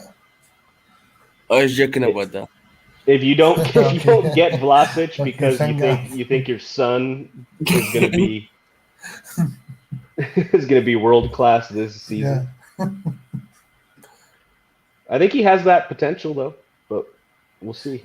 But I don't know why we are not sending Maldini on loan, man. We should just send him on loan in some Serie A team. Why are we It's doing one that? of two reasons, Red John. It's either the staff sees something in him that he hasn't shown yet, or it's nepotism. It's one of the two. Yeah, but if the staff sees something, why not send him on loan? Send him on loan, and we can all see it when he because plays. because he's a Maldini.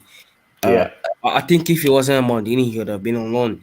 Because Yeah, this guy, I'm telling you right now, I'm a scout. I've been a scout before, but not as a job, but like yeah, I've been a scout. Like I've scouted some players before, and Daniel Maldini is on the Jack Grealish class. I'm telling you right now, watch this kid. He is in the Jack Grealish class. He's way more I'll, physical than Grealish.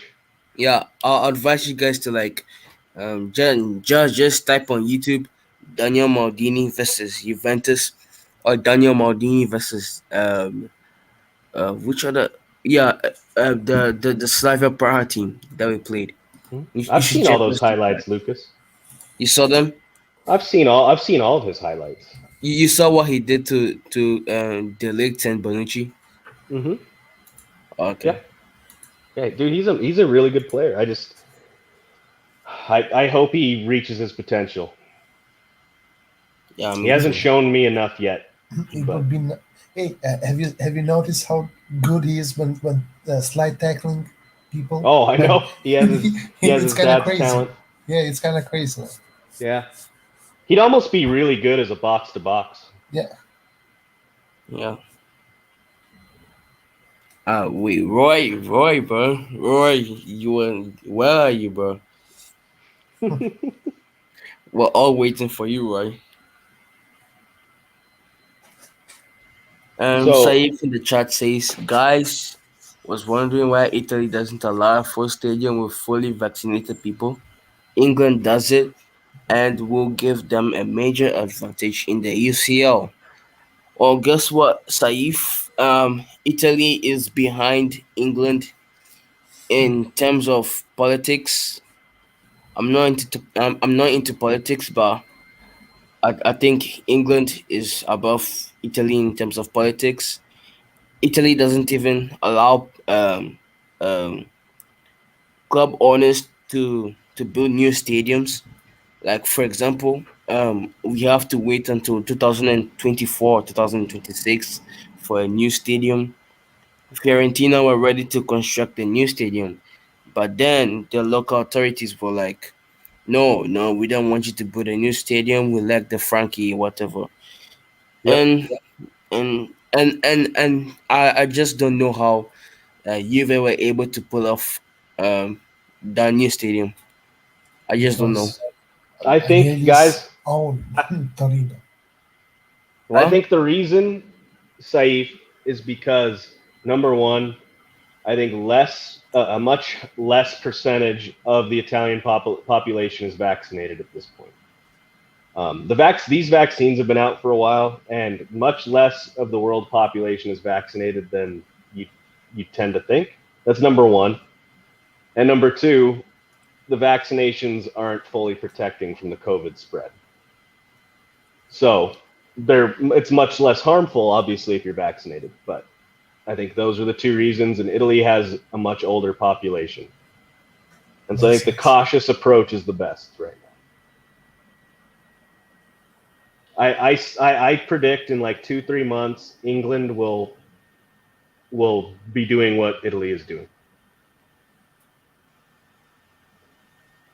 Wow, didn't know that. That's what I think. Um, Thoughts on Atalanta, by the way, and they're in a group with Man United and Villarreal and Young Boys. They will They finish second. they're number 2 or number 1. Yeah, I agree. I think they'll finish number one. There he is. Hey, what up? Finally, You should have seen the Yes, crazy what's up? shit that was happening here while you were Roy, gone. I have no idea how you can do this for like 7 hours. Nathan I have Nathan no took all of his clothes off live on screen. Oh, really? Roy, He did a magic Damn. mic. Roy, you're You a missed legend, out. bro. You're a legend for doing this for like 9 hours. You did this for 9 Roy? hours. Wait. 10 Yeah, hours. 10. Roy, 10 I'll hours. wake Yeah, up in the legend. morning.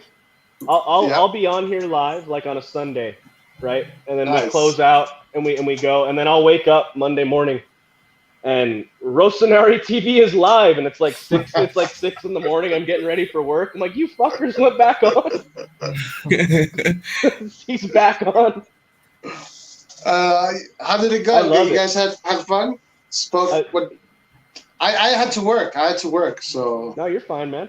I was Yeah, late because I had to work. But yeah, so you guys held the fort. Nice. Good. Maybe we'll do that more often.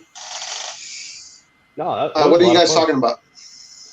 Right now, we were talking about stadiums and COVID, and then we were talking about the Champions League. We were talking about our right wing, what formation we're going to use. We talked about a lot of shit. Roy, I have to Nice. warn you. We said a lot of shit about your favorite player, Salamakers. Okay. We did. We talked a lot of shit. No. Why? Why do you hate him so much? I love him. Here, Roy. Yeah, let me I just just tell don't you. think it's Milan caliber. Roy, let me tell you something. I agree with you on the balance of the team and our positioning. I like a right winger that is attacking minded, but gives a really good defensive contribution instead Like a of Seedorf. a defensive minded right winger who sometimes rarely gives an offensive contribution. That's how You're I talking see like it. you're talking about like a Seedorf. Yeah. Uh-huh. Or Serginho. Serginho was that. Remember Serginho? Serginho played as a right back, as a left back. He played as a left back, but he also played as a right winger. In Ancelotti, Serginho, his later versions, Serginho and Seedorf sometimes would interchange. So when Ancelotti wanted more of a mezzala, he'd play with the mezzala, and when he wanted more of a winger, he'd put Serginho there, and you'd have Maldini and Serginho on the same wing. But Serginho started off; he played as left back too. You could play both. You could play both because he was very offensive. Yes, Serginho was more or less like Theo, like more offensive. Yeah. He was like a tail kind of fullback. I'm not gonna Guys, bash don't be hater on Salamakers. Salamakers behind my back, yo. What is this? I'm not gonna bash Salamakers. I'm gonna give him another year, man, before I start bashing him.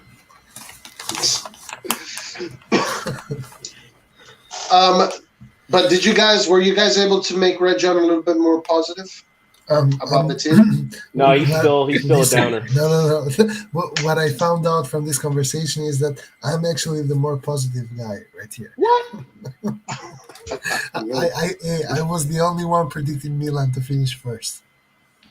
No, I said if we make the right moves in the transfer market, we'll finish first. Yeah, well, we both said it then, yeah. That's true. He did say that. I think Milan will finish third. I say second.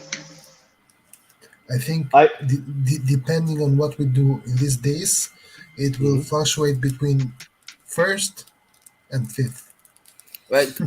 I'm reading the Marshals tweets right now, and he's talking about Atalanta getting Solomon from Shakhtar or Hudson-Odoi from Chelsea.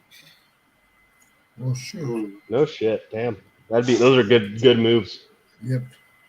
Hey guys, Saif has an interesting question here. Since you started supporting Milan, what was the match you felt the worst after a loss? I have a very good answer for that one. Oh, that's actually a good question. I got it. I got mine. The Inter. I don't know if you guys remember that Inter match. It was like 4-2, and it was the last year of Gattuso's reign. It was our last derby with Gattuso, and we lost like 4-2.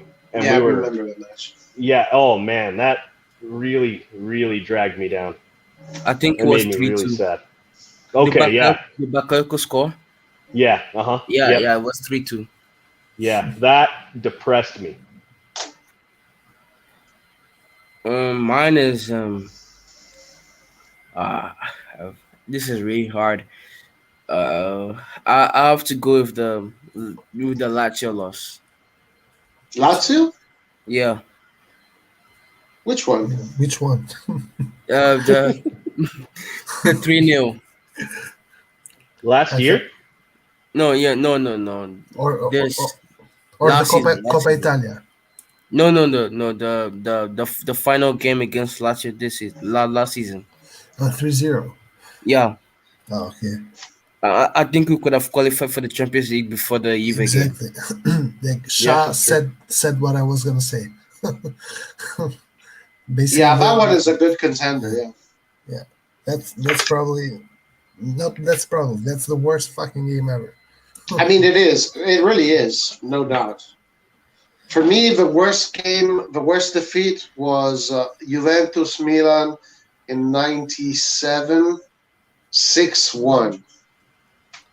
What? The next day, going to school was the worst day of my life.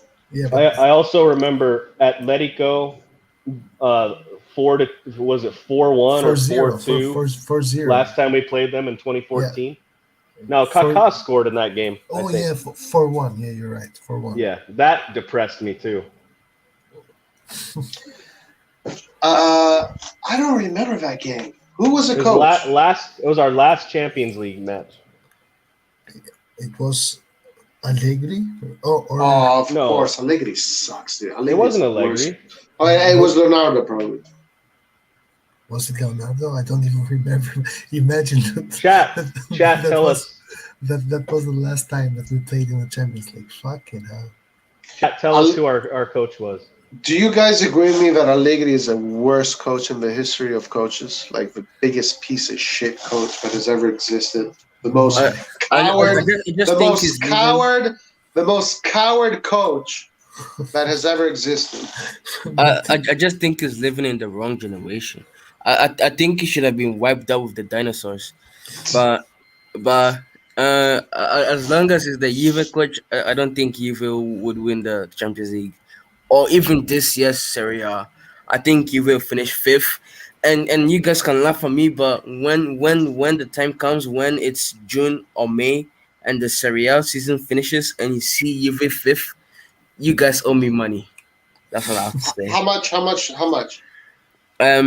1,000. All right, so $1,000 that Juventus finishes in the top four. Are you ready to bet that money? Yeah, you ready to bet it? yeah. I'm ready. I'm ready to bet. All right, guys. So it's here. It's a deal for August 27th. Lucas has bet $1,000 that Juventus will finish fifth. Yeah. So Roy, if you lose, you gotta pay up. But Roy, So Roy, start getting a job, bro. yeah, right. But it depends on what my girlfriend is doing. Okay. If she wants if she wants to go shopping, then I have to pay the 1,000 like 2 years later. Who if she wants to who? If she wants to go shopping, I have to pay Who's she? His girlfriend. My girlfriend. Oh no! You have to pay. No. Yeah. No, if she wants to. No, you got to face it like a man, bro. If she wants to go shopping, the only way I can pay you is if you wait for 2 years. Lucas, is your girlfriend basically a loan with obligation to buy. So you're pretty much saying that is your girlfriend the alpha in your relationship? His girlfriend is Pepito. yes, Papito. Almost all the women are the alphas in the relationship. Mm-hmm. Yeah, you don't want that. All right, so you guys heard it here, guys. Lucas placed the bet that Allegri will finish fifth, and he's most likely going to lose. So start getting a job, Lucas. Oh, let's see. Wait, Roy, what was your top four? Because we all did or top six, because we did ours, but I missed yours. My top four, I think top it's six. going to be. Yeah, top six. I think it's going to be the same as this year, actually. Actually, maybe Roma. Roma is looking good. Roma's looking really good. Roma's looking really good, actually. Yeah. All right. So Atalanta, Milan, Juventus, Inter, Roma, Napoli. I hope you're right, man. I like that. Yeah, I think Napoli will finish top four. But with Spalletti, there is no way they won't finish top four. Spalletti this is what he does. He brings teams top four. You think Spalletti will finish top four with Napoli?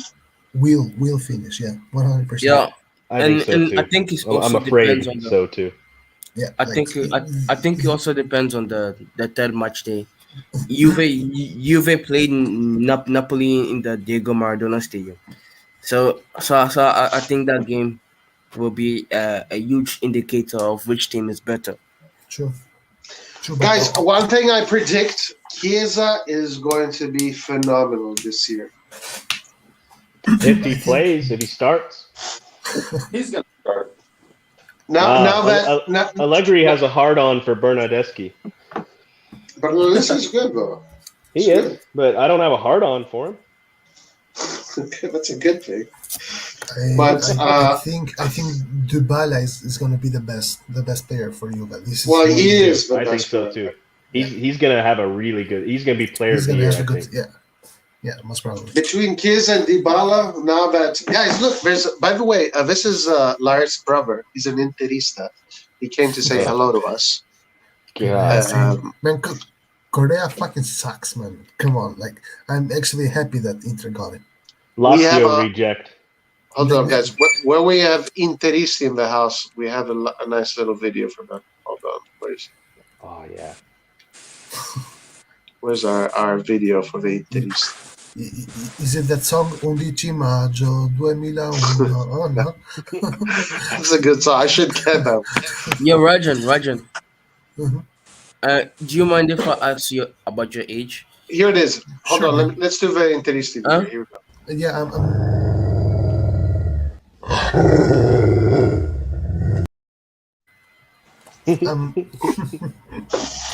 I'm 27.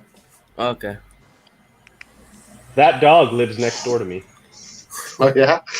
Yeah, I'll send him after the Interisti. Hey, where's your brother, Andrea? Where's your brother? I think you guys he doesn't even think we're going to reach the top. I think you guys are not going to reach the top four. The only reason that your squad is not ready to afford 3 competition. I follow you guys because I love you, even if you support AC Milan. Andrea Caraglio. That's Lars' brother. That's literally Lars' brother.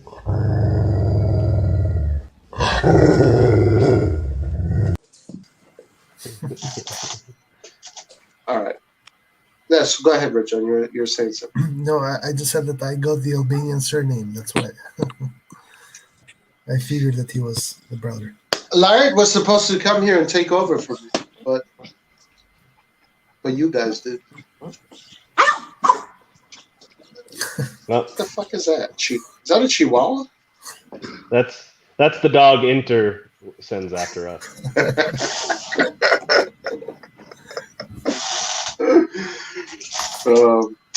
I think Spalletti is going to fail miserably because De Laurentiis is impossible to work with. I think Spalletti will make top 4 like he has always done. Udinese, top 4. Inter, top 4. Roma, top 4, and Scudetto. To be fair, what Spalletti does. To be fair, though, Spalletti did that in a much weaker league. You have to remember the league has changed since he That's true. He was last year. But also Inter was weak as fuck. Like if you remember, Inter was man. Everyone else was too. Like Napoli is a really good team. It's a team on pair with everyone else. Rajan, in Spalletti's second year, people were talking about Inter winning the league or challenging Juventus for the Scudetto, and Spalletti only finished 4th. So that Inter team was good. He underachieved the Inter team. No. He only finished 4th because Empoli couldn't score on the final match day. Yep. Do you remember that? I know. The thing is that was only like people were pretending for Inter to win because they were campioni d'inverno. They won the winter championship. so to say, just like we did. But he just overachieved in the first part. That Inter squad was a shit squad. Was Nah, was on, man. was on pair with our squad, and we had Gattuso. So Do we you, finished Okay, let me guys. one do you want point me Let to me further read start out? us. this. Do you want me to read out their Yes, team? yes, You want me to read out their team? yes. Okay. Give me 5 seconds. Five, Mhm. Okay, 4, 3, can I 2, ask y'all a question? 1. Okay, I got the team. So for goalkeeper, they had Handanovic, which was good back then, and Yeah, he's still good. Right back, they had Vishalko, who was one of Croatia's biggest yeah. parts But in reaching the World Cup final, and he but was amazing. for Inter, he was super bad. Yeah, no, Yeah, no, he wasn't that no, bad. It no. was actually he actually played one in the Champions League. Then they have Yeah, De Vrij and Skriniar, yeah. good. The Then they same. had Cancelo Asamoah. Yeah, They and had Asamoah. Cancelo. Yeah, Very yeah, yeah. bad. They also had Cancelo, and they had Asamoah as the left back. It was okay. They had Brozovic and a prime Vecino. Wow, Prime Um, Vecino.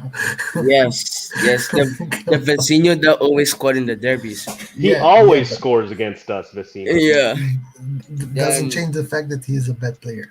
no, he's not a bad player. Come on. Ah, come on. Then you have Politano, Nainggolan, Perisic, and Icardi. So Nainggolan played super bad, and Politano also played super bad for Inter. and now he actually played well for Inter in Who? some games. He wasn't consistent, but he was in some games like a I prime remember his prime screamer in player. the Champions League against PSV for Inter that first Yeah, year they got back. Yeah, yeah, and also his goal against Juve from the from Hmm. the from the corner kick. yeah. Hey, I have a question for Red John because I didn't get it, or I guess for even Nathan, or I guess for all of you guys. You guys said that Milan played badly against Sampdoria. So my question to you is, what is good? Good is when you are the team Having, attacking and not yep, the team defending exactly, only. Like in the second exactly. half, we That's not only true. That's not. we That's not no food. That's not reality. Now look, now no look, That's now look, PlayStation. look, look. You no guys are no talking about no PlayStation. no guys, this is this is the difference between playing. Like, I understand if we did it like that when we play versus Liverpool. Okay, you attack at one part and then you have to defend. But versus Sampdoria, we should be the ones with more possession. We didn't even have ball possession that game. We, in the second half especially, we created nothing. That is Yep. PlayStation talk. And Roy. I'll say this, Roy. To be fair, there are ways that you can control the game by defending. And Milan back in the day was a prime example, but that's not what we did, and that's not what we should do against a team like that. It's Why called not? dictating play. Yeah, You want to you did. Yeah, dictate but the game. You want to We you want dictated. to. We dictated 90 minutes to play in that No, game. Our we problem, dictated for like Roy. 35 not even minutes. We close. We were literally on the Roy. dictated for front foot 35 minutes. when For we 35 didn't have the minutes. ball, and when we did have the ball, we were on the front foot for 90 minutes. For Roy, 35 minutes, though. our problem is the last pass, the last decision in the final third. That's our problem.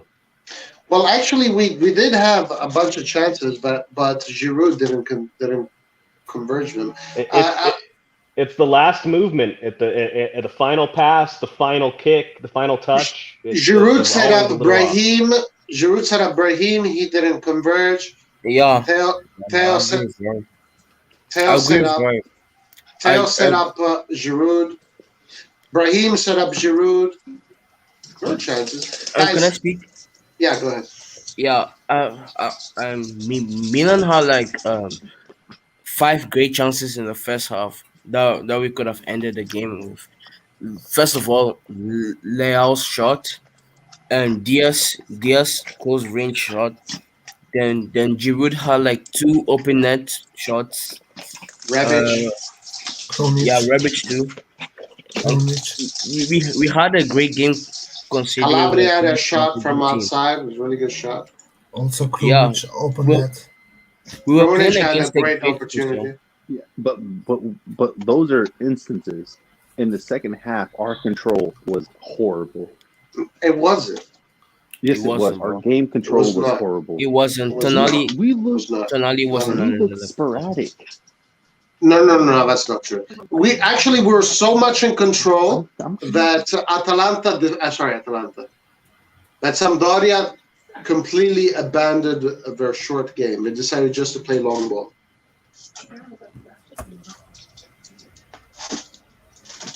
Aha! Speechless. Say that again, Roy.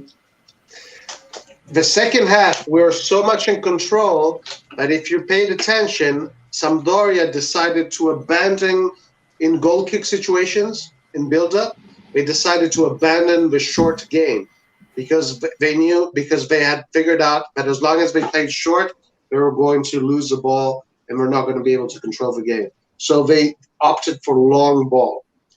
So that was a signal that tactically, physically, technically, Milan had the upper hand. And Roy, guess what? We were also so in control of the game that for large spells, we were frantically clearing the ball instead of just passing our way out like we can actually do. That's Magnin. Magnin opted to do that. That was Magnin's choice. No. We were clearing the ball. Everyone from our defense was just clearing the ball. We were playing scrappy for. Well, sometimes you got to do that. Sometimes that's part of the game.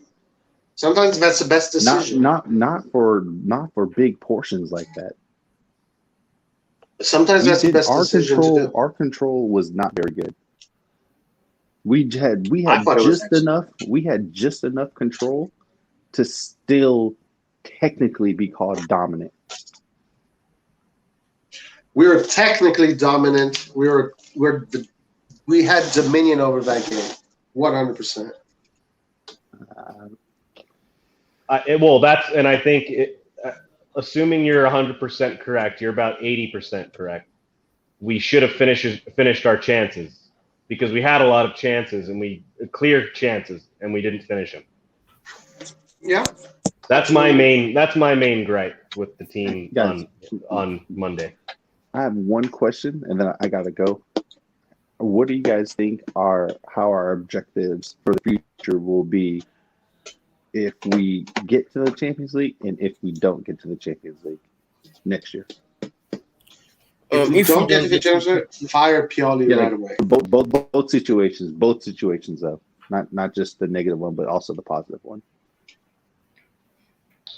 I'll answer real fast. If we get to the Champions League next year, hire Mancini. If we don't get to the Champions League next year, fire Pioli. You'll fire him no matter what? If we don't get to the Champions League, there is no need to panic. I think we can still get our best players and get some young talented players that could come in and improve the squad. If we get top 4 again, then we start going for the 30 million players. I think that's what Milan wants. I think Milan wants continuity in the Champions League, and without continuity, I don't think Milan can go on in the market and spend 40 million on an average Sassuolo player. That's what I think. Who's an average Sassuolo player? If I speak up, I'm in trouble. Are you saying Berardi? I have no clue. I don't know who that is. That's a topic for another time because I love Berardi. But anyway, if we don't make the Champions League, fire Pioli. If we make the Champions League but look shaky in the Champions League this season, we need to hire a new coach. And maybe Mancini would be great. I don't know. There's other options as well. And then if we make the Champions League and make the group stage, keep Pioli. That's where I stand. Okay. Fair points. Guys, let's do the last question and then let's close the stream. There is no debate that Pirlo is a Milan great, but do you love him or hate him? The fan base is literally split half and half. I love him to death. That's my answer. He is an amazing player. I thought it was such a big mistake to this is another reason why I think Allegri sucks. because Allegri pushed him out of the team. Then, of course, Galliani and his stupid rules of the day didn't help. But I love him to death. It's not his fault, man. So I love him. With that, I love him as well. I'm about to get out, but I think since he is no longer in a coaching position, Milan should bring him on as a assistant, like coach while training. Youth coach. Yeah, or even just like part of the team. That way he can guide players with vision, such as like Tonali and Benacer and Diaz, and how to pick out passes. That's a great idea, Nathan. I would be for putting him in the Milan staff. Yeah, he's divorced from Juve now. That relationship can't be good, so why not? That, and I don't care what happens with Milan this year. We should definitely get Mancini regardless of what happens. If that's an option, absolutely. But the reason is not because I don't like Pioli, even I don't, but the thing is players want to play for good coaches as well. And if we have a good coach like Mancini, and we have legends like Pirlo and Maldini in the team trying to recruit players, these guys want to be a part of projects like that. Roy, I was going to ask if we're going to have like a predictions for scorelines. Oh, you want to do it again? All right, let's do it. All right, fine. 2-0. 2-0, and I'm out, guys. Forza Milan. 2-0. Later. All right. Hold on. Let me share this, and then we'll do the predictions. 1 second. How many did you get wrong last time, Lucas? I didn't recheck, but I know I got the Juve, the Inter, and the Milan wrong. And also the Napoli. And also the Fiorentina. And also the Lazio. And also the Atalanta. Well, you got all of them. It was a crazy weekend, man. Yeah, it was an unpredictable one. Hey, look. Yes, this is Lucas Mobile himself. Damn. See, you're famous, Lucas. Yeah, I already knew that. Lucas is about to lose $1,000. Better start saving. Nah, bro. Nah, there's no way. I should think you will finish 5th, maybe 6th. Okay, hold on. I'm about to share this thing. Give me 1 second. All right. So let's look. Come on. Here we go.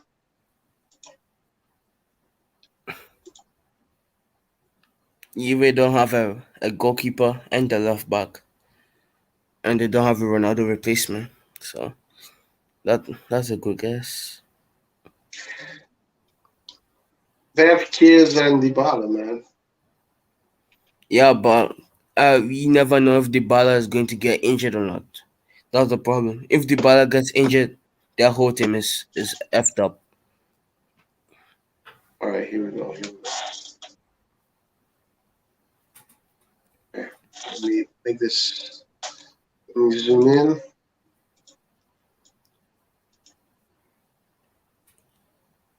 All right, Atalanta Bologna. What do we say? I say 4-0 Atalanta. I say 5-1. Yeah. I like 4-1. All right, so I said 4-0. Lucas says 5-1. 5-1. Pete said 4-1. All right. Lazio Spezia. I say 1-1. 2-1. Yeah, 3-2. Look at this guy, man. This guy just. These guys had Christmas early, man. Look at this. Incredible. You guys got Ronaldo. You got Sancho. You got Varane. You got an easy. What you call it? group stage. EPL They're not was winning the rigged. Champions League. They're not winning. Yeah, this United fans think that Ronaldo is the same Ronaldo was is not. He's not. Yeah. Yeah. Hey, since you guys got Ronaldo, we should get Cavani because Cavani's going to be on the bench now. Or I don't Martial. even I don't even think Ronaldo fits their system. I just think they are going to be wasting 2 years of a rebuild. Damn. But you'd be happy if Ronaldo came to Milan, though. Yeah, I No, would. I won't be Absolutely. happy. I won't be happy, bro. Like You Not for wouldn't be those happy. wages. there is no Not space for the for him. wages. Come on. Hey, I'm going to say what the kids are saying. You're capping. Nah, bro. I You're capping. I think we should bet on Leao and Diaz, and Ibrahimovic and Giroud are already in the team. We have Pellegrini in the team, and I think bringing Ronaldo is just another like, come on, like what the heck is this? Kanguru Hey, said Roy. you're salted. Yeah. Let me reverse it on you. Florenzi is a better move for our Mercato than bringing in Ronaldo. I agree. Yeah, Kangu, Leao, you know who Leao is? Leao is a better player than Ronaldo right now. That's I've crazy. I've You've said gone it. too far. I You've have said taken it. it too far. I have said it. Now you're capping. Yeah, Leao right now is better than Ronaldo. You've lost it, man. Cap. Nah, man, come on. Leao will have a great season, and he will show to everyone why I said that. I hope you're right. Cap. All right, guys, let's move on. Not just Petsy, I said 1-1. 2-1. I said 3-2. For Lazio? Yeah. Yeah, 3-2 for Lazio. 3-2 and 2-1. Yeah. Repeat. Uh-huh. Right. Okay, Fiorentina, Torino. I say 2-2. Agreed. I said 2-0. 2-0. Fiorentina. Torino looks good. Yeah, Roy. I don't know where your Fiorentina agenda comes from, but Fiorentina look good. Especially with 10 men against Roma, they were still dominating the game. Man, They they were lost still 3-1, pressing. bro. They lost 3-1. Yeah, that scoreline doesn't tell the full story. I agree with that. They're a very good team. They suck. Hold on, I lost the thing now. All right, so what were your scores, guys? Look, Keane Scamacca to Juventus. That'll be good for them. I think Keane is. I don't know about Scamacca. I think Scamacca is underrated. Very. I think he's overrated, considering his price tag for what he's shown so far. His price tag is overrated, but his skills are not.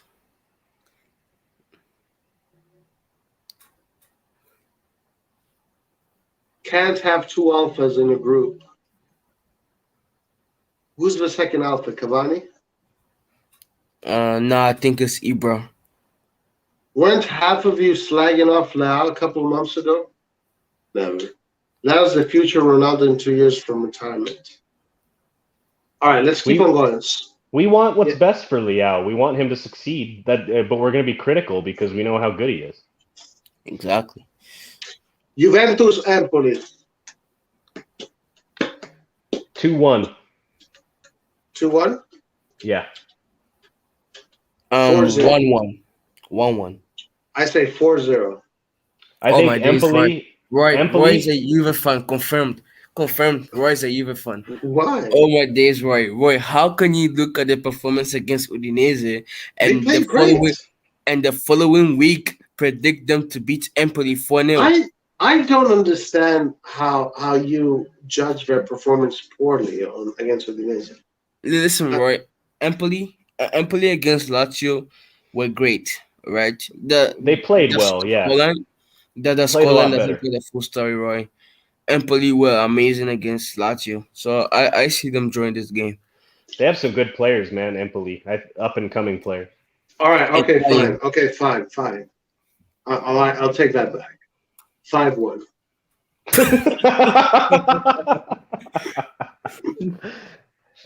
Oh man, Oh, save that prediction for your Juve Nari TV or whatever you're gonna do. maybe Roy Ventus TV. maybe Roy just has the power to jinx Juve.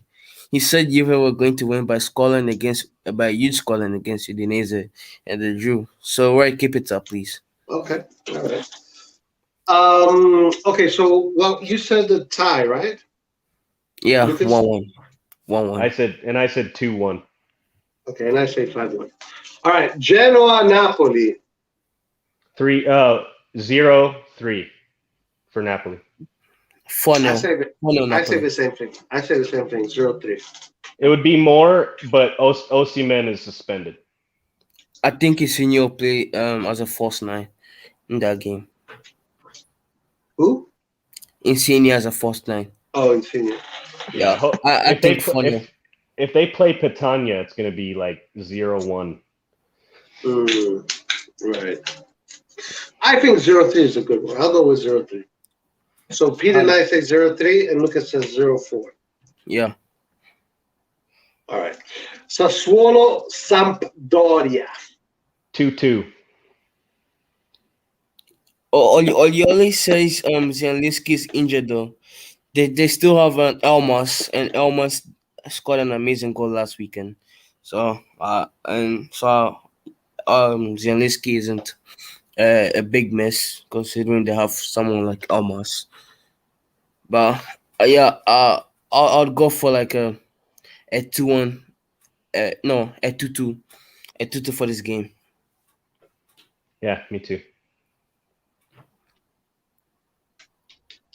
I'll say 1-1, just to be different. But 2-2 is a good prediction. Yeah. Yours could be true too. I almost picked that as well. Yeah. Milan, Cagliari. 3-0. Yeah, 3-0. That's what I was about to say too. 3-0. I say 1-3.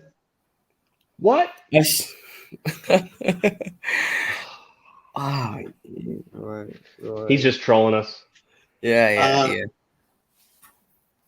Be real, Roy. Well, okay, so Cagliari has a terrible, terrible record against us at the San Siro. I think they haven't beaten us in decades. So you think they're due for a win? No, I think. All right, on paper, I would say 2-0. Okay, that's more accurate. Yeah, and also we have to win. We cannot lose these games against Cagliari and Udinese. These kind of this season, we cannot afford to lose these games. Yeah, I agree. Yeah, we just cannot, because these are the games that are gonna get us in that top 4. Who do you guys think scores? Who are your scorers? Tonali. I think Tonali is a guarantee. I think Cagliari would try with the same approach that they did last season, just defend, and I think the best way to unlock that kind of defense is just to shoot from outside the box or cross it in. I say Leao, Salamakers. I say 2 goals for Giroud, 1 goal for Leao. I say 2 goals for Giroud and 1 goal for Tonali. I hope you're right, man. He's due for one. And Yeah. he's playing a lot more aggressively lately, which I like. Especially the fact that Leao was teasing him up at the shirt that he was wearing during the dressing room. Mm-hmm. Where did you see that clip? No, I didn't see it. Okay. And what was the last game? I lost it here. I can't find it anymore. It was Roma, Salernitana Roma. Oh, okay. Mourinho's looking good. He's really trying. Mourinho's so good at getting into the players' heads. He's so good at it. I say Roma. I'm actually going to change. I'm starting to change my mind about Roma. I think they're going to be much more of a nuisance than I originally thought. I think so Yeah. too. But I see this 1-0 Roma because Mourinho struggles against teams that sit back like he does. And Salernitana is bound to sit back. If you play more open the way Fiorentina did, that's where they are dangerous in the counter, Roma.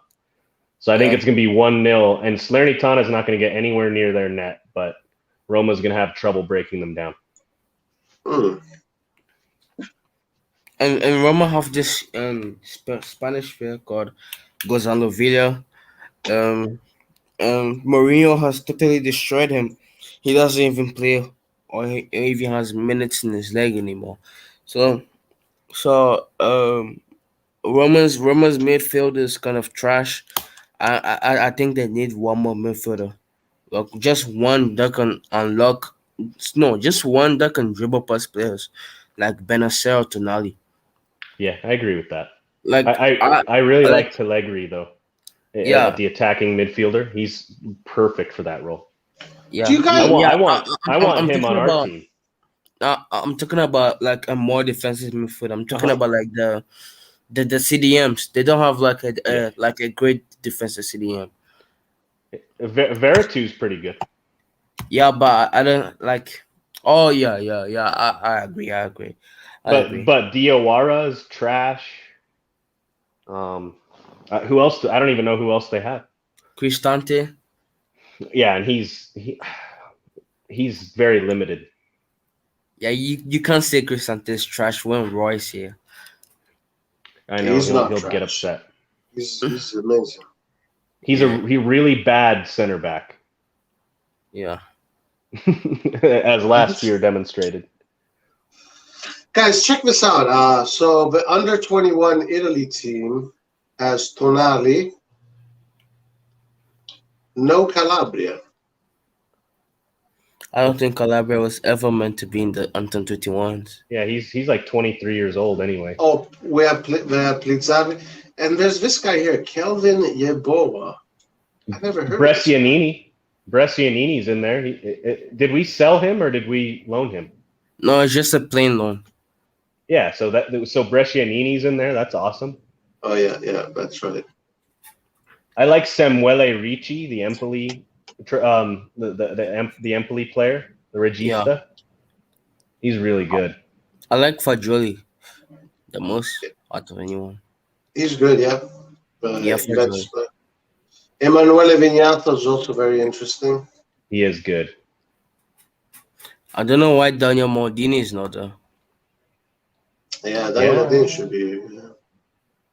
He doesn't play enough, man. The national team This guy's coaches, they need to see you play.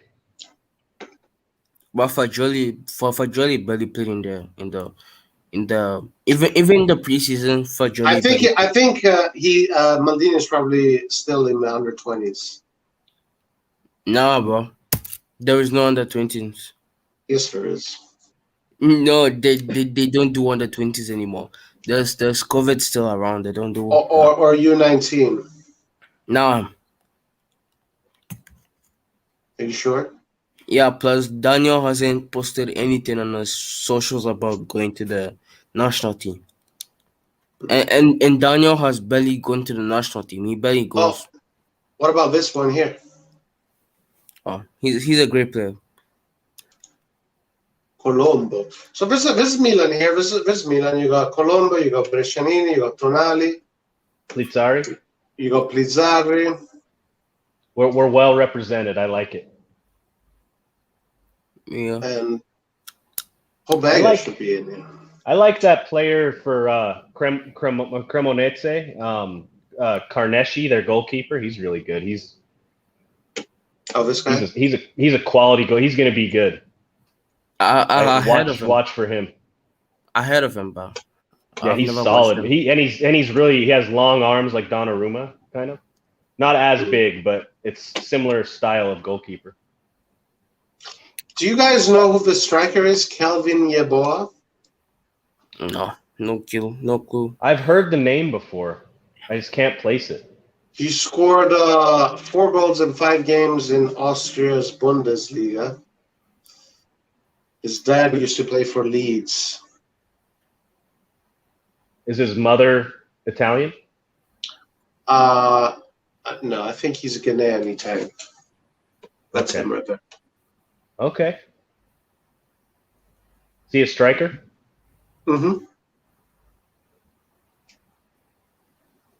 Never heard of him. Never heard of him. Interesting. Roy, we never had your thoughts on Calabria not joining the national team. He was injured.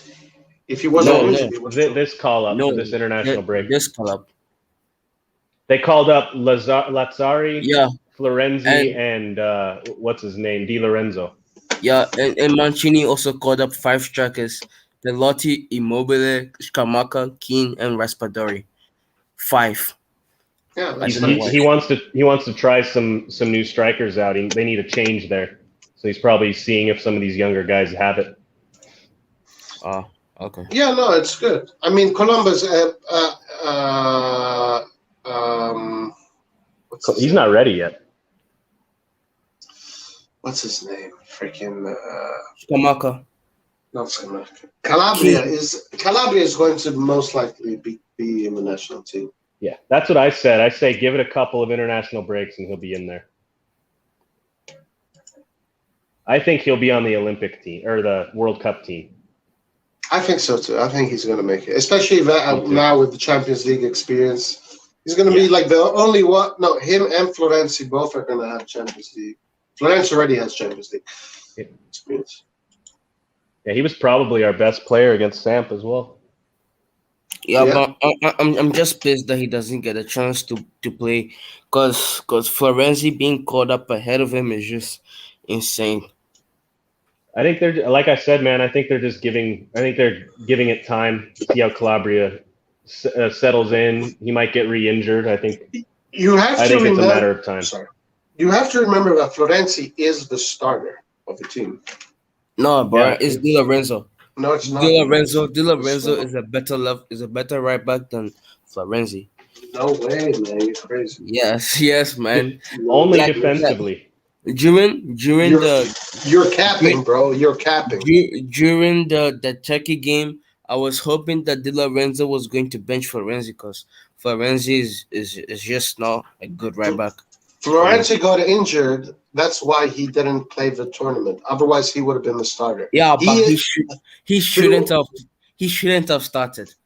Throughout the 2-year qualifiers, he was a starter. Yeah, but he shouldn't have.